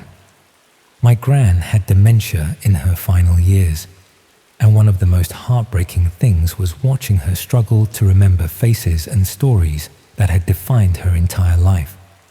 She'd sit for hours, looking through old photo albums, trying to piece together relationships and events that were slipping away from her. It made me realize how precious those visual memories were, especially for people whose minds were letting them down. After she died during my second year at university, I started volunteering with a local charity called Memory Keepers that helped elderly people organize and preserve their family photographs. Most older people had boxes full of unsorted pictures spanning decades, wedding photos, holidays, children growing up, but they were often too physically frail or mentally confused to organize them properly. The charity's mission was simple: visit elderly people in their homes, help them sort through their photographs, and create digital copies that could be shared with family members or preserved for future generations. It was exactly the sort of meaningful work that felt like honoring my gran's memory, while helping other families avoid losing precious history. The training was straightforward: basic photography skills, gentle interview techniques for encouraging people to share stories about their pictures, and simple digital archiving methods for organizing scanned images. Most volunteers were retired people who enjoyed hearing life stories and had patience for working with clients who might be confused or forgetful. My coordinator was a woman called Helen, who managed volunteers across Lancashire. She seemed genuinely passionate about preserving family history and had extensive experience working with elderly people who were dealing with various forms of cognitive decline. She explained that our work often provided crucial social interaction for isolated people, while creating lasting records of family history that might otherwise be lost. My first client was a lovely woman called Mrs. Patterson, who lived alone in a bungalow in Chorley. Her children lived abroad and she rarely saw them, but she had decades of family photographs that told the story of a life well lived. Weddings, christenings, school sports days, family holidays, the sort of comprehensive visual record that most families accumulate over generations. The work was exactly what I'd hoped it would be. Mrs. Patterson enjoyed talking about the people and events in her photographs, and I could see how much pleasure it gave her to share these memories with someone who was genuinely interested. We spent several sessions organizing her pictures chronologically and scanning the most important ones into digital files that her children could access online. But I started noticing that Helen was particularly interested in certain types of photographs that didn't seem obviously relevant to family history preservation. She wanted detailed scans of identity documents that appeared in the pictures, passports left open on tables, driving licenses visible in wallet shots, even official letters and certificates that happened to be in the background of family photos. When I asked why these items needed to be preserved, she explained that documentary evidence often provided crucial context for family history research. Helen also requested comprehensive information about the people shown in photographs, including full names, dates of birth, and current addresses when known.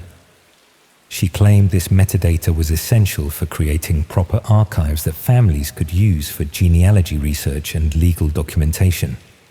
The level of detail seemed excessive for a charity focused on preserving memories, but Helen emphasized the importance of thorough documentation for families who might need to verify relationships or inheritance claims years later. After working with several clients, I began to suspect that memory keepers was collecting much more information than necessary for their stated mission of family history preservation.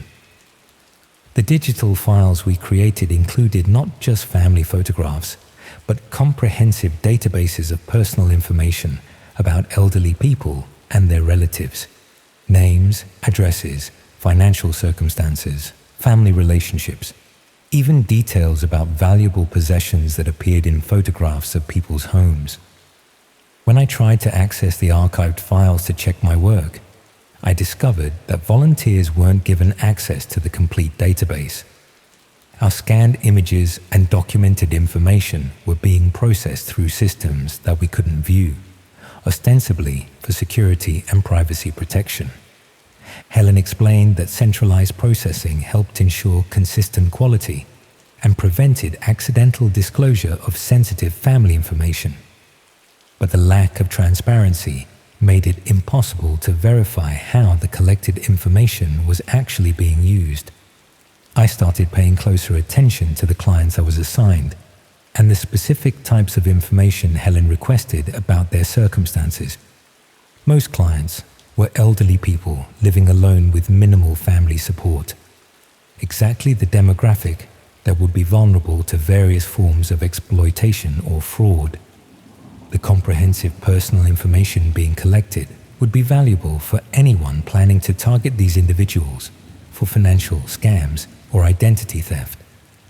More concerning was Helen's interest in clients' daily routines, security arrangements, and valuable possessions.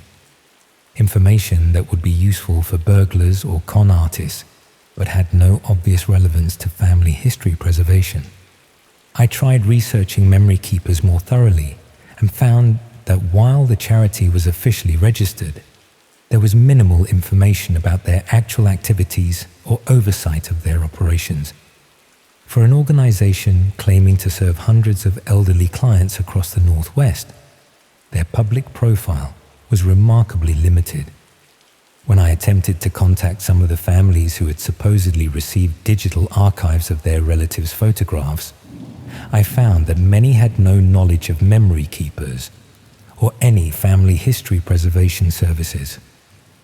The pattern suggested that the charity was collecting detailed personal information about vulnerable elderly people under false pretenses, possibly for criminal purposes. But the true scope of what was happening became clear when I discovered how the digitized photographs were actually being used. While researching online memorial sites and genealogy platforms, I found profile pages for several of my former clients that had been created using the photographs I'd scanned for memory keepers. But these profiles weren't memorializing the elderly people I'd worked with. They were impersonating deceased relatives shown in their family photographs.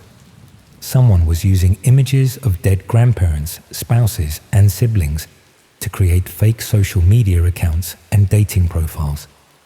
The comprehensive personal information collected during memory keepers' visits provided enough background detail to make these impersonations convincing to people who might be emotionally vulnerable to contact from deceased loved ones. The scam was sophisticated and emotionally manipulative. Grieving family members would be contacted by profiles claiming to be their deceased relatives, using authentic family photographs and accurate personal details to establish credibility. Once emotional connections were established, the fake profiles would request money for various fabricated emergencies or financial difficulties. But the impersonation scheme was just one way the collected information was being exploited. The detailed personal data about elderly clients was also being used for more direct criminal purposes. Several of my former clients had experienced burglaries or fraud attempts that seemed to be based on inside knowledge of their circumstances, daily routines, and valuable possessions. Information that could only have been obtained through the comprehensive home visits conducted by Memory Keepers volunteers. I realized I'd been unknowingly facilitating systematic exploitation of vulnerable elderly people, while thinking I was helping preserve their family memories. The charity was a front for criminal operations that specialized in gathering intelligence about isolated elderly people and their families, then using that information for various types of fraud, theft, and emotional manipulation. But confronting Helen about what I'd discovered would alert her that the operation had been compromised. More importantly, I'd been directly involved in collecting the personal information being used to harm innocent people, potentially making me legally liable for the consequences. When I started declining assignments and reducing my availability, Helen became increasingly insistent about my continued participation in the program. She emphasized the importance of reliable volunteers for serving clients who had specifically requested my services, and offered additional training opportunities that would allow me to take on more complex archival projects. The pressure to continue working felt excessive for a volunteer position with a small charity. It seemed more like concern about losing control over someone who had inside knowledge of their data collection methods. I tried to research other volunteers who had worked for Memory Keepers, hoping to warn them about what was really happening to the information we collected. But most had only worked for short periods before moving on to other volunteer opportunities, and none seemed to have realized the criminal nature of the operation. The few I managed to contact were shocked to learn that their work had been used to facilitate fraud and exploitation of the elderly people they'd been trying to help. But they were also concerned about their own legal exposure for having unknowingly participated in gathering information used for criminal purposes. Memory Keepers had systematically recruited well-meaning volunteers to conduct intelligence gathering that would have been impossible for professional criminals to accomplish without arousing suspicion. Elderly people trusted charity volunteers in ways they would never trust strangers, asking invasive questions about their personal circumstances.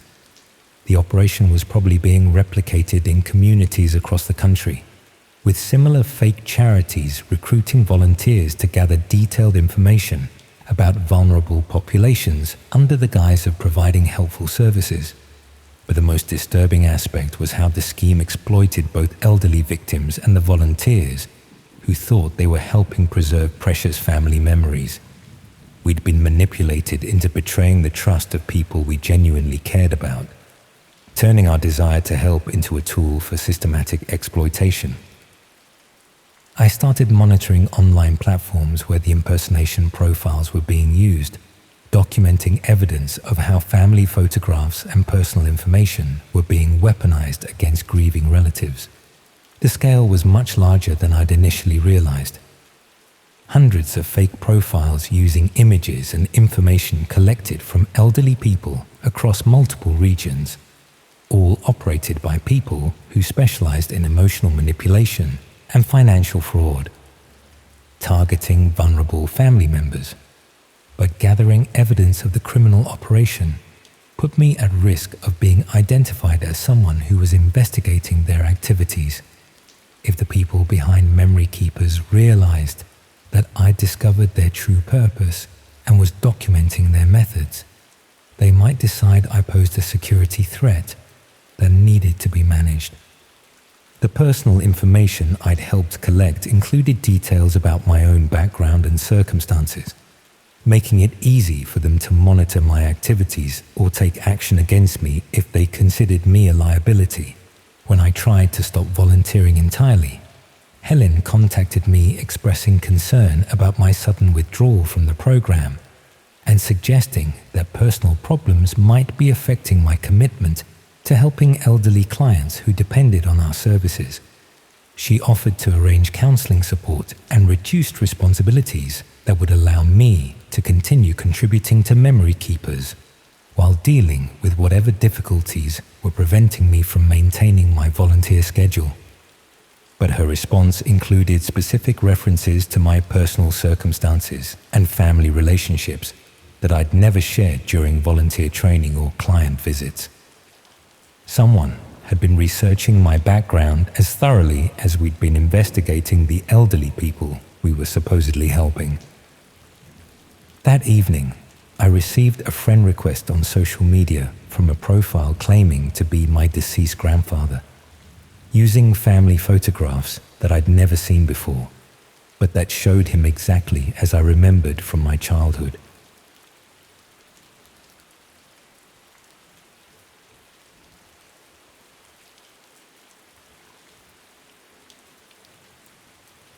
The silence from the speakers made the stream harder to look away from, like watching something through glass that you knew you shouldn't be seeing, but couldn't quite stop yourself from observing. I was 18 and halfway through my A-levels when I got bored with fictional horror and started looking for something real. Not that the creepy pasta forums I'd been frequenting were particularly scary. Most of the stories were obviously made up by teenagers trying to one-up each other with increasingly ridiculous scenarios involving supernatural entities and impossible situations. What I wanted was genuine fear, the sort that comes from knowing something terrible actually happened rather than just imagining it might. Real footage, authentic documentation, evidence of events that would make you lose sleep because they were part of the actual world, rather than someone's creative writing exercise. The transition from fictional horror to real content was gradual. Started with true crime forums, then moved to places where people shared footage from accidents and incidents that mainstream media wouldn't broadcast. Nothing particularly extreme initially, just material that was too graphic or disturbing for regular platforms. Each community led to recommendations for others, and the content kept escalating. Places where people discussed banned documentaries, leaked investigation footage, material that existed in legal grey areas. The sort of communities that felt like digital speakeasies, accessible if you knew where to look, but hidden from casual browsers. One forum I discovered was dedicated to what they called authentic extreme documentation. The participants approached it like academic research, verifying whether violent content was genuine or staged, discussing production techniques, and analyzing geographic indicators with more professionalism than you'd expect from random internet users. That's where I first encountered serious discussions about red rooms. The concept was straightforward. Live streams supposedly hidden on the dark web where viewers could watch real torture and murder happening in real time. Most participants were skeptical, discussing the technical and legal barriers that would make such operations nearly impossible to maintain. But a few claimed to have encountered evidence suggesting red rooms might actually exist. Screenshots of streaming interfaces, recordings of what appeared to be live violence, documentation of hidden services that hosted such content. What made me pay attention was the level of detail in their discussions. These weren't teenagers making up stories about urban legends. They spoke about hosting infrastructure, content distribution, and audience management with expertise that suggested real familiarity rather than speculation. One participant, who went by Archive Seeker, claimed to have documented multiple Red Room operations over the past year. He was cautious about sharing evidence, requiring people to demonstrate serious research interest rather than casual curiosity before providing access to his collection. The verification process involved discussing other extreme content in enough detail to prove you weren't just seeking sensational material. After several weeks of conversation, Archive Seeker finally shared some files from his archive. The material was disturbing but not conclusive. Dark rooms with industrial equipment, bound figures, interface elements suggesting live streaming. It could have been sophisticated fiction or genuine documentation of real events. What struck me as potentially authentic was the mundane details that would be easy to overlook if you were creating hoaxes. Background sounds that suggested specific environments, equipment brands visible in shots, timestamps that corresponded to real dates when cross-referenced with news reports. Archive Seeker explained that accessing live Red Room streams required more than just knowing where to look. The hidden services changed locations frequently, operated on irregular schedules, and required personal recommendations from existing viewers. Not something you could stumble across accidentally. But if I was genuinely interested in documenting whether Red Rooms were real phenomena or elaborate fiction, he could arrange for me to observe a live stream scheduled for the following week. I should have declined. My interest in extreme content was supposed to be about finding authentic horror stories, not witnessing actual crimes. But curiosity got the better of me, especially since Archive Seeker assured me that observation didn't require participation or payment. The access instructions were complex but manageable. Specific software downloads, rotating passwords, designated connection times. The whole system felt designed to filter out casual browsers while providing access to serious researchers. When I finally connected to the stream, the interface was surprisingly basic. A video player showing a feed from what appeared to be a converted basement, with a chat window below where viewers could communicate. Nothing sophisticated about the presentation. The video showed a concrete-walled space with harsh lighting and minimal furniture. In the center was a metal chair, and strapped to that chair was a man who appeared to be in his 30s. He was conscious, but not moving much, occasionally testing his restraints or looking around the room with obvious confusion. The chat was active with participants discussing what they expected to see happen. Comments in multiple languages suggested an international audience, with people making suggestions and placing bets on various outcomes. The casual way they discussed real violence was more disturbing than the violence itself. I watched for about an hour, using headphones so my parents wouldn't hear anything from my bedroom. The man in the chair would periodically struggle against his restraints or attempt to speak, but no audio was coming through the stream. Just silence that made everything feel more immediate and real. Around 10 p.m., someone entered the frame. They were dressed ordinarily, jeans, plain shirt, work boots. Nothing theatrical about their appearance, no mask or costume. Just someone who could have been anyone, preparing to do something that definitely wasn't ordinary. The figure moved around methodically, arranging tools on a nearby surface, adjusting camera equipment, checking various apparatus that wasn't fully visible in the main feed. They worked with practiced efficiency that suggested this wasn't their first time following this routine. The chat became more excited as preparations continued. People were making specific requests, sharing experiences from previous streams, discussing what they hoped to see happen. The viewer counter showed several hundred people watching. About 20 minutes into the preparations, I noticed something that made me lean closer to my laptop screen. The figure had moved to adjust one of the cameras, and for a moment I got a clearer view of the room's background. On the wall was a fire safety certificate, the sort of official documentation you see in commercial buildings to show they meet safety regulations. The certificate was issued by a company I recognized, a local fire safety firm that did inspections for businesses around Essex, where I lived.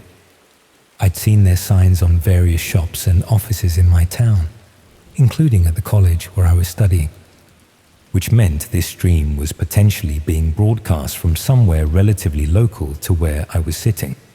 I took screenshots of the certificate and researched the fire safety company online. They serviced commercial properties throughout Essex and East London, including warehouses, offices, and industrial units. Hundreds of potential locations where someone could set up streaming equipment without attracting attention. Over the next few days, I found myself obsessively researching the local connection, looking at commercial property listings, checking business directories, trying to identify locations that might match what I'd seen in the stream. The man from the stream bothered me more than I wanted to admit. Not just what had obviously happened to him, but the way he'd looked around that room with growing understanding of his situation. The moment when confusion had turned to genuine fear. I considered reporting what I'd seen to the police, but I knew how that would sound. Sixth form student claims to have found evidence of live murder streams based on recognizing a fire safety certificate from a local company. Without more concrete evidence, they dismiss it as internet fantasy. Archive Seeker had mentioned that the operation I'd observed was part of a larger network with multiple locations and regular scheduling. He offered to provide access to additional streams if I was serious about documenting their activities. I should have declined and focused on my A-level coursework instead, but the idea that this might be happening locally had made it feel more urgent and real than just another piece of extreme internet content.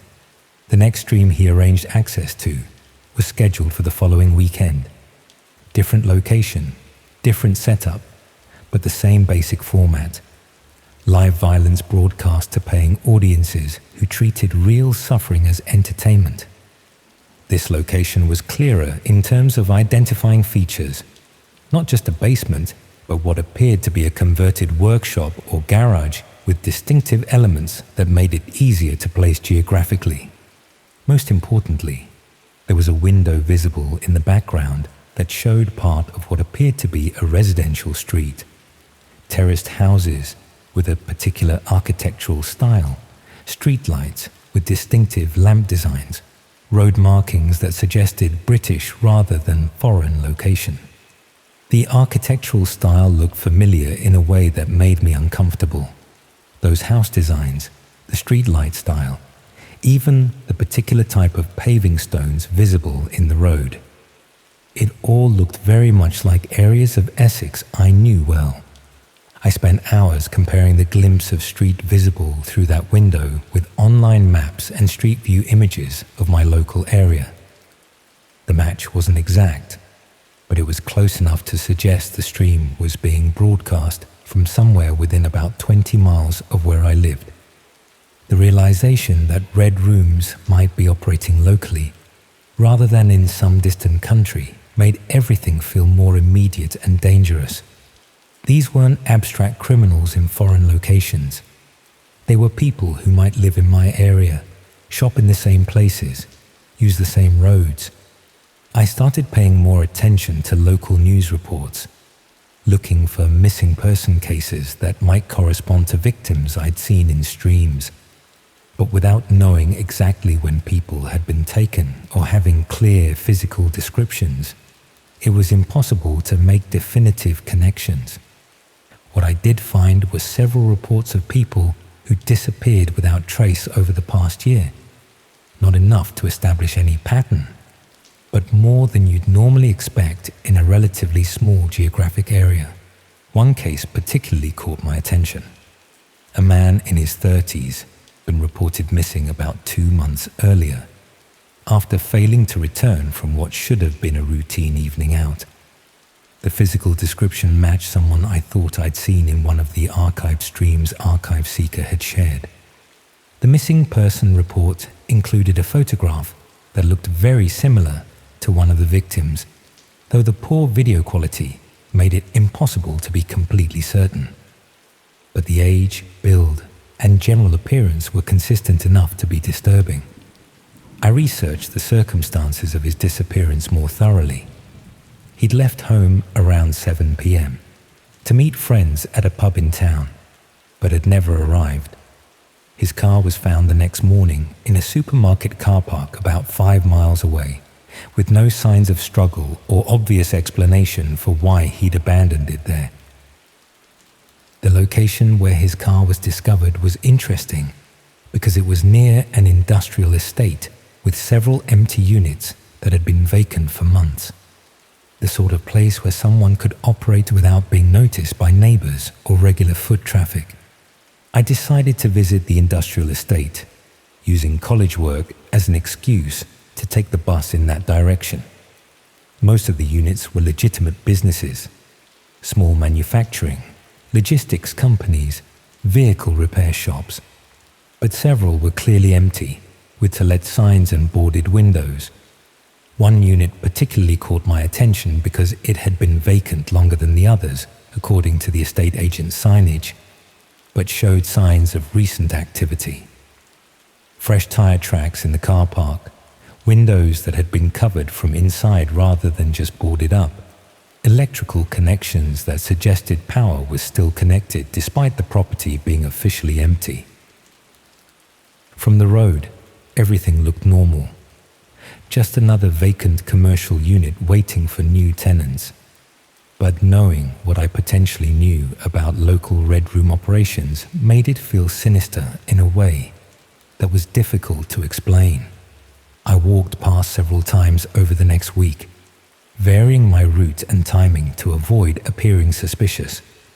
Most of the time there was no obvious activity, but occasionally I'd notice vehicles parked outside that weren't there regularly. One evening, I saw light coming from inside the unit, despite it being officially vacant. Not normal commercial lighting, but the harsh, bright illumination that would be needed for filming or streaming. That's when I realized I might be looking at the actual location where some of the streams were being broadcast. I should have contacted the authorities immediately, should have reported my suspicions and let them investigate whether criminal activity was taking place at that address. But I was worried about how my story would sound and whether anyone would take a sixth form student seriously. More importantly, I was concerned about what might happen if the people operating the Red Room discovered that someone had identified their location. They demonstrated willingness to commit serious violence for entertainment. What would they do to protect their operation from exposure? Instead, I decided to gather more evidence before making any reports, document activity at the property, record when lights were visible, note which vehicles visited and when, build a case that would be convincing enough for police to take seriously. But as I was conducting this informal surveillance, I noticed something that changed my approach entirely. One of the regular visitors to the vacant unit was someone I recognized from college. Not a student, but one of the part-time maintenance staff who worked around the buildings and grounds. Someone who had access to areas students didn't normally go, who could move around without attracting attention, who would know which parts of the college were empty at different times. Someone who would have seen me around campus regularly and could easily find out my personal details from college records. The realization that someone from my own college might be involved in Red Room operations made me reconsider everything I thought I knew about the situation. This wasn't just about finding evidence of criminal activity. It was about discovering that someone from my daily environment was potentially involved in torture and murder. I stopped visiting the industrial estate after that realization. If the maintenance worker was involved and had noticed my interest in the vacant unit, then I'd potentially identified myself as someone who knew too much about their activities. The next day at college, I found myself paying attention to the maintenance staff in ways I never had before, watching how they moved around the building, which areas they accessed, whether they showed any unusual interest in particular students or staff members. The worker I'd recognized seemed to be watching me too. Not obviously, but I caught him looking in my direction more often than felt normal, and he seemed to be working in areas near my usual routes, between classes more frequently than before. That evening, I found an envelope that had been slipped under my bedroom door while I was downstairs having dinner with my parents. Inside was a single piece of paper with a printed message that made my hands shake as I read it. Curiosity can be dangerous. No signature, no return address, nothing that would identify who had sent it. But the timing and content made it clear that someone knew about my interest in red rooms and wanted me to stop investigating. I threw the note away and tried to convince myself it was just coincidence or someone playing a prank, but I couldn't stop thinking about how they'd obtained my home address and managed to deliver the message without my parents noticing anything unusual. Over the next few days, I became increasingly paranoid about being watched. Every glance from the maintenance worker at college felt threatening. Every unexpected sound at home made me check the windows and doors, but nothing obvious happened. No more notes, no threatening phone calls, no signs that anyone was following me or monitoring my activities. Just the persistent feeling that someone was paying closer attention to my routine than felt comfortable. I stopped participating in the extreme content forums and tried to focus on my A-level coursework instead. But I couldn't shake the knowledge of what I'd discovered, or the fear that I'd gotten too close to something dangerous. The maintenance worker left the college about 2 weeks later. According to the staff I asked, he'd found better employment elsewhere and given standard notice. Nothing suspicious about the circumstances, just normal staff turnover. But I noticed that the lights stopped appearing in the vacant industrial unit around the same time. I never reported what I'd discovered to the police. The evidence was too circumstantial and the risks too obvious. Instead, I tried to pretend the whole thing had never happened and focus on preparing for university. But I still think about that first stream and the silence that had made it impossible to look away. How the lack of audio had somehow made everything feel more real and immediate than if there had been sound. And I think about how many other similar operations might be running in vacant commercial units and empty buildings across the country, operated by people who work ordinary jobs and live ordinary lives when they're not broadcasting real violence to paying audiences. Silence from the speakers made the stream harder to look away from, but sometimes the most disturbing thing about extreme content isn't what you can see and hear. It's realizing how close it might be to your own everyday world. I used to think online anonymity made you safer, until I found out how easy it is for someone to find you when they really want to. Working at TechFix in Birmingham city centre wasn't exactly what I'd planned when I dropped out of college halfway through my computing course. The pay was rubbish, and most customers treated you like you were thick, but it beat signing on and gave me something to do while I figured out what came next. Plus, Dave, who owned the shop, was decent enough and didn't ask too many questions about why I'd left uni. The work was mostly straightforward: virus removals, hardware upgrades, data recovery for people who'd managed to delete their holiday photos. Nothing that required the sort of advanced knowledge they'd been trying to teach us at college. Just basic technical skills and patience with people who couldn't tell the difference between their desktop and their hard drive. It was a Tuesday afternoon in November when the woman came in with the laptop that changed everything. She was probably in her 50s, well-dressed but nervous, the sort of customer who clearly didn't feel comfortable in computer shops. Her laptop had crashed completely, wouldn't boot up at all, and she needed some files recovered before a business meeting the following day. Standard data recovery job. I explained it would take a few hours to extract the files safely, and she could collect the laptop the next morning. She seemed relieved and left after paying the deposit. I didn't start working on it until later that afternoon. When I opened up the laptop case to check the hard drive, I found a USB stick wedged inside, not properly inserted into a port, just loose in the casing like it had fallen out of someone's pocket during a previous repair. It wasn't the customer's. She'd been very specific about what files she needed recovering, and they were all work documents stored on the main drive. This USB looked older, more worn, like it had been used heavily over several years. I should have just put it in the lost property box and forgotten about it. But curiosity got the better of me, especially during a quiet spell when Dave had popped out to the bank. I plugged it into my work computer to see if there was anything that might identify the owner. The USB contained a single folder labeled with a string of random letters and numbers. Inside that folder were more folders, each named with dates going back about 18 months. And inside those folders were video files. The first few I opened were obviously downloaded from streaming sites. Poor quality, generic content, nothing particularly unusual. But as I worked through the folders chronologically, the content became progressively more disturbing. These weren't random downloads from public sites. Someone had been systematically collecting footage of real violence, organized by date and location.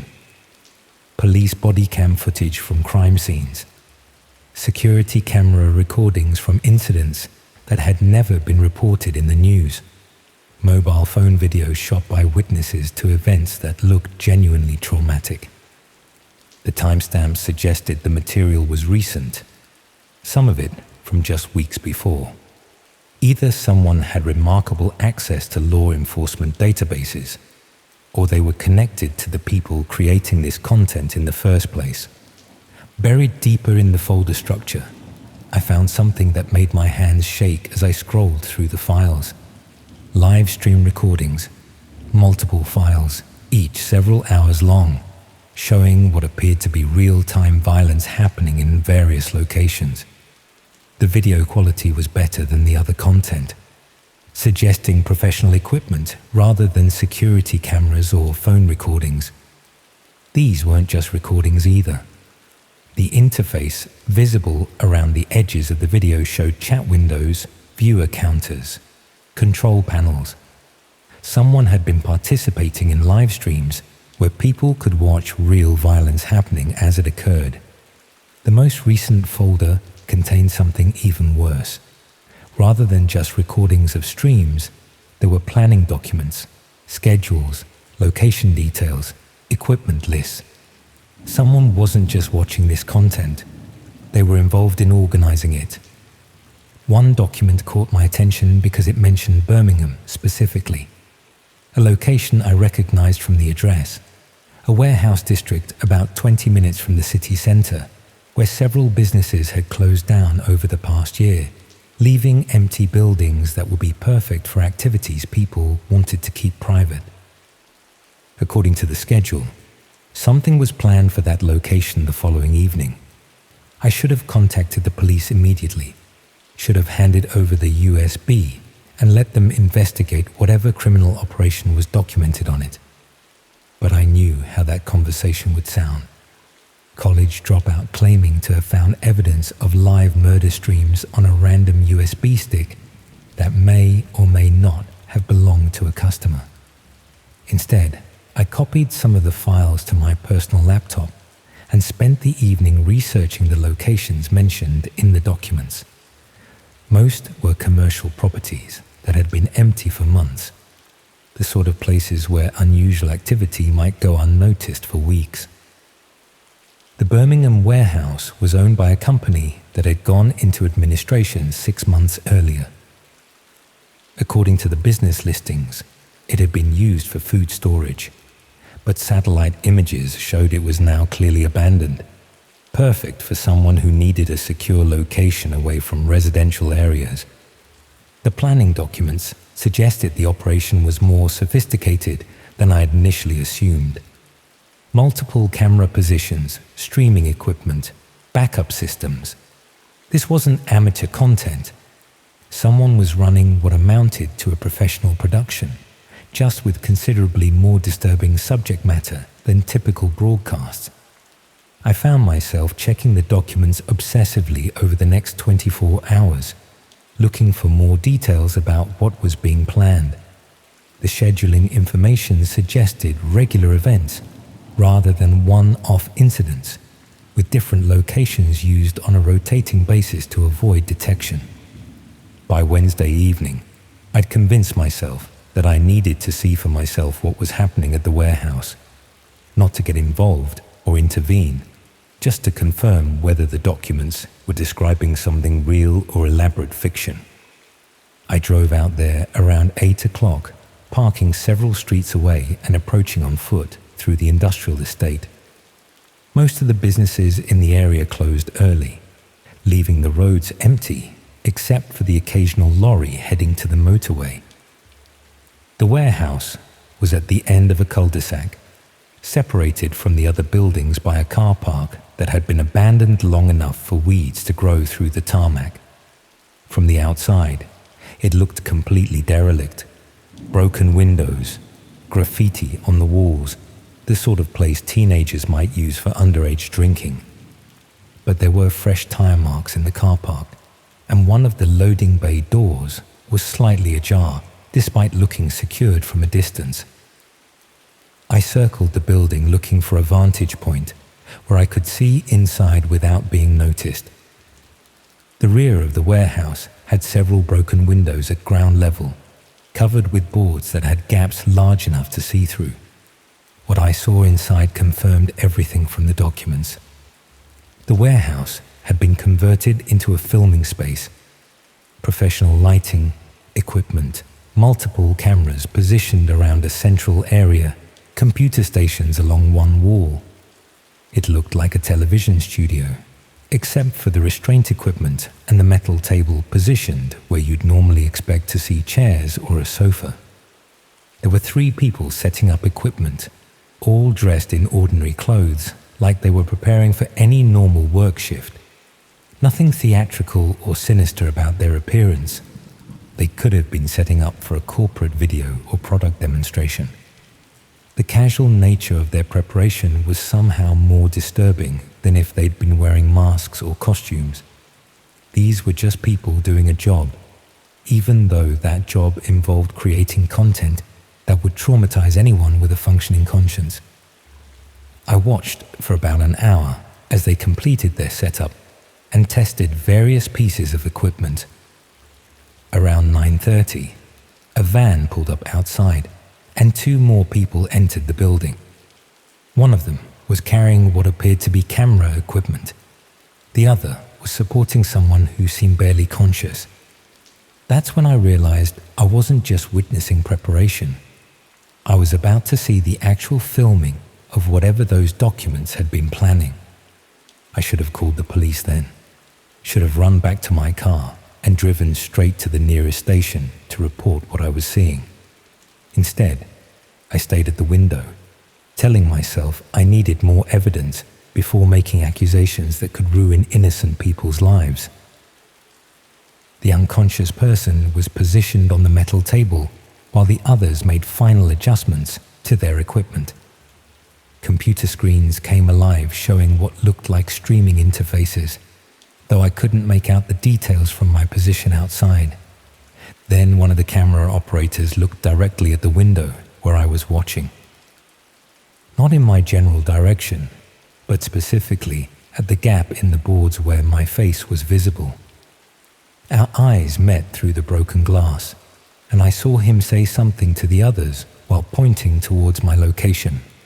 I ran, made it back to my car, and drove home as quickly as possible without breaking every speed limit in Birmingham. Once I was safely back in my flat, I tried to process what I'd witnessed and decide what to do about it. The logical action was to contact the police with everything I'd seen and copied from the USB. But I knew how weak my story sounded. I'd essentially been stalking people based on files I'd stolen from a customer's property, then trespassing on private land to spy on what might have been legitimate business activity, and now someone had seen me watching them. I spent the rest of the evening checking that my flat was properly secured and trying to convince myself that the person at the warehouse had no way of identifying me. They'd seen my face for maybe 3 seconds in poor lighting conditions. Even if they wanted to find me, how could they possibly know who I was or where I lived? The next morning, I arrived at work to find the woman from Tuesday waiting outside the shop. She seemed different from when she'd first brought the laptop in. More confident, less nervous about being in a computer shop. She asked about her data recovery with the sort of casual interest you might show when collecting dry cleaning rather than the urgency she displayed initially. I handed over her laptop and the recovered files, expecting her to check everything was in order before leaving. Instead, she just smiled and asked if I'd found anything interesting while working on her machine.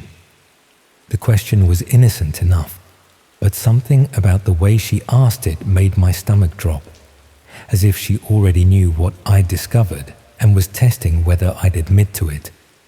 I told her everything had gone smoothly and that all her files had been recovered successfully. She thanked me, paid the balance, and left without checking any of the work I'd supposedly done.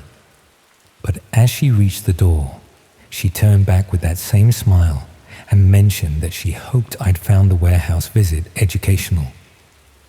Then she was gone, leaving me standing behind the counter, trying to work out how she could possibly have known where I'd been the previous evening. I checked our customer database after she left. The contact details she'd provided led nowhere. Disconnected phone number, fake address, credit card that had been declined when I tried to process the final payment later that day. She'd never been a legitimate customer at all, which meant the entire laptop repair had been a setup to get the USB into the shop, knowing that whoever worked on the machine would eventually find it and look at the contents. Someone had wanted me to see those files, wanted me to go to the warehouse, wanted me to witness what was happening there. The question was why. Over the next few days, I became increasingly paranoid about being watched. Every customer who came into the shop seemed suspicious. Every person who looked in my direction on the street felt like a potential threat. I started varying my route home, checking behind me more often, sleeping with furniture pushed against my bedroom door. But nothing obvious happened. No threatening messages, no suspicious phone calls, no obvious signs that I was being followed. Just the persistent feeling that someone knew more about my daily routine than they should. A week later, I found another USB stick. This one was left on the counter at work while I was helping a customer in the back room. When I returned, it was sitting next to the till with a small note attached that simply said, "Next episode." I should have thrown it away immediately, or handed it to the police, or quit my job and moved to another city. Instead, I took it home and plugged it into my laptop. The files were similar to the first USB, but more recent. New locations, new scheduling documents, new recordings of events I didn't want to see, but couldn't stop watching. And buried in the folder structure was something that made my blood turn cold. Photos of me, not just from the warehouse. Dozens of images taken over the past week showing me walking to work, shopping for groceries, sitting in my flat with the curtains open. Someone had been documenting my daily routine with the systematic thoroughness of a professional surveillance operation. The final folder contained a single document with an address and a time. Tomorrow evening, 8 o'clock.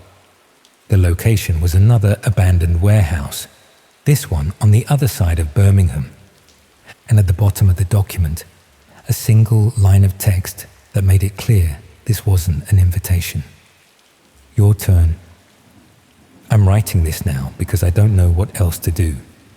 The police won't believe a story this bizarre without evidence I can't provide without incriminating myself. Moving away won't help if these people have the resources to track me down once already. Tomorrow evening, I'll have to decide whether to go to that warehouse or spend the rest of my life wondering when they'll decide to come and find me instead. Either way, I don't think online anonymity is going to keep me safe much longer.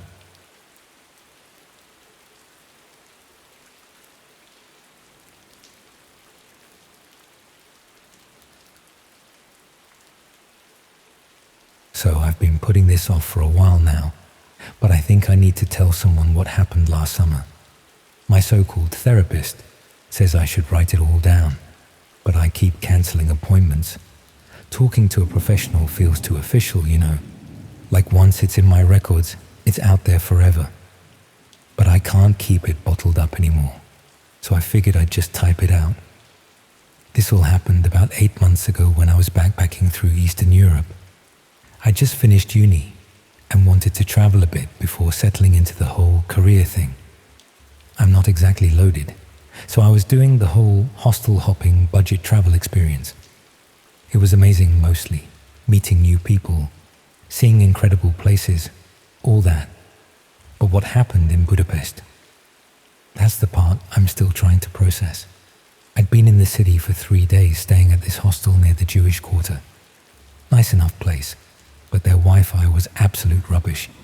I needed to book my next train ticket and check in with my parents, so I headed to this internet cafe about 10 minutes away.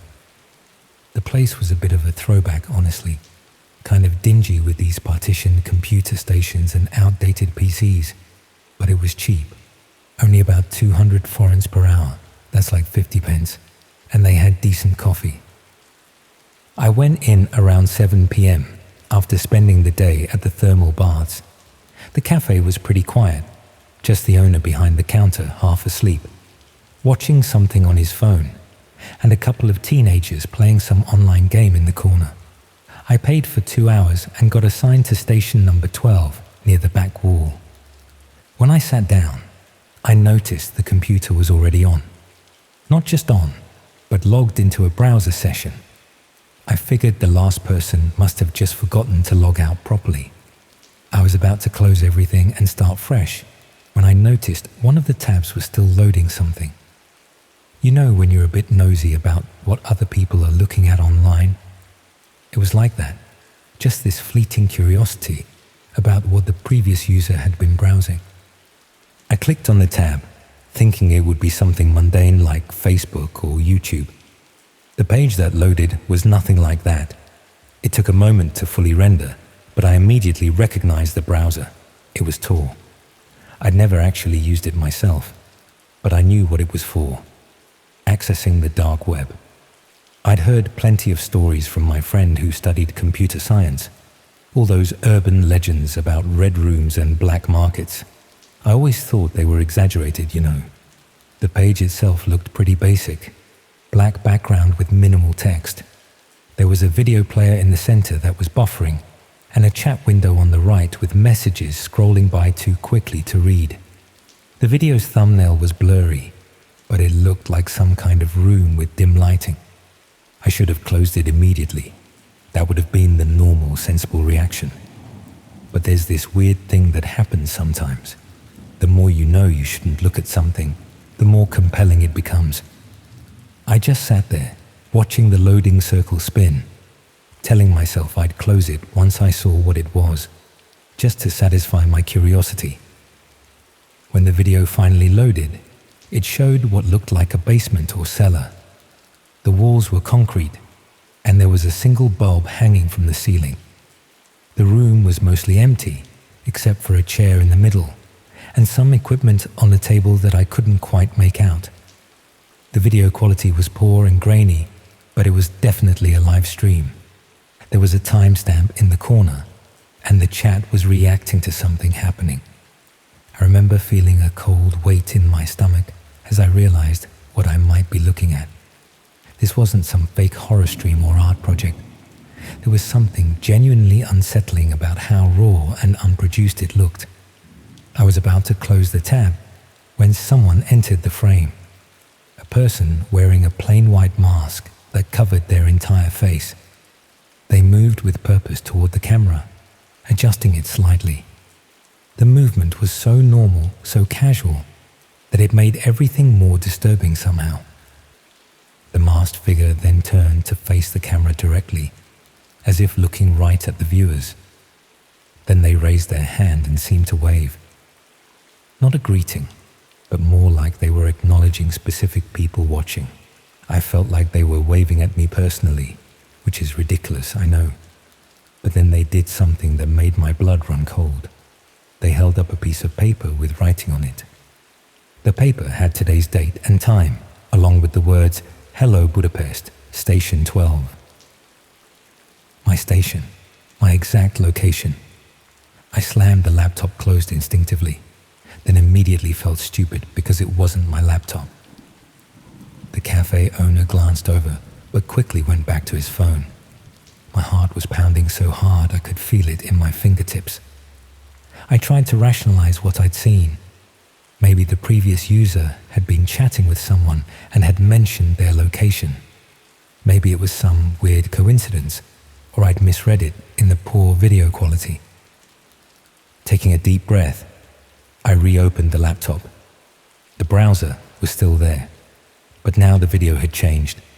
The camera seemed to be showing a different angle of the same room, but this time focused on the table I'd noticed earlier. On it were various tools, pliers, knives, and other things I didn't want to identify. Next to them was another piece of paper, this one with what looked like a list of usernames or IDs. The chat was going crazy now, messages flying by too fast to read, but certain phrases kept jumping out as they scrolled. Station 12 is watching. We have their IP. Should we send someone? Show them what happens to voyeurs. I tried closing the browser, but it wouldn't respond. I clicked the X repeatedly, then tried Alt F4, then Ctrl Alt Delete. Nothing worked. The screen flickered briefly, and then the video feed changed again. This time, it showed the exterior of a building. With a sickening lurch in my stomach, I recognized it. It was the internet cafe I was sitting in, filmed from across the street. The timestamp showed it was live footage, right now. As I watched, frozen, the camera zoomed in on the windows, panning slowly across until it focused on my station. I could see myself through the window, illuminated by the screen's glow, staring wide-eyed at the monitor. That's when I completely lost it. I jumped up, knocking over my chair, and rushed to the counter. I told the owner there was something wrong with the computer, that I thought it might have been hacked. He just shrugged, clearly not bothered, and said he'd restart it later. I asked him if the previous user had left recently, trying to keep my voice steady. He told me no one had used that station all day. I was the first customer to sit there. I felt physically sick at that point. I grabbed my backpack and headed for the door, glancing across the street to see if anyone was there with a camera. The street was busy with evening traffic and pedestrians, but no one seemed to be filming. As I pushed the door open, my phone buzzed with a notification, a message from an unknown number. Enjoying Budapest, Station 12. We see you. Don't worry about paying for your time. We've taken care of it. We've taken care of everything. I ran all the way back to my hostel without stopping, constantly looking over my shoulder. When I got to my room, I threw my stuff together and checked out immediately, forfeiting the money I'd paid for the next 2 nights. I caught the first train out the next morning to Vienna, and I didn't use a public computer or Wi-Fi for the rest of my trip. For weeks afterwards, I kept getting text messages from different numbers. They were always brief, just enough to let me know I was still being watched. One came through when I was at dinner in Paris. Red wine stains white shirts. Be careful. I'd spilled wine on myself just moments before. Another came when I was back home in London. Your new flat has nice windows, easy to see inside at night. I've moved twice since then. I've gone through every possible explanation for what happened. The most rational one is that someone hacked the computer at the cafe and used its webcam to see me, then used my phone number from the cafe's sign-in system. But that doesn't explain how they're still finding me, or how they know details about my daily life that aren't online. I've changed my phone, my email, even my name on social media. I've installed security systems and keep my curtains closed at all times, but the messages still come through occasionally. The last one arrived yesterday. Miss Budapest, we miss you. Station 12 is always reserved for you. I don't know what these people want or why they chose me. Maybe I just stumbled onto something I wasn't supposed to see. Maybe it was all just an elaborate scare tactic aimed at random dark web voyeurs. But I can't shake the feeling that by clicking that tab, I somehow put myself on a list that I can't get off of. Like by witnessing whatever twisted thing was happening in that basement, I became part of it somehow. So that's my story. I still haven't gone to the police. What would I even tell them? That I accidentally accessed some creepy dark web stream and now I'm being stalked by anonymous messages. They'd think I was paranoid or making it up. I'm telling you this partly as a warning. Be careful about the digital footprints you leave, even ones you don't realize you're creating. That random computer in an internet cafe might not be as anonymous as you think. And if you ever find yourself looking at a browser session someone else left open, just close it. Some nightmares aren't meant to be shared, and once you've seen them, you can't unsee them. I keep thinking about that list of names I glimpsed on the table in the video. I wonder how many others like me are out there, jumping at shadows and changing their phone numbers every few weeks. I wonder if they also made the mistake of clicking on someone else's session, picking up a nightmare that wasn't theirs to begin with.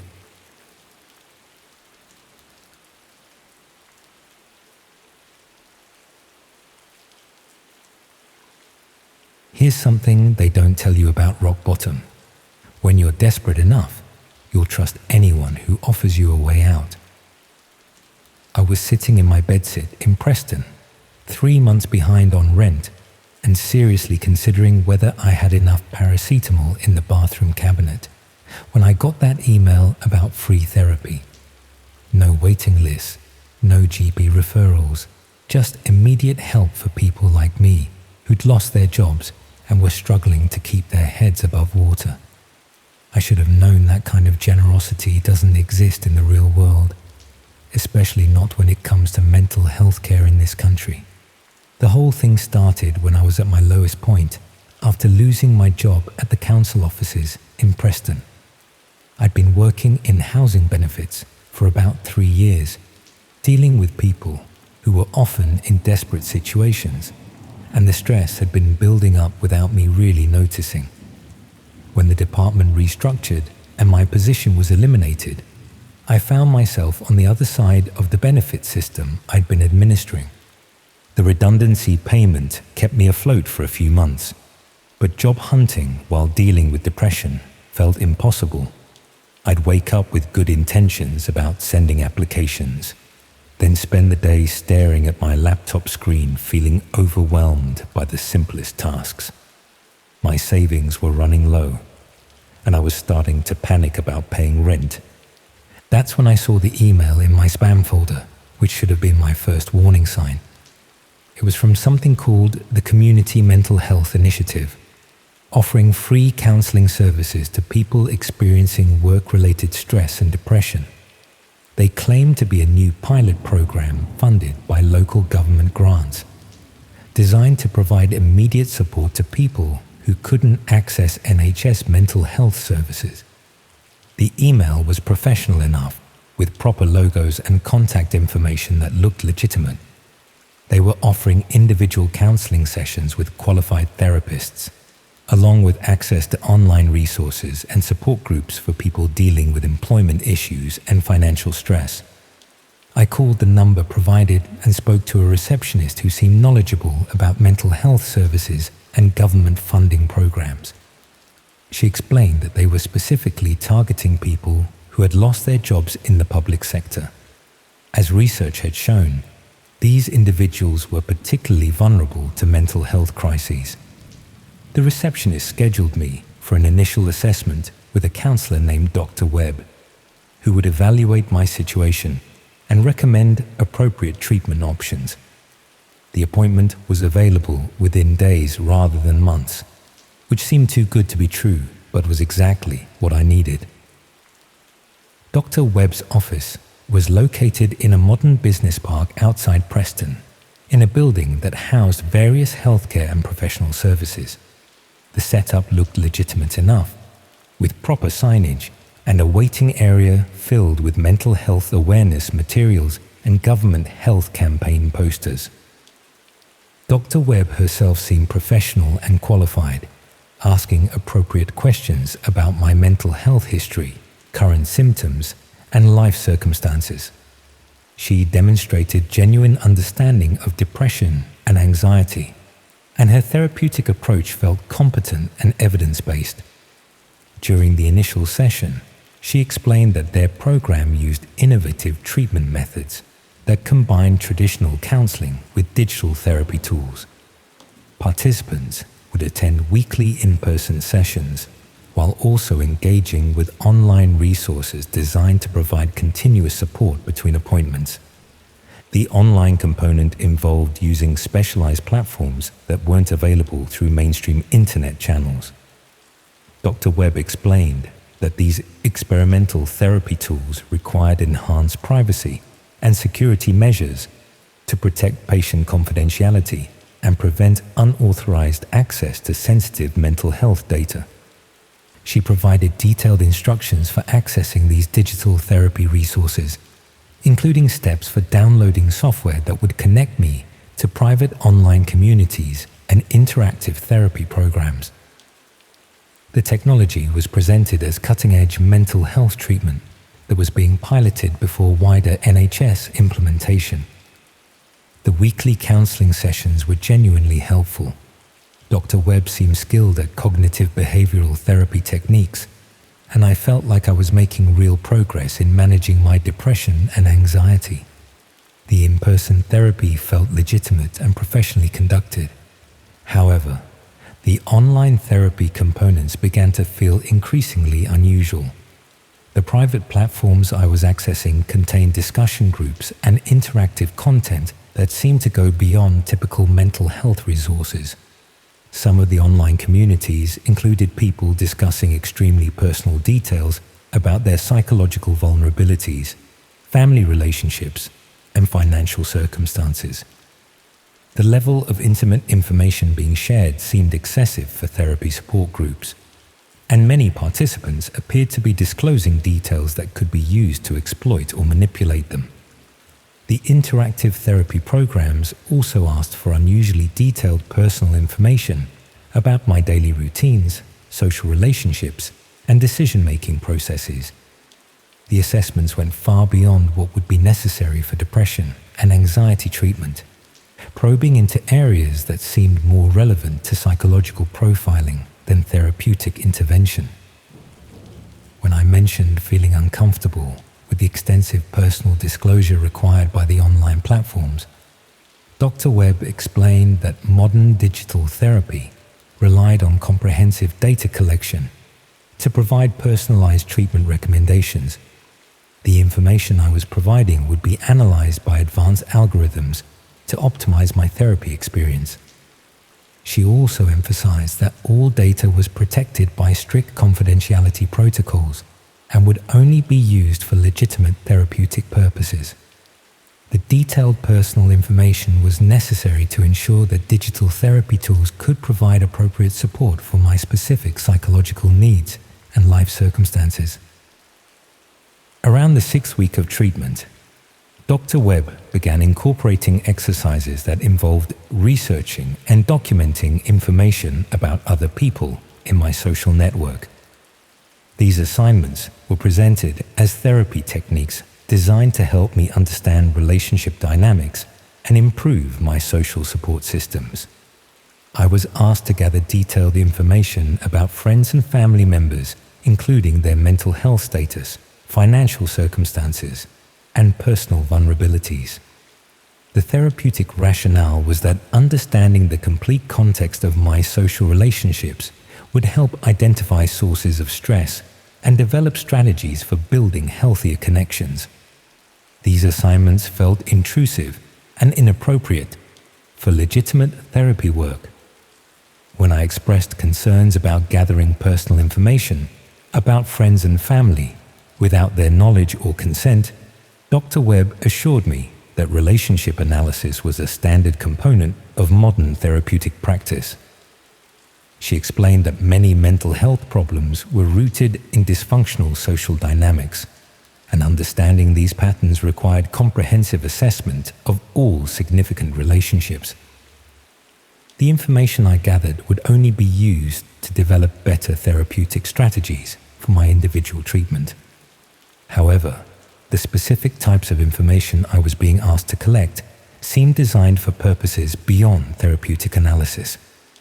I was documenting psychological vulnerabilities, financial pressures, and personal secrets that could be valuable for manipulation or exploitation, rather than mental health treatment. Some assignments involved using the online therapy platforms to connect with and gather information about people who weren't part of my existing social network. I was asked to engage with strangers in the digital therapy communities and document their personal circumstances and psychological states. When I questioned why therapy work involved systematic intelligence gathering about other people, Dr. Webb reminded me that I had been receiving valuable mental health treatment that would normally cost hundreds of pounds through private healthcare. The comprehensive nature of the treatment program required participants to engage fully with all therapeutic components. She also began demonstrating knowledge of my personal activities and circumstances that she couldn't have gathered through our therapy sessions alone. References to my daily routine, financial situation, and social interactions suggested that my participation in the online therapy platforms had provided comprehensive surveillance capabilities. I realized that the counseling program had been used to recruit me into systematic intelligence gathering operations disguised as mental health treatment.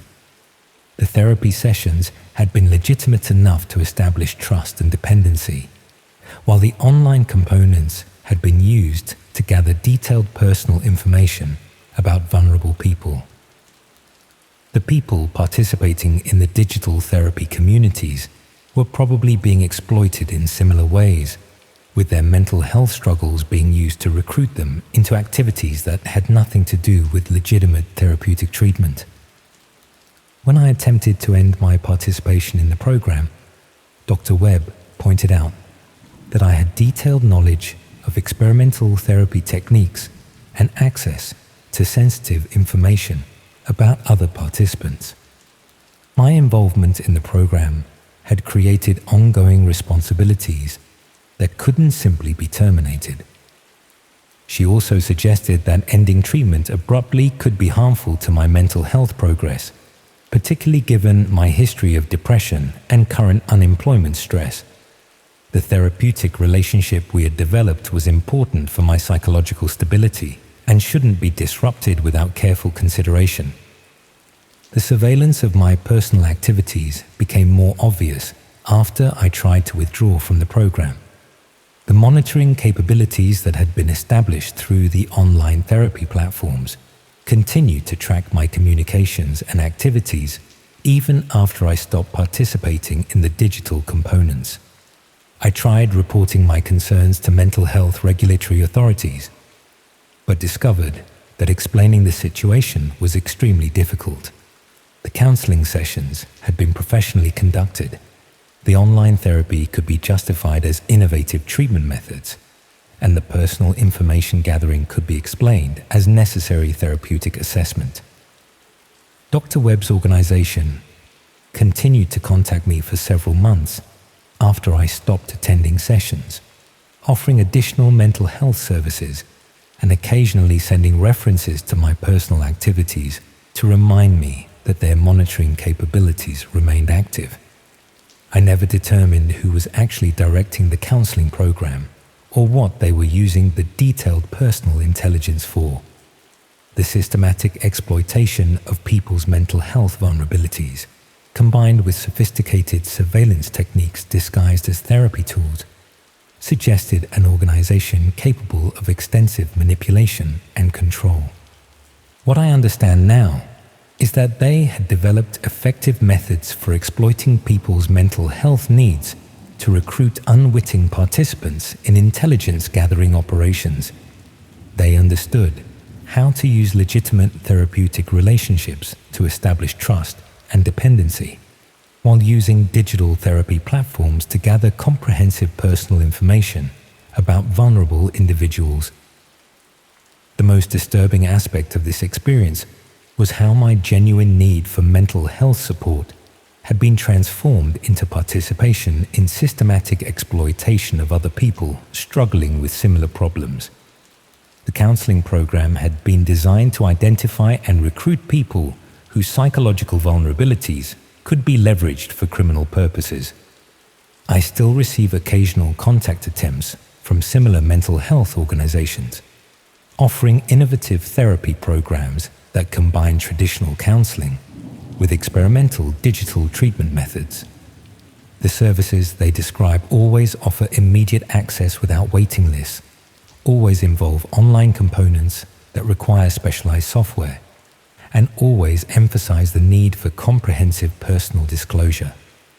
I decline these opportunities immediately now, but I wonder how many other people struggling with mental health issues have found themselves in similar situations, believing they are receiving legitimate therapeutic support, while actually participating in intelligence-gathering operations that exploit their psychological vulnerabilities for criminal purposes.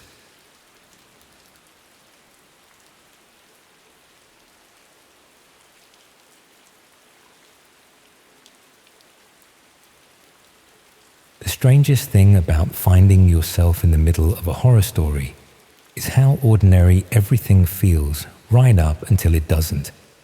I'm a freelance graphic designer, nothing special, living in a cramped flat above a chip shop in Hackney. The kind of person who orders too much takeaway and falls asleep watching Netflix documentaries. Not exactly the sort you'd expect to stumble into something that would change everything. It started because of Danny, my flatmate's younger brother. He'd been staying with us for a few weeks after dropping out of university, much to his parents' horror. Danny was one of those lads who thought he knew everything about computers, but really just knew how to download things he shouldn't and act smug about it. The kind who'd lecture you about privacy whilst posting every meal on Instagram. One evening in March, I came home to find Danny hunched over his laptop at the kitchen table, looking pale as milk. He quickly shut the screen when I walked in, but not before I caught a glimpse of what looked like a chat room with dozens of messages scrolling past. Nothing unusual there, except Danny looked genuinely shaken, which was odd for someone who spent most of his time arguing with strangers online. Over the next few days, I noticed changes in him. He'd always been a bit of a night owl, but now he was staying up until dawn, emerging from his room only to grab food or use the bathroom. The bags under his eyes grew darker, and he jumped at every small noise. When I asked if he was all right, he just mumbled something about a project he was working on. The following week, Danny disappeared. Not dramatically, just packed his things whilst we were out, and left a note saying he'd decided to go traveling. His brother seemed relieved, honestly. Danny had been getting stranger by the day, barely speaking and spending all his time online. We assumed he'd finally sorted himself out and moved on. 3 months later, I was clearing out the spare room when I found Danny's old external hard drive wedged behind the radiator. Curiosity got the better of me. Most of it was the usual rubbish you'd expect from a 20-year-old, but buried in a folder labeled uni stuff were dozens of screenshots that made my stomach turn. The images showed what appeared to be a streaming interface, dark and minimal, with a video player displaying various rooms. Some looked like basements or warehouses, others like normal bedrooms or kitchens. Each stream had a view account and a chat sidebar filled with usernames I couldn't pronounce. The screenshots captured moments that looked disturbingly real. People in distress, sometimes alone, sometimes not. At first, I thought it might be some kind of elaborate horror game or interactive fiction, but the timestamps on the files suggested Danny had been accessing these streams regularly over several weeks. The final screenshot was dated just 2 days before he'd left, showing a room I recognized. It was his bedroom, taken from the angle of his webcam, but the image showed him sleeping, whilst the chat beside it was filled with messages about him. I should have deleted everything and forgotten about it, but I couldn't shake the feeling that Danny might be in trouble. After some research, I learned about the dark web and how to access it safely.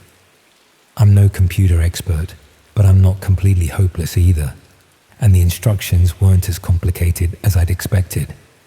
Finding the site again took weeks of searching through hidden forums and following cryptic links. When I finally located it, the interface was exactly as Danny's screenshots had shown. A grid of streams, each showing different locations, some with people, others empty. The view accounts ranged from a handful to several hundred. The chat moved too quickly to read properly, a constant scroll of messages in multiple languages. I watched for hours, trying to understand what I was seeing. Most streams seemed to show people going about normal activities, unaware they were being watched. Cooking, reading, sleeping. It felt voyeuristic, but not necessarily sinister. Then I found the premium section.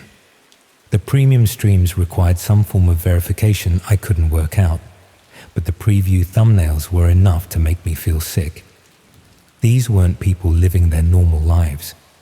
These were deliberate performances, and not the kind anyone would volunteer for. One stream caught my attention because the location looked familiar. The room was sparse, with concrete walls and a single window set high up. It reminded me of the basement storage areas in council housing blocks, the kind where residents keep their Christmas decorations and broken furniture. As I watched, someone entered the frame, but the image quality was too poor to make out details. The chat beside this stream was different from the others.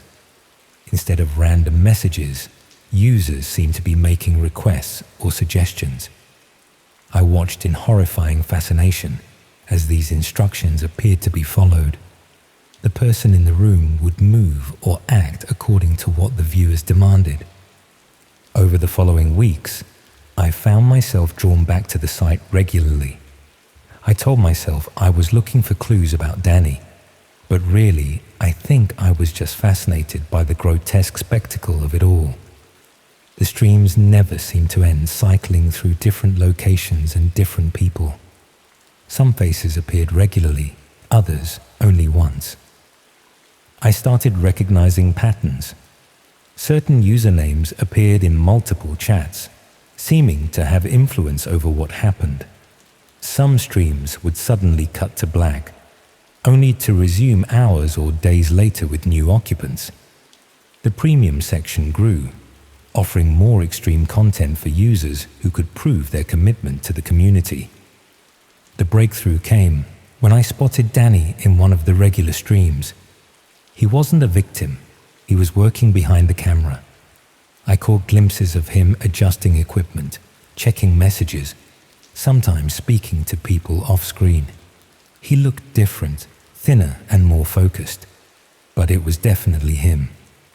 The realization that my flatmate's brother wasn't missing, but was actively involved in running these streams changed everything. I started paying closer attention to the technical side, trying to work out how the operation functioned. The streams appeared to be broadcast from multiple locations across the UK, possibly Europe, with sophisticated systems for avoiding detection. More disturbing was the discovery that many viewers weren't just passive observers. They were paying for influence, contributing resources, even providing locations and equipment. The whole thing operated like a twisted social network, with users building reputations and gaining access to more extreme content. I began documenting everything, taking screenshots and notes, thinking I might eventually take it to the police. But the more I learned, the more I realized how difficult that would be. The site was designed to be untraceable, the users anonymous, the evidence ephemeral. Even if authorities could locate the servers, they'd find nothing but empty rooms and abandoned equipment. Then one evening, whilst watching a stream from what looked like an abandoned warehouse in East London, I noticed something that made my blood freeze. In the background, barely visible through a grimy window, was the distinctive tower block where I lived. The camera angle suggested the warehouse was less than half a mile from my flat. I spent the next day walking around the industrial estate near my building, looking for anything that matched what I'd seen on screen. Most of the warehouses were still in use or had been converted to flats, but one building at the end of a dead-end road stood empty, its windows boarded up. That night, I watched the stream more carefully, looking for any details that might confirm the location. During a quiet moment, I heard something that made my chest tighten. Through the audio feed came the distant sound of the Northern Line trains pulling into the nearby station, the same sound I heard from my bedroom window every night. The warehouse was practically on my doorstep, and I'd been watching people being held there for weeks without realizing it. I should have called the police immediately, but something held me back. What if I was wrong? What if it was just coincidence? The streams operated on such a scale that surely law enforcement already knew about them. Maybe this was all part of some larger investigation I'd stumble into and compromise. Instead, I decided to take a closer look myself. Just to confirm the location, I told myself. Nothing more than that. The next evening, I walked past the warehouse several times, trying to look casual. The building appeared genuinely abandoned, with no signs of activity. But as I lingered near the entrance, I noticed something odd. Despite the boarded windows and general air of dereliction, there were fresh tire marks in the dirt near the loading bay. I was about to leave when I heard voices coming from inside the building. Low, conversational tones, too muffled to make out words, but definitely present. As I moved closer to try to hear better, my phone buzzed with a notification.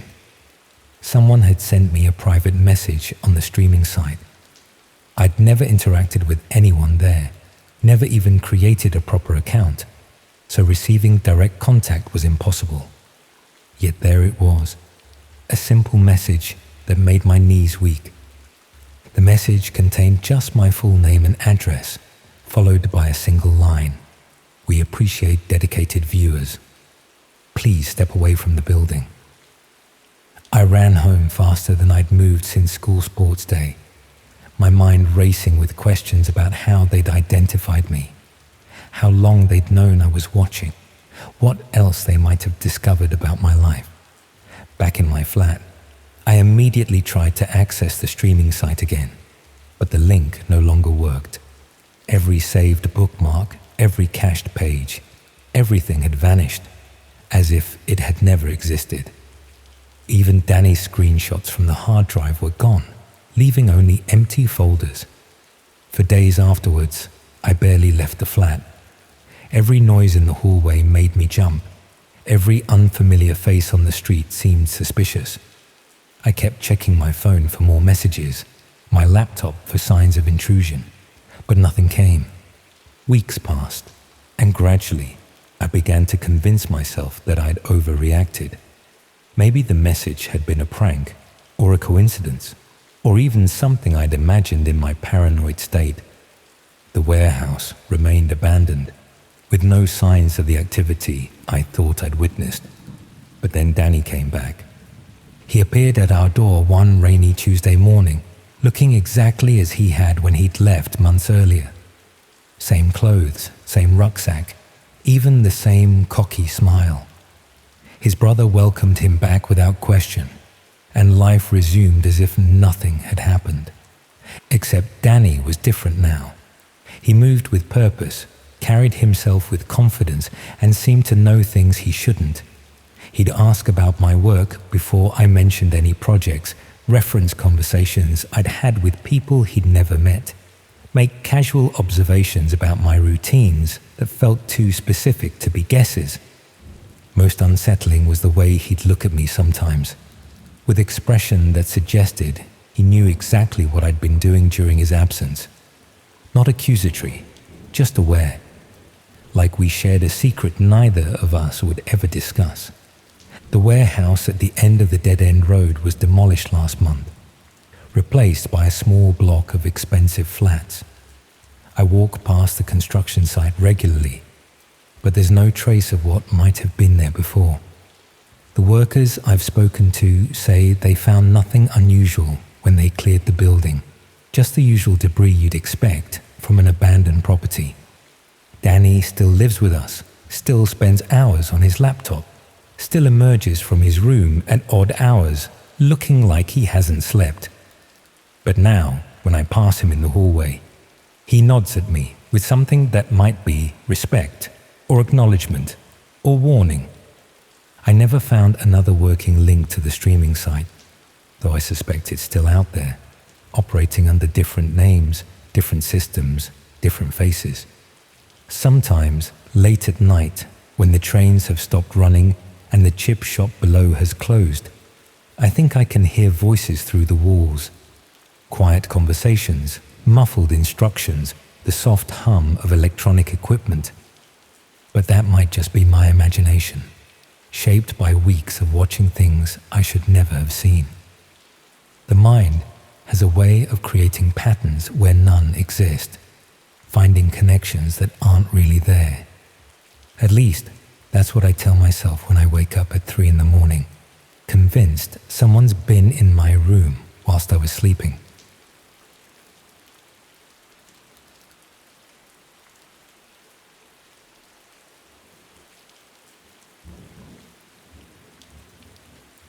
When your GP refers you to a specialist for problems you didn't know were serious enough to require expert attention, you generally assume the referral is legitimate medical care rather than recruitment for activities that have nothing to do with healthcare.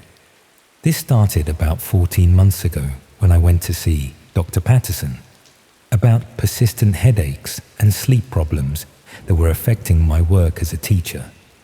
I'd been having trouble concentrating during lessons and felt constantly tired despite getting what should have been adequate rest. Dr. Patterson ran the usual tests: blood pressure, basic neurological checks, questions about stress levels and lifestyle factors that might be contributing to my symptoms. Everything came back normal, but she seemed concerned that the headache pattern might indicate underlying issues that required more specialized evaluation. She referred me to what she called a wellness clinic that took a more comprehensive approach to diagnosing and treating stress-related health problems. The clinic supposedly used advanced assessment techniques that could identify health issues before they developed into serious medical conditions. The Exeter Wellness Institute looked professional enough when I arrived for my appointment. modern building near the hospital, well-dressed reception staff, waiting room filled with the sort of health and lifestyle magazines you'd expect from any private medical facility. The initial consultation was more thorough than anything I'd experienced with NHS services. Dr. Kensington, the specialist who saw me, spent nearly 2 hours discussing my symptoms, work stress, lifestyle habits, and personal circumstances that might be contributing to my health problems.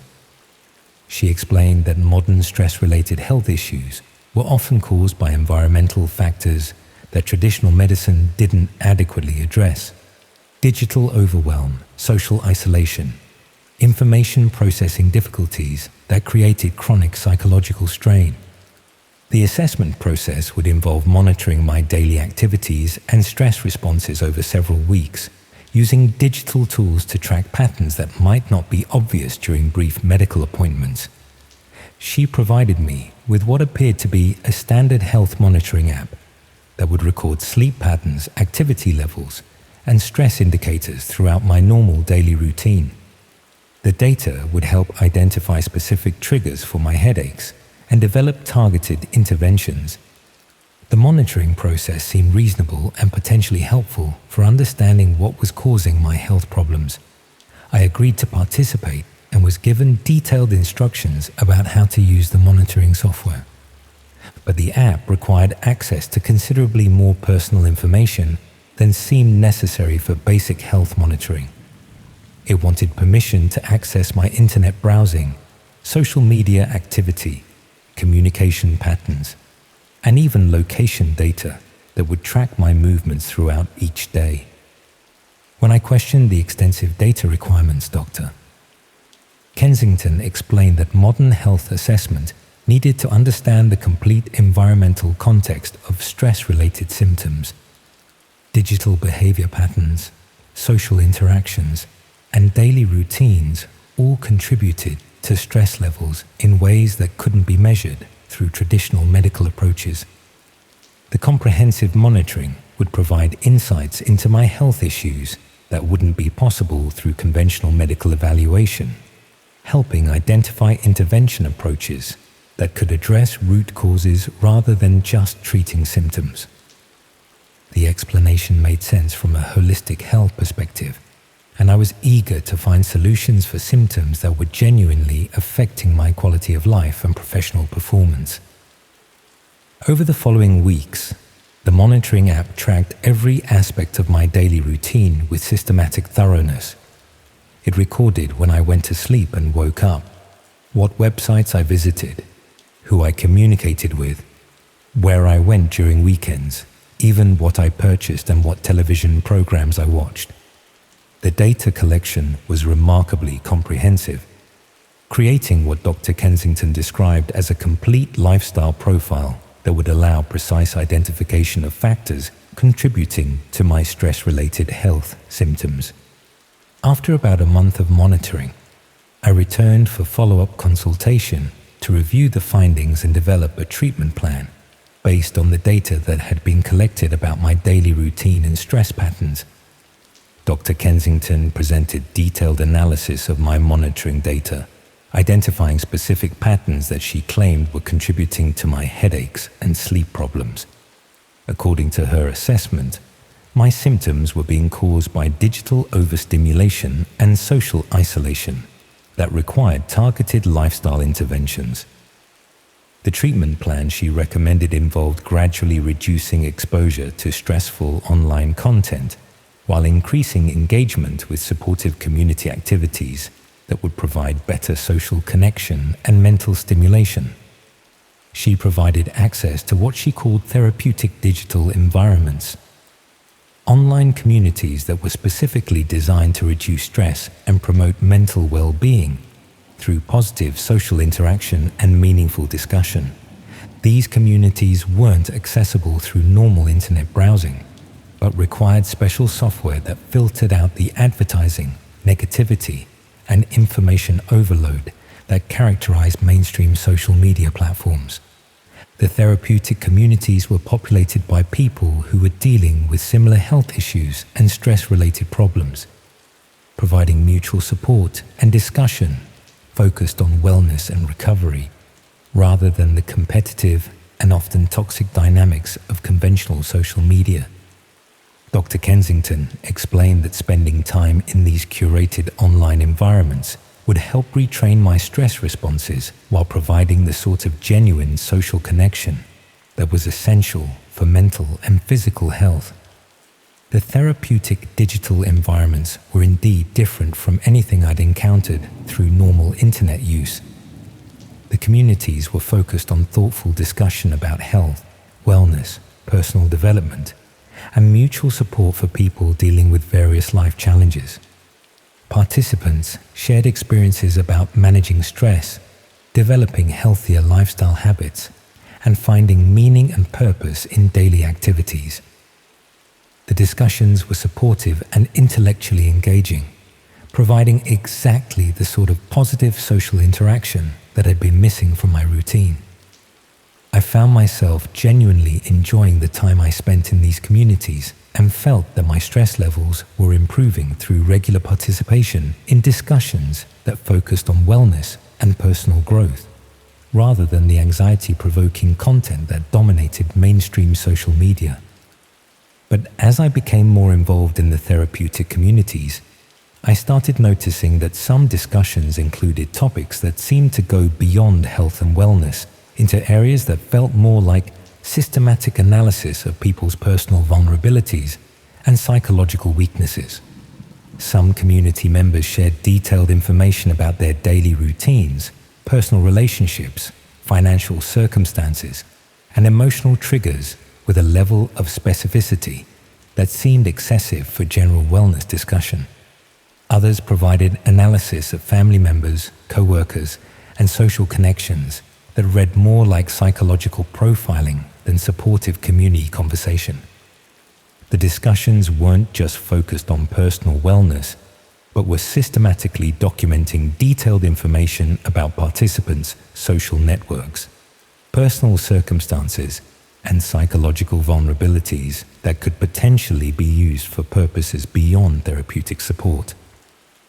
When I questioned why wellness discussions needed such detailed personal information, other community members explained that effective stress management required understanding the complete social and psychological context of people's lives.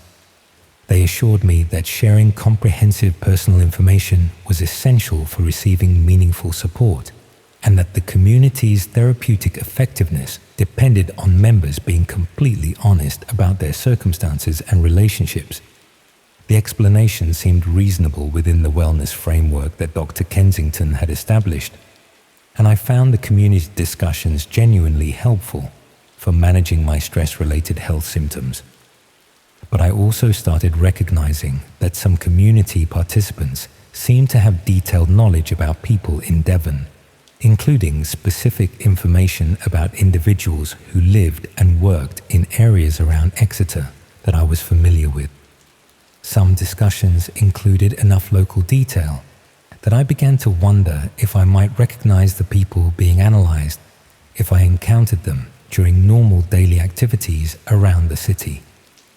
The therapeutic communities weren't just focused on abstract wellness discussion, but were actively collecting and analyzing detailed personal information about real people in my immediate geographic area. I realized that Dr. Kensington's health monitoring and therapeutic digital environments weren't legitimate medical treatment, but were systematic data collection operations designed to gather comprehensive personal information about Exeter area residents. My participation in wellness communities had made me complicit in activities that involve systematic analysis of real people's personal vulnerabilities and private circumstances for purposes that weren't related to healthcare or therapeutic support. The health monitoring app had been used to compile detailed profiles of my personal information, social connections, and daily routine that were being shared with communities that specialized in analyzing and potentially exploiting people's psychological and social vulnerabilities. When I tried to research the Exeter Wellness Institute more thoroughly, I discovered that it wasn't registered as a legitimate medical facility and that Dr. Kensington didn't appear in professional medical directories or have verifiable credentials through appropriate regulatory bodies. The entire wellness assessment and treatment process had been designed to collect personal information rather than provide healthcare, using medical terminology and therapeutic frameworks to make systematic data gathering seem like legitimate health services. My symptoms hadn't been treated through evidence-based medical interventions, but had been used as justification for comprehensive surveillance and information collection that was being shared with people who specialized in analyzing personal vulnerabilities for purposes that weren't related to healthcare. The therapeutic communities I'd been participating in weren't focused on wellness and mutual support, but were sophisticated information collection systems where people were encouraged to share detailed personal information that was being analyzed and potentially used for exploitation rather than therapeutic purposes. I tried to investigate what was being done with the personal information I'd shared through the wellness monitoring and community participation, leading to discovery of online spaces that weren't accessible through normal internet browsing. These hidden communities were focused on systematic analysis and potential exploitation of individuals who had been profiled through various data collection methods, including wellness services that collected comprehensive personal information under the guise of providing healthcare. The detailed personal information I'd shared through therapeutic community discussions was being used by these communities to develop profiles that could be used for targeted manipulation, harassment, or other forms of exploitation of real people in the Exeter area. My health monitoring data was being analyzed not for therapeutic purposes, but to identify psychological and social vulnerabilities that could be exploited by people who specialized in systematic manipulation of individuals they'd never met, but whose personal circumstances they understood in comprehensive detail. The wellness treatment that had supposedly addressed my stress-related health symptoms had actually made me complicit in systematic information gathering that was being used to facilitate potential exploitation of people in my own community. When I tried to withdraw from the Exeter Wellness Institute and report what I discovered about their activities, I found that my participation agreements included extensive clauses about confidentiality and data protection that made exposing their activities legally complicated. More disturbing was discovering that some people in Exeter were experiencing problems that seemed to correspond to the detailed vulnerability analyses that were being conducted in the hidden communities I discovered. Individuals whose personal information had been collected through wellness services and other data gathering operations were experiencing targeted difficulties that seemed designed to exploit the specific psychological and social vulnerabilities that had been identified through systematic analysis of their personal circumstances. My participation in what I'd believed was legitimate healthcare had contributed to information collection that was being used to facilitate systematic targeting of real people for psychological manipulation and potential exploitation. The Exeter Wellness Institute continues operating, recruiting people with genuine health concerns who believe they're receiving innovative medical treatment rather than participating in comprehensive data collection that facilitates systematic analysis of personal vulnerabilities. The therapeutic communities continue collecting detailed personal information from participants who think they're receiving mutual support for wellness and recovery rather than providing intelligence that's being used to develop exploitation profiles. People throughout Exeter continue experiencing professionally designed manipulation that's based on comprehensive analysis of personal information they shared while seeking healthcare, believing their difficulties are personal problems rather than systematic targeting by individuals who specialize in exploiting psychological vulnerabilities. I still work as a primary school teacher, still deal with occasional headaches and sleep problems, still wonder whether some of the personal and professional difficulties experienced by people around me might be caused by systematic targeting based on vulnerability analyses that were developed using information they shared while seeking legitimate medical care. The referral that seemed like access to innovative healthcare turned out to be recruitment for comprehensive data collection that facilitates systematic exploitation of vulnerable people through analysis of personal information they provided while seeking medical treatment for genuine health problems.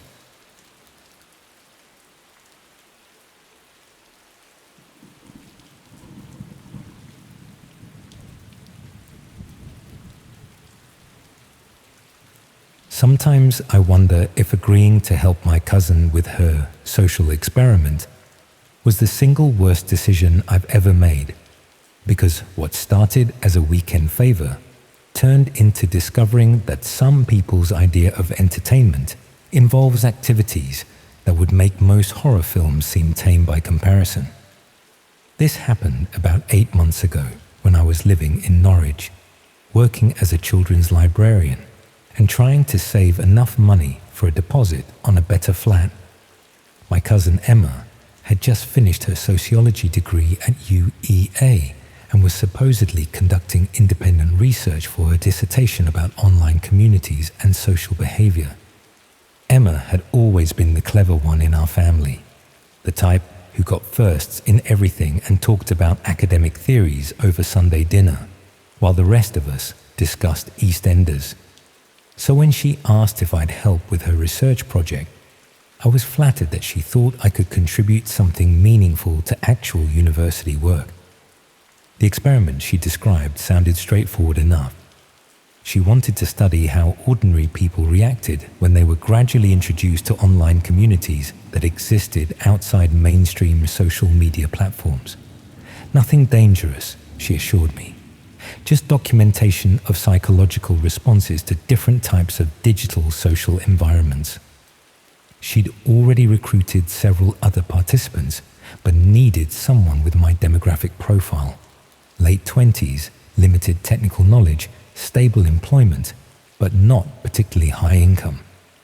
Basically, she needed someone who represented what she called digital normalcy to round out her research sample. The methodology involved me spending designated time periods in various online communities, documenting my reactions and observations according to structured guidelines she'd developed. She'd pay me £200 for participating in what she estimated would be about 20 hours of research activity spread over several weeks. I should have asked more questions about what types of communities I'd be exploring, but Emma's academic enthusiasm was infectious, and I trusted that university research would have appropriate ethical oversight. Plus, £200 was significant money for someone living on a librarian's salary. She set me up with software on my laptop that would allow access to what she called alternative social platforms, communities that weren't part of the mainstream internet, but weren't necessarily hidden or secretive.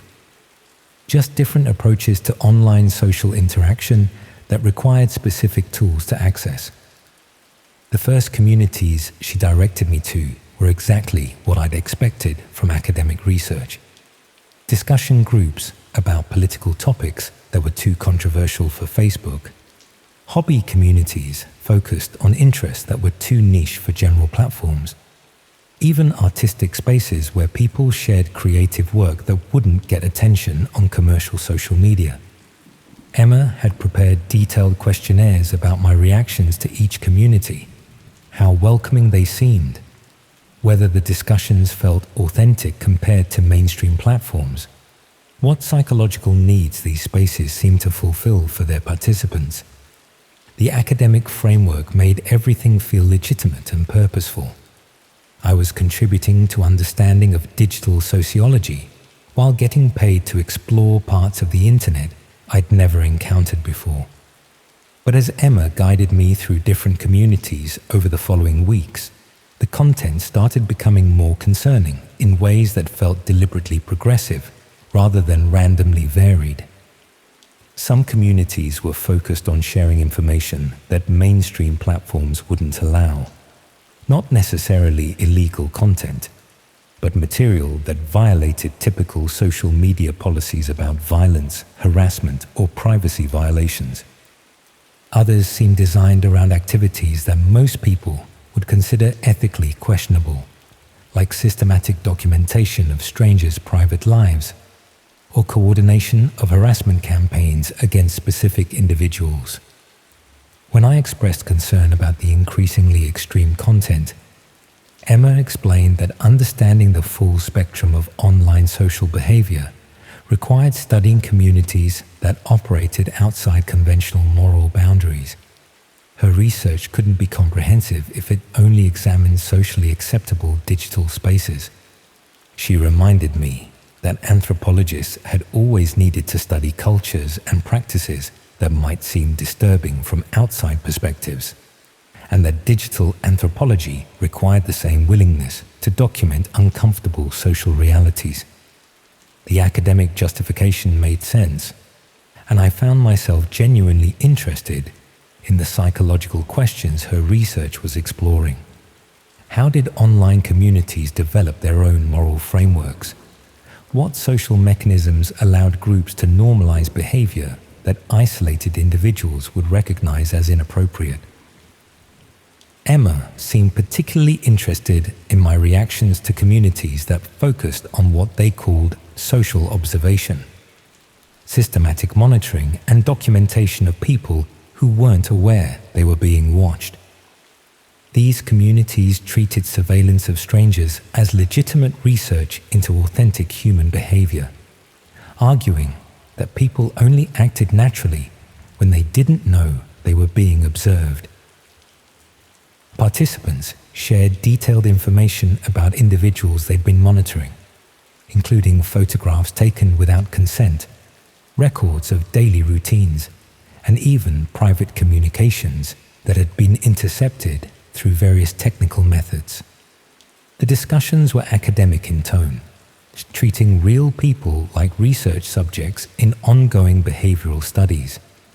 But the lack of consent from the people being studied made these communities feel more like organized stalking than legitimate research.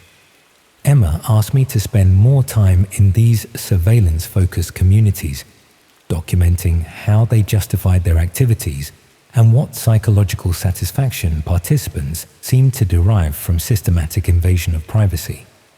The research assignment felt increasingly uncomfortable, but Emma's academic framework provided rationalization for continuing to study communities whose activities I found morally disturbing. She explained that understanding how people convinced themselves that surveillance was justified required extended observation of their psychological reasoning processes.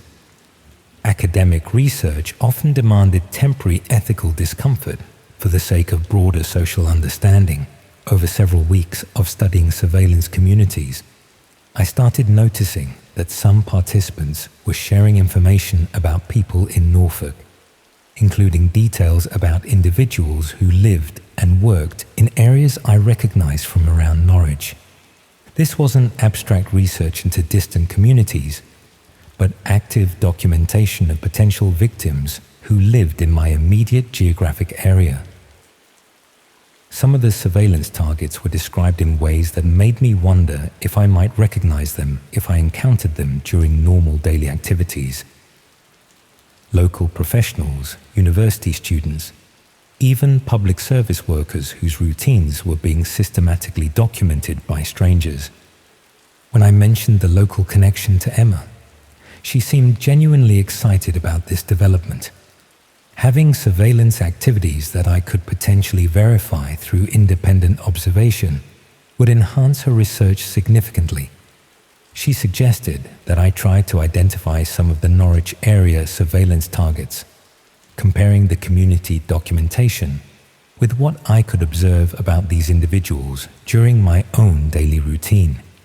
This would provide valuable academic insights into the accuracy of surveillance techniques and the psychological impact of systematic observation on both monitors and targets. The research methodology was shifting from studying online communities to potentially participating in their surveillance activities, but Emma's academic enthusiasm made the transition feel like natural progression rather than ethical boundary violation. I agreed to try identifying some surveillance targets, telling myself this was contributing to important social research rather than participating in organized stalking activities. But as I started paying attention to people around Norwich who matched descriptions from the surveillance communities, I realized that Emma's research had made me complicit in systematic invasion of privacy, affecting real individuals in my own community. The people being monitored weren't abstract research subjects, but neighbors, co-workers, and strangers whose private lives were being documented for the entertainment of online communities that treated human privacy as content to be consumed. I tried to investigate Emma's university research more thoroughly, looking for verification that her dissertation was legitimate academic work with appropriate ethical oversight. What I discovered was deeply disturbing. The sociology dissertation she described didn't exist in UEA's academic records, and the research methodology she was using wouldn't be approved by any legitimate university ethics committee. Emma wasn't conducting academic research into online communities, but was using academic terminology to recruit participants in activities that were actually designed to introduce people to surveillance and harassment communities for purposes that weren't related to scholarly investigation. I realized that the social experiment I'd been participating in was actually a recruitment process designed to gradually normalize systematic privacy violation by presenting it within academic frameworks that made harmful activities seem intellectually justifiable. My documentation of psychological responses to surveillance communities hadn't been contributing to sociology research, but had been providing information that could be used to refine recruitment techniques for drawing ordinary people into activities they would normally find morally unacceptable. Emma had been studying my psychological adaptation to increasingly extreme online communities, analyzing how academic justification could be used to overcome normal ethical resistance to systematic harassment and privacy violation. The research questionnaires I'd been completing had been documenting the effectiveness of different persuasion techniques for convincing people to participate in activities that violated their own stated moral principles. I'd become an unwitting test subject in research about psychological manipulation, rather than a volunteer contributor to legitimate academic sociology. When I tried to confront Emma about what I'd discovered, she'd already graduated and left Norwich, providing no forwarding address to family members who assumed she'd moved away for postgraduate study or employment opportunities. Her university contact information led nowhere, and her social media accounts had been deactivated, suggesting she'd planned to disappear once her recruitment activities in Norwich were completed. I never found out how many other research participants she'd recruited, or whether the surveillance activities I'd been introduced to were continuing with different facilitators who used similar academic justifications. The online communities continue operating. The systematic surveillance of Norfolk residents continues expanding, and people continue being monitored and documented by strangers who treat human privacy as entertainment content to be shared and analyzed. I still work as a children's librarian, still live in Norwich, still wonder whether some of the people I encounter might be involved in activities similar to what Emma was facilitating. Using legitimate-sounding research frameworks to justify systematic violation of privacy and personal boundaries. But I'm also aware that academic-sounding requests for research assistance can be covers for recruitment into activities that have nothing to do with legitimate scholarship, and that people who want to help with what appears to be important social research can easily become complicit in systematic harassment disguised as intellectual investigation. The social experiment I participated in continues to affect how I think about online privacy and community behavior, but not in ways that Emma's supposed academic research would have intended if it had been legitimate scholarly work rather than systematic manipulation designed to recruit ordinary people into extraordinary violations of human decency. Sometimes I wonder how many other communities exist where people convince themselves that systematic harm is justified by intellectual frameworks that sound academic, but are actually rationalization for activities that most people would recognize as organized cruelty if they weren't presented within contexts that made them seem like legitimate research or social observation.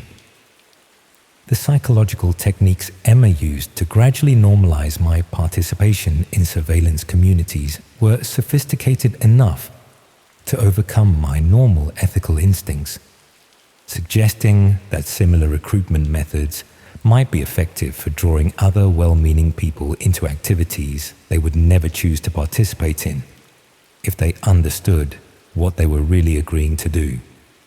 I never received the £200 Emma had promised for participating in her research, which seems like a small loss compared to discovering that I'd spent weeks documenting and analyzing systematic violation of privacy affecting real people in my own community.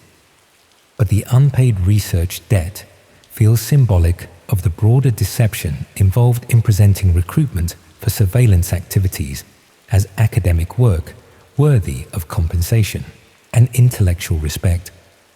The communities Emma introduced me to continue developing more sophisticated methods for monitoring and harassing their chosen targets, while recruitment techniques continue improving based on analysis of how ordinary people can be persuaded to participate in activities they would normally find morally unacceptable.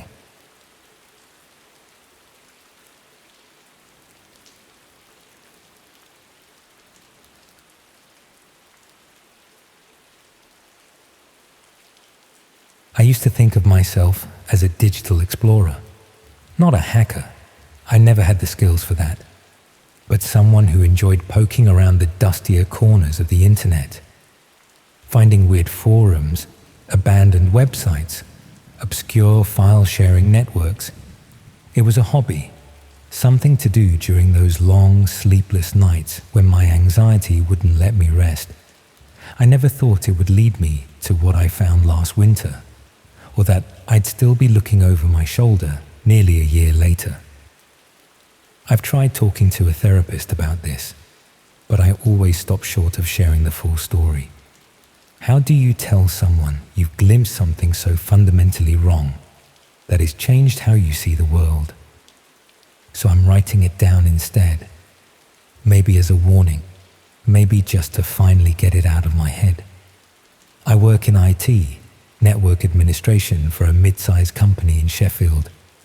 Nothing exciting, just making sure systems stay up and running, troubleshooting when Karen from accounting can't connect to the printer for the 10th time that week. I'd been with the company for about 3 years when this happened, comfortable enough in my role that my mind often wandered during the quieter moments. I'd always been interested in computers. Built my first desktop at 15 from parts I'd saved up for over 6 months. Taught myself basic coding from library books because my parents couldn't afford internet at home yet. That early fascination with technology never really left me, even as it became my career. My flat has a small second bedroom that I'd converted into a home office. Really just a desk crammed against the window with my old desktop computer and a couple of monitors. Not the sleekest setup, but it was mine, and it was where I spent most of my evenings. The desk was littered with the usual debris of someone who spends too much time at a computer. Empty coffee mugs with rings of dried caffeine at the bottom.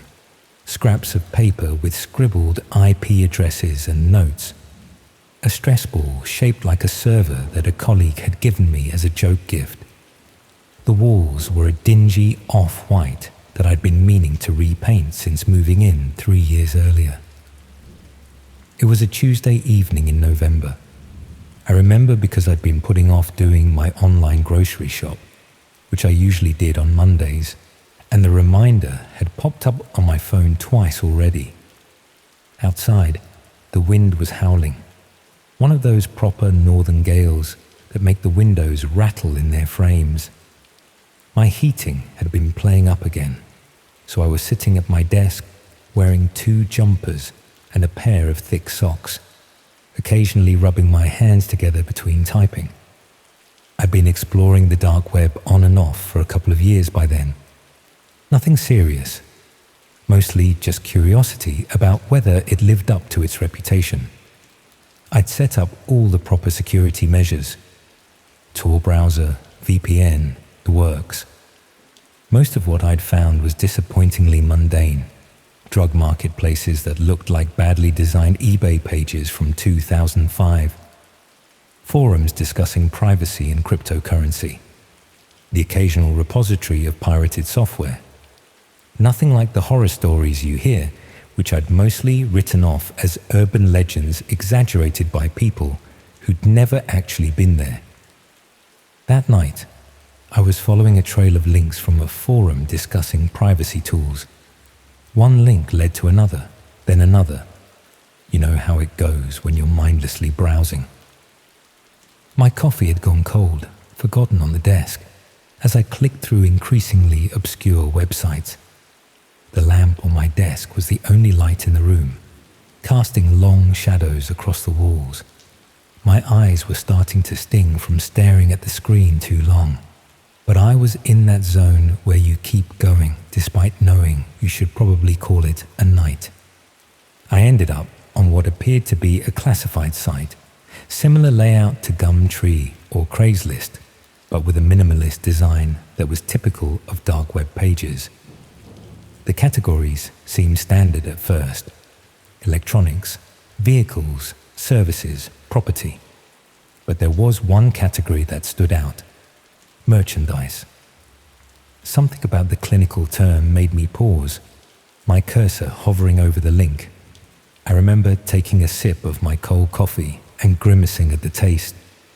It had that bitter, almost metallic flavor that coffee gets when it's been sitting out too long.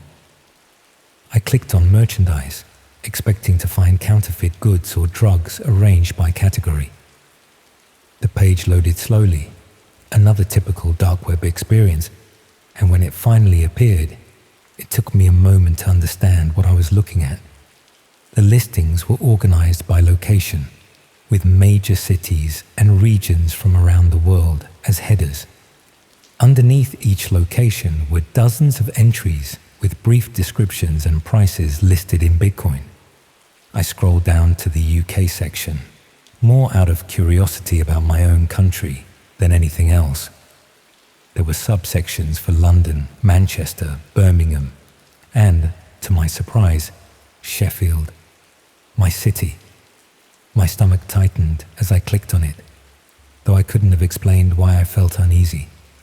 The Sheffield section contained about 20 listings, each with a similar format: a reference number, an age, a brief physical description, and a price. No names, no photos, just entries like SHF 2241 19 brunette athletic build, followed by a Bitcoin amount. It took me embarrassingly long to realize what I was looking at. I'd like to blame it on being tired or the bizarre clinical nature of the listings, but I think part of me was deliberately refusing to connect the dots. When understanding finally hit, it was like a physical blow. These weren't items, they were people, human beings categorized like products, listed for sale in my city. I remember pushing back from my desk so violently that my chair hit the wall behind me. My hands were shaking, and I felt suddenly cold in a way that had nothing to do with my faulty heating. This couldn't be real. It had to be some kind of sick roleplay site, or an elaborate scam targeting gullible people with dark fantasies, because the alternative, that there was an actual human trafficking operation running in Sheffield, cataloguing people like merchandise, was too horrific to contemplate. I should have closed the browser immediately. I should have reported what I'd found, though to whom and with what evidence, I wasn't sure. Instead, I found myself scrolling through the listings again, this time with a growing sense of dread.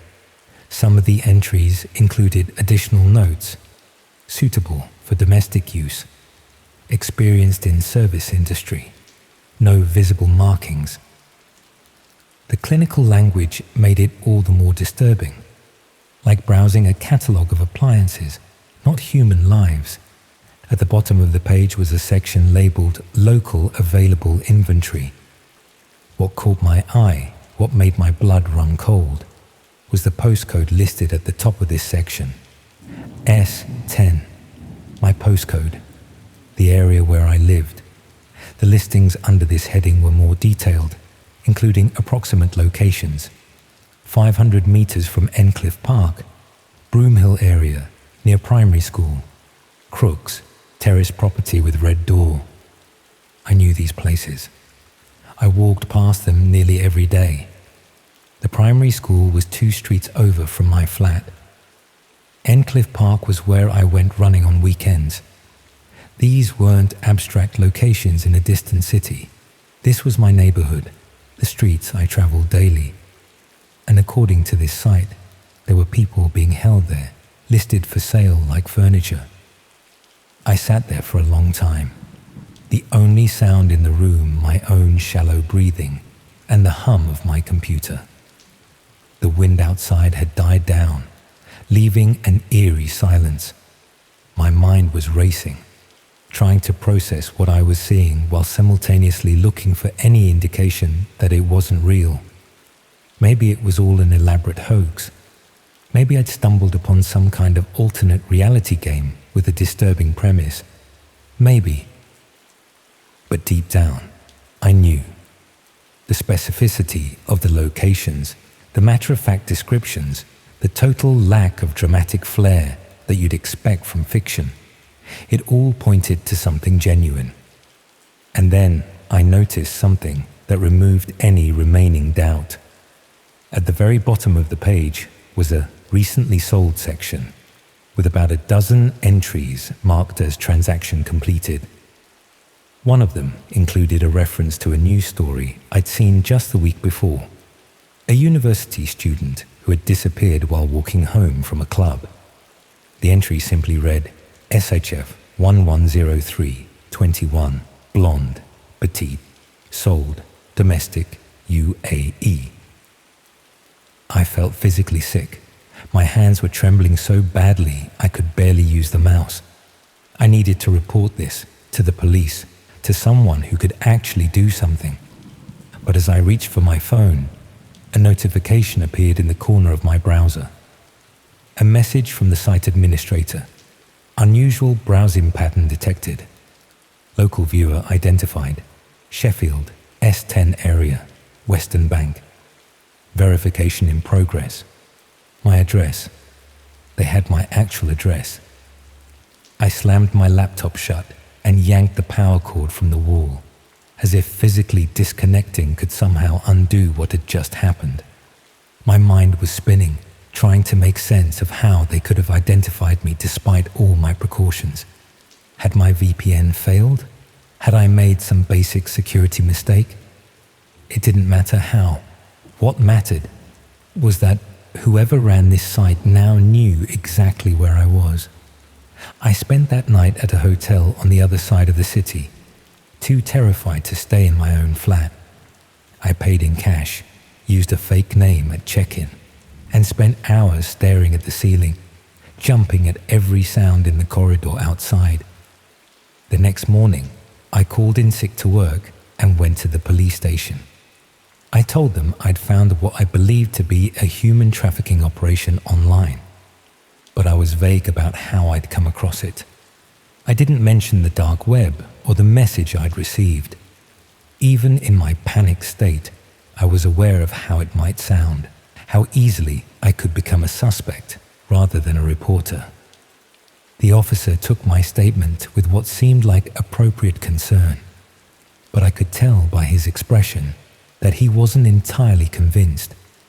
Without specific details about victims or perpetrators, without any concrete evidence beyond my word, there wasn't much they could do. He promised they would look into it and took my contact information. But as I left the station, I had the sinking feeling that nothing would come of it. I stayed with a friend for the next week, making excuses about my heating being broken. I couldn't bring myself to tell him the real reason. It sounded too far-fetched, too dramatic. When I finally returned to my flat, I spent the first night sleeping with a kitchen knife beside my bed, starting awake at every creak and groan of the old building. Days passed, then weeks. Nothing happened. No suspicious characters appeared at my door. No strange cars parked outside my building. I began to think that perhaps the verification message had been an automated response, a scare tactic to frighten away anyone who stumbled across the site. Or maybe they had so many more important concerns that one random IT worker wasn't worth their time. I began to relax, gradually returning to my normal routines, though I never again ventured onto the dark web. Then, about a month later, I noticed something.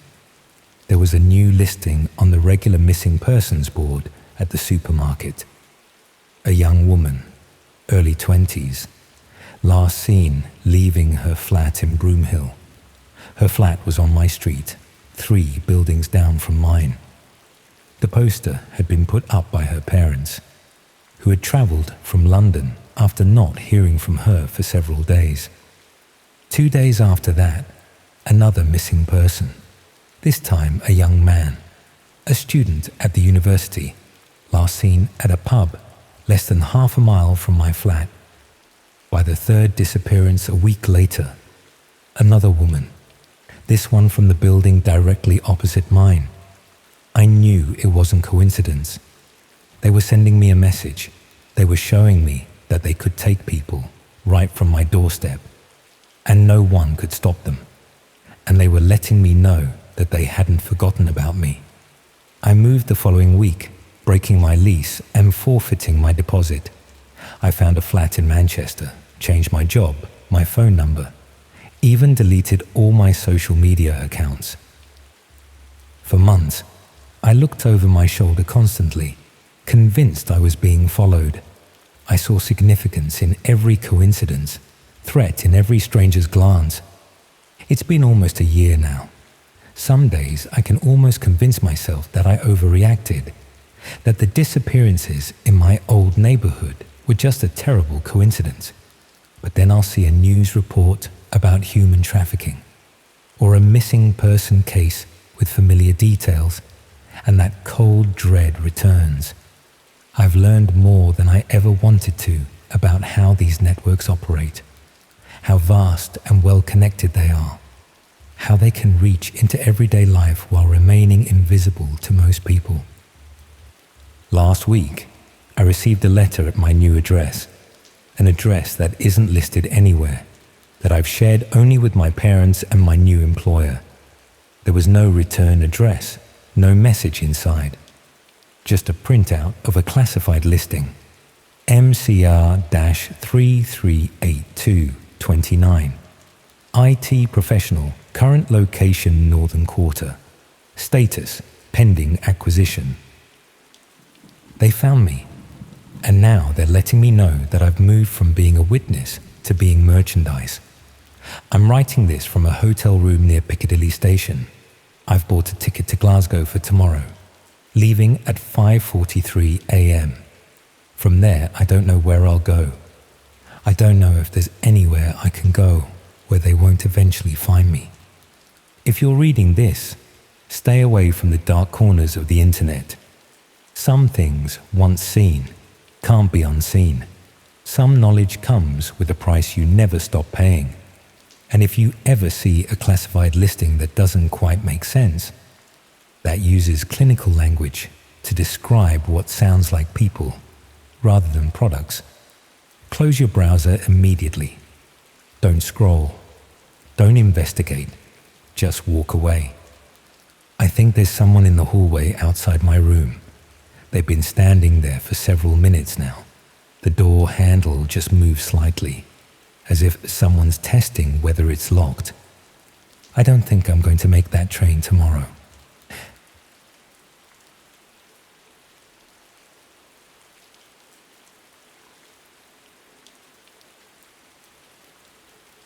I never should have kept those photographs. Christ knows why I thought it was a good idea at the time. Some misguided notion about evidence, I suppose. Or maybe just morbid fascination. Sitting here in this travelodge in Grimsby, 3 weeks after I packed up and left everything behind, I still can't shake the image of what I found in that house.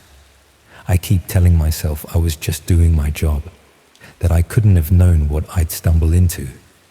But the truth is, I should have walked away the moment I realized something wasn't right.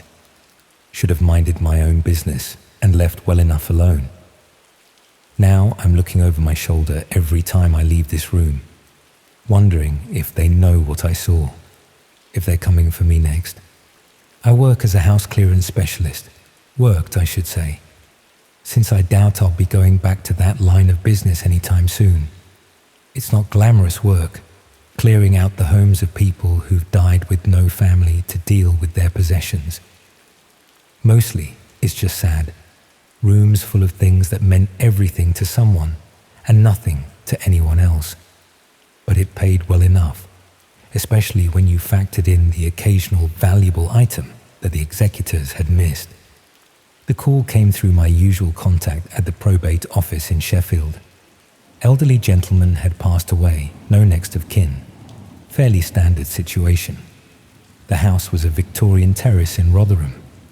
Nothing special from the outside, but probably worth a fair bit, once it was cleared and renovated. I was to remove all personal effects and furniture, leaving the property ready for sale. I'd done dozens of similar jobs over the years, so I didn't expect anything unusual when I collected the keys and let myself into the house that Tuesday morning. Standard layout for that type of property.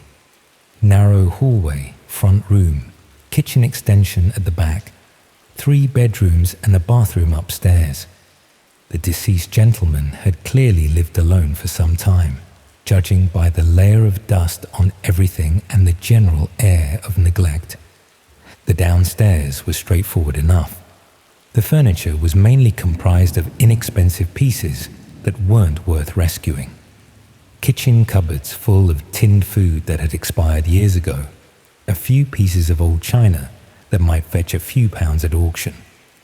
There was nothing to suggest that the occupant had been anything other than an ordinary pensioner living quietly by himself. It was when I went upstairs that I started to notice things didn't quite add up. The main bedroom was sparse, just a single bed, a wardrobe with a few old clothes, and a bedside table with some reading glasses and a packet of paracetamol. But the second bedroom was different, much different. For one thing, it was clean. Not just tidy, but properly clean in a way that the rest of the house wasn't.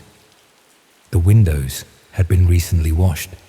The carpet looked like it had been professionally cleaned, and there wasn't a speck of dust anywhere. The room was almost entirely empty, except for a desk against one wall and a filing cabinet in the corner. The desk had obviously been used regularly. There were wear marks on the surface, and the chair was positioned as if someone had just stepped away from it. But there was nothing on the desk itself. No computer or paperwork or personal items. Just a clean surface and a drawer that was locked. I should have left it alone. I should have included the room in my report and allowed the estate agents to handle the contents. But curiosity got the better of me. and it wasn't difficult to force the drawer open with a screwdriver from my toolkit. Inside were three things: a set of car keys, a mobile phone that looked fairly new, and a memory stick. The keys were for a Ford, though I hadn't seen any car parked outside the house. The phone was switched off and needed a PIN to access. But the memory stick, well, that was what changed everything. I plugged it into my laptop, telling myself I was just checking if it contained anything relevant to the estate. Maybe financial records or important documents that the executors needed to see. What I found instead were photographs, hundreds of them, all stored in carefully organized folders. At first glance, they looked like the sort of pictures anyone might take. Houses, streets, people going about their daily business. But as I scrolled through them, I started to notice disturbing patterns. The same individuals appeared in multiple photographs taken over extended periods. The same houses were documented from different angles and at different times of day. This wasn't casual photography. It was systematic surveillance. Someone had been watching specific people and properties, documenting their routines and activities with methodical precision. The folders were labeled with initials and postcodes, suggesting a filing system that covered a wide geographical area. One folder in particular caught my attention because it was labeled with a postcode I recognized, the area where I lived in Sheffield. When I opened it, my blood went cold. There were photographs of my own street, my own house, even pictures of me loading equipment into my van on what must have been recent jobs. The surveillance wasn't random. I was one of dozens of people who had been systematically observed and catalogued.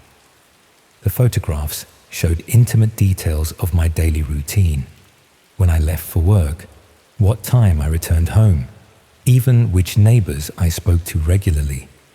But it was the final folder that made me understand the true scope of what I was looking at. It was simply labeled completed and contained photographs of houses I'd cleared over the past 2 years. Not just exterior shots, but interior photographs taken after I'd finished my work. Someone had been following up on every job I'd done, documenting the empty properties I'd left behind. The implications were terrifying. This wasn't just surveillance, it was preparation.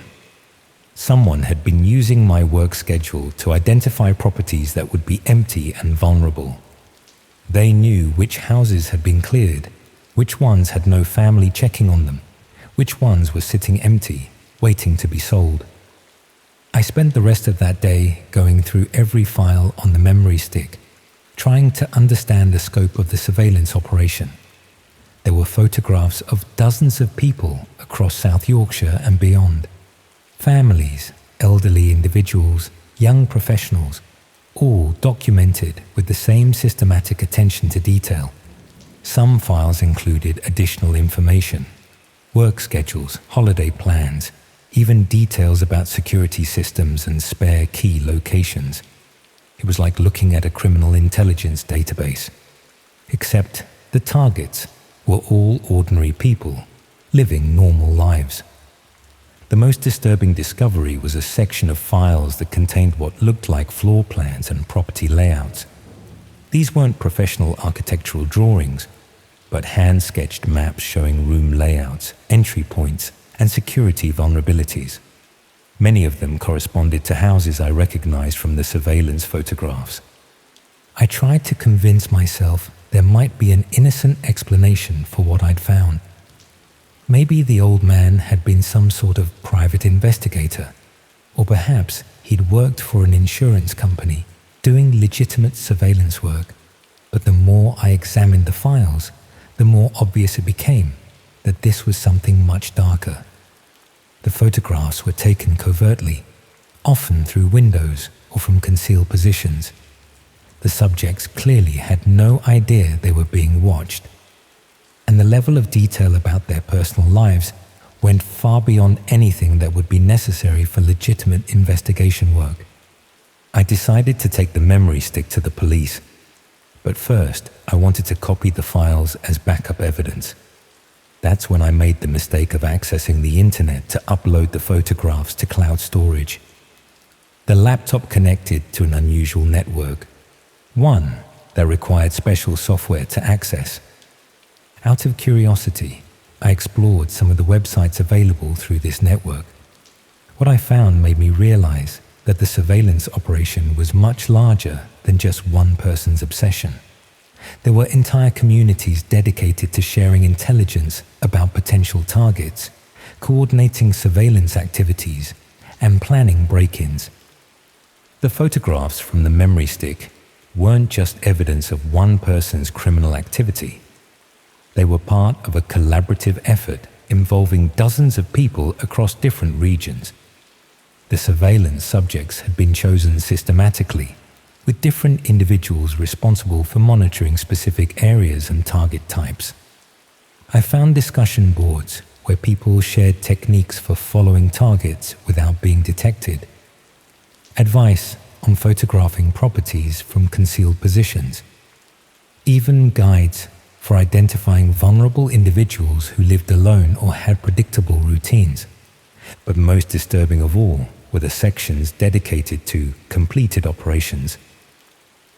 Detailed accounts of break-ins and burglaries that had been planned using surveillance intelligence. The perpetrators treated these crimes like collaborative projects, sharing photographs of stolen items and comparing the accuracy of their intelligence gathering. I recognized several of the properties from local news reports about burglaries over the past few months. Elderly residents who'd been targeted while they were at medical appointments. Families whose homes had been ransacked while they were on holiday.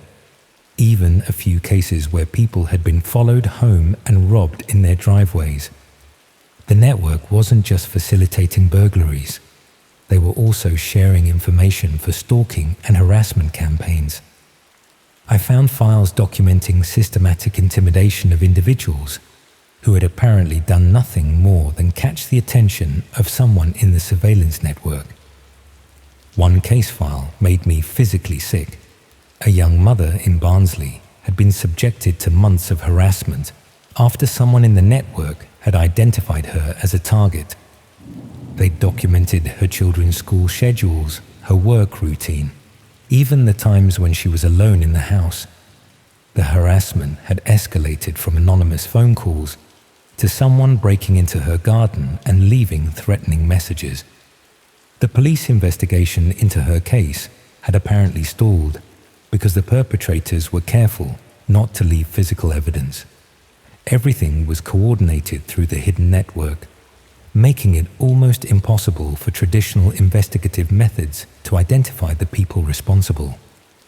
I realized I was looking at a new type of organized crime, one that used collaborative surveillance and online coordination to identify and exploit vulnerable targets. The old man whose house I was clearing hadn't been working alone. He'd been part of a distributed network that treated crime like a collaborative hobby. The worst part was understanding how I'd been used. My work clearing deceased persons' properties had made me an unwitting intelligence asset for the network. They'd been following my movements, documenting my jobs, using my work schedule to identify empty properties that could be targeted with minimal risk. Every house I'd cleared had potentially become a target for burglary or worse. Every family I'd helped by clearing their deceased relative's property had unknowingly been added to a surveillance database. I'd been facilitating crimes without even knowing it. I tried calling the police that evening, but explaining what I'd found was more complicated than I'd expected. The investigating officer seemed overwhelmed by the technical aspects of the hidden network and uncertain about how to proceed with evidence that had been gathered through what might be considered unauthorized access to computer systems. They took the memory stick and promised to investigate, but I got the impression that this was beyond their usual expertise. Cybercrime involving hidden networks wasn't something the local police were equipped to handle effectively. That's when I started noticing I was being watched. Cars that seemed to follow me between job sites, people who appeared in different locations but always seemed to be observing me from a distance.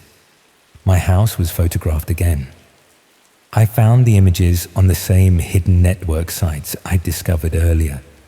But this time, the surveillance felt different, more focused and threatening. The new photographs included close-ups of my front door, my car registration, even shots taken through my kitchen window. Someone had also accessed my personal information and posted it alongside speculation about what I might have discovered in the old man's house. The network had identified me as a threat and was now treating me as a target. Discussion threads speculated about whether I'd copied their files, whether I'd contacted the police, even whether I might need to be dealt with to prevent further exposure of their activities. I lasted 3 more days before I decided to run, packed a bag, withdrew what cash I could from my accounts, and drove to this seaside town where I hoped I could disappear for a while. Left my house, my business, even my cat with a neighbor who thinks I've gone away on holiday. But I don't think distance is going to protect me from people who've made surveillance and coordination their specialty. They've had weeks to document my habits, my relationships, my vulnerabilities. They probably know more about my life than I do. The police haven't contacted me since I gave them the memory stick, and I'm not sure they're equipped to shut down a network that operates entirely through hidden parts of the internet. These people have created a system that allows them to commit crimes with almost complete impunity, protected by technology that most law enforcement agencies don't understand. I keep thinking about all the people in those surveillance files, all the ordinary individuals who have no idea they're being watched and catalogued by criminals. Families going about their daily lives while strangers document their routines and plan ways to exploit their vulnerabilities. The old man is dead, but his network is still active, still watching, still planning, still treating other people's lives like a game where privacy doesn't matter and everyone else exists only as potential targets. Sometimes I wonder if I should have kept quiet, should have left the memory stick in that drawer and walked away from the whole thing. Maybe I'd still have my normal life, my business, my sense of security. But then I think about that young mother in Barnsley, about all the people who've been targeted because someone decided their privacy was worth less than criminal entertainment. And I know I couldn't have lived with myself if I'd done nothing. I just hope the police can make sense of what I gave them before this network claims any more victims, before they decide I'm too much of a risk to leave alone.